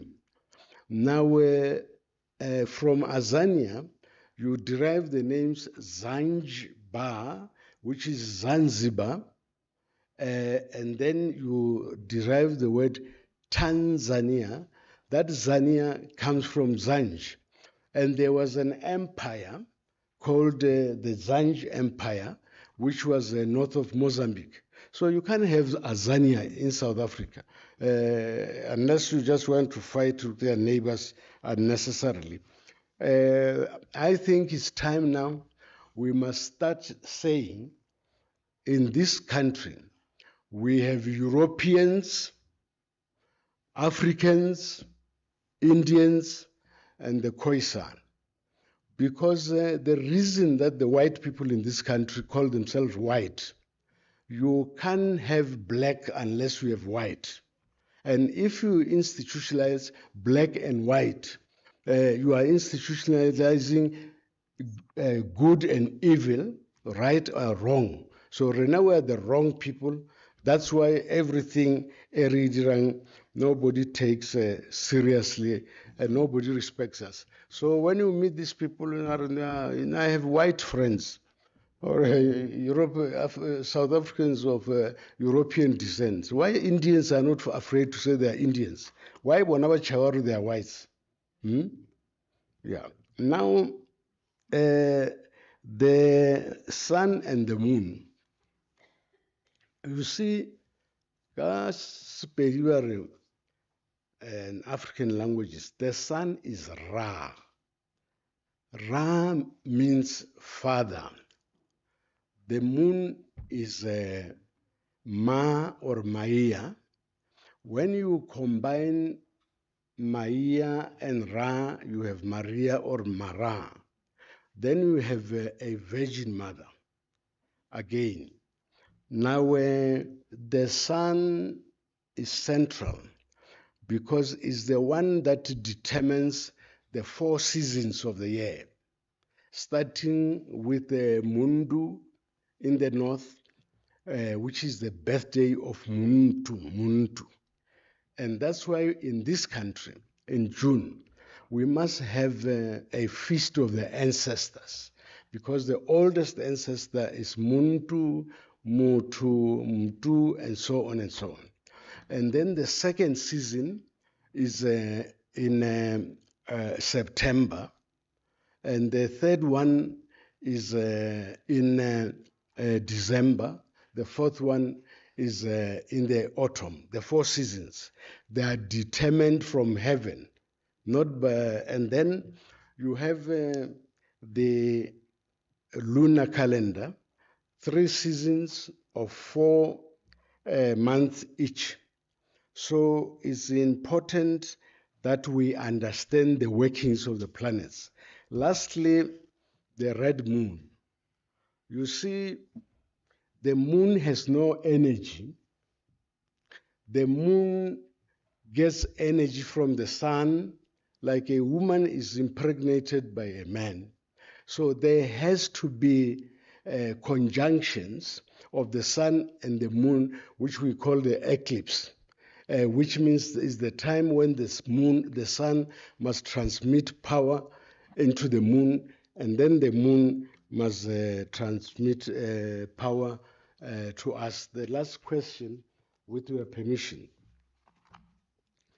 The hierarchy of heaven is that the supreme being is a woman called the Queen of Heaven, Muwari or Muwali Wedenga. And then in Sotho, Muwali becomes Muhali. That's where Unalababu wa Muhali. And then in Venda, Muwali becomes Nwali. In Venda, Nwali, Muhali becomes Nwari. In Zulu, as Muwali Nkulunkulu, what my sister was saying, talking about Nomkulu and his Muwari Wedenga. Now that Queen of Heaven gives birth to the Son. The Son gives back to 3 children. This is spiritual son, spiritual mother, spiritual child. And therefore, it is wrong, the Bible is wrong, and I think it was misinterpreted by the British when they made King James, that there is no God the Father, the Son, and the Holy Spirit. It is God the Mother, the Father, the Son, and the Holy Spirit, or child, Black Madonna, and child. So I guess we must have more of these engagements, because this university failed to take the African Renaissance forward, creating many structures here, and the real thing, which is African Renaissance, which is an agenda of the AU, has been forgotten. We must go back. Thank you. Thank you, Prof. Colleagues, now what we will do is thank you for listening to me and allowing me to be your program director for the last 2 days. Thank Thank you, thank you, thank you. And then again, I'll call on Mr. Colin Molefe to come and do the vote of thanks. And then with that note, there will be a token of appreciation. And then as Dr. Marumo taught me yesterday in the African, vote, we don't just say, yeah, you can go home, disperse. No. When you go outside and then whatever you find there, that is prepared for you. Please enjoy it. And then now, may you please help me in welcoming my colleague, Mr. Colin Molefe, for a vote of thanks.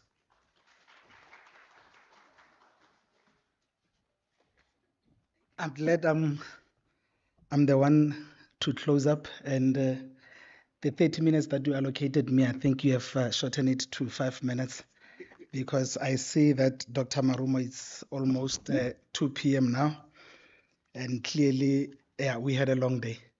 The past 2 days have been thought-provoking, if I may say that, Ntate Rammala. But what I've picked up from the engagement, Gogo, ke batla lebitso le le sentle, Ngunzembovu, is that in my academic life, I've been more focused in terms of AI, in terms of what I've learned in the Western style, which is something that maybe Ntate Rammala will also attest to, say that we also used to think that AI had a single owner, because ownership, I think, applied to specific systems, technologies, or even the content that they generate. But as we move, now we started to realize that we've got African intelligence. Now things start to change, and that's why today you brought the subject of Isintu Academy, where we had to learn about the memory, the relation, continuity, ethical, moral, and spirituality. And I like to thank that Gogo, because what we've been shying away from is to learn about African intelligence, on African teachings. That is something that we've been lacking as people in African continent.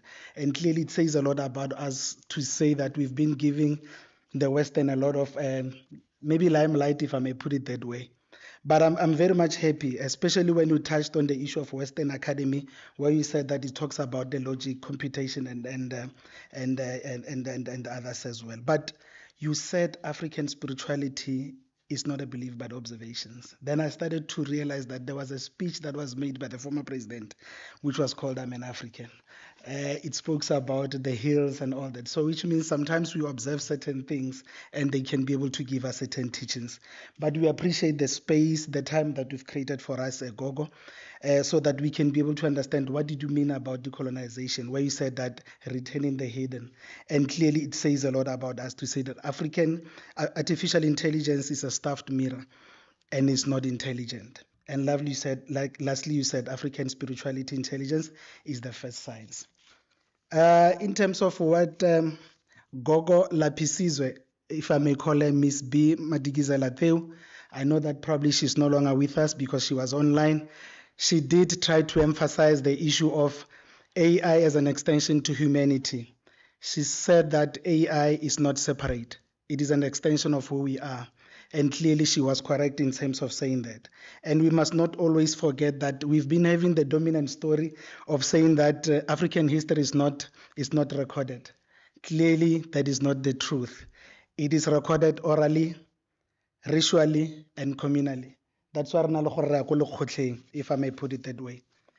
And what we like to thank Ntate Tsepo to say that we managed to find a speaker from abroad who managed to stay, I think, all night, if I may put it that way.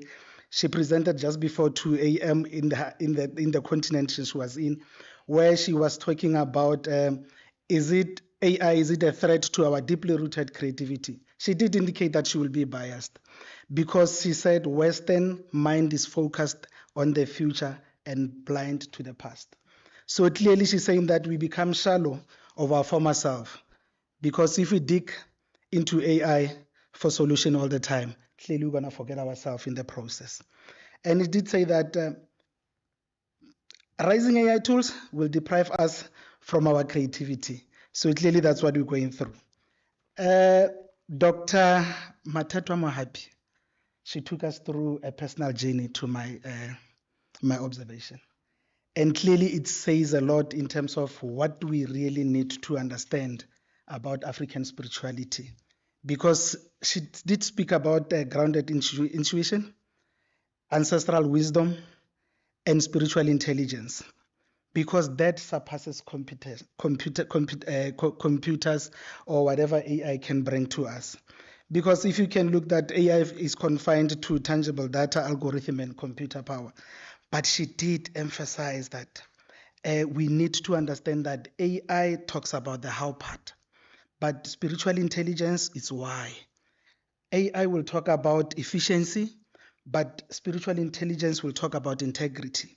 And also, AI will talk about data, and spiritual intelligence will talk about reflection, stillness, and lived experiences. Prof. Musa, now it's time for me to go to what do we still call that street in town where your offices used to be situated? Is it Madiba Street? But previously we used to call it Farfermielen Street. I know that we used to pass, but today your teachings was taking me to school. I had to listen to what you were saying. And what was key is when you talk about the streams of history, also not forgetting that African spirituality is a foundation of arts, science, and philosophy. And we must also make sure that we understand that AI is rooted in the African spiritual knowledge, which is very much thought-provoking. You did say that we must go and look for, is it Thought Hermes? His books are Corpus Hermeticum or the Hermeticum. I'll have to listen to the recording of this particular proceedings, then clearly so that I can be able to understand that. But we also appreciate when we spoke about the spiritual roots of Africa, where we learned about the symbols, the names and their meanings. They are very much key to us. Lastly, our program director, we like to appreciate botho ba gago tsamaise tiro ya gago sentle go simolola maabane le go fitlha gompieno. The team that organized this particular event under the leadership of Ntate Tshepo Constable, not forgetting the marketing the marketing team from the library, and also the library executive team under the leadership of Dr. Marumo, who is the Director for Client Service in the Library Information Services, to make sure that this particular occasion take place and we managed to find the venue of this magnitude. And the people that are online who participated, not forgetting the colleagues and the College of Law, where we've seen that they've been making inputs in terms of the deliberations of today. But at the end of it all, you did emphasize, Prof. Moshekga, to say that this must not end here. Let's hope that we continue with the deliberations. Let's hope that our curriculum in the next coming years will change in terms of inclusivity, in terms of African intelligence type of curriculum that we like to see, and make sure that we're not losing anything or we not lose ourselves in the process. Without taking much of our time, colleagues, it's been wonderful. It's been thought-provoking. Thank you very much for being part of this particular proceedings. We'll do the gift maybe outside or maybe here. Maybe Dr. Marumo can come through so that we can do that. But from my side, thank you very much.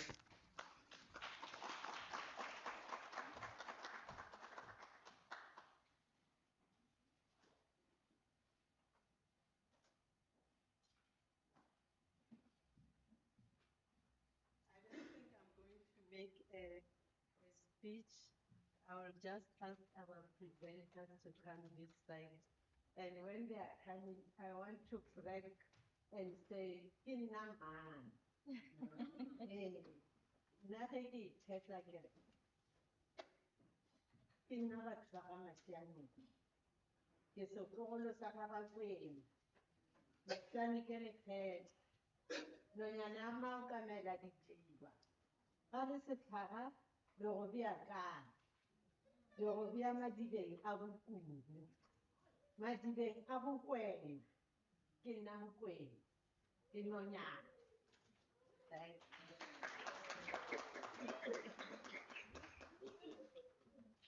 Thank you so much.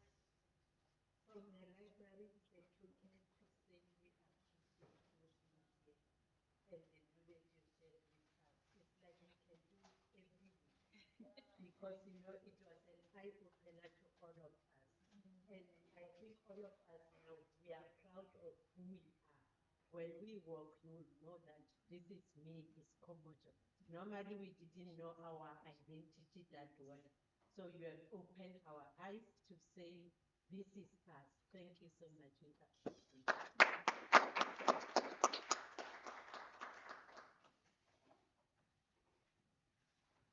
How do you thank your father?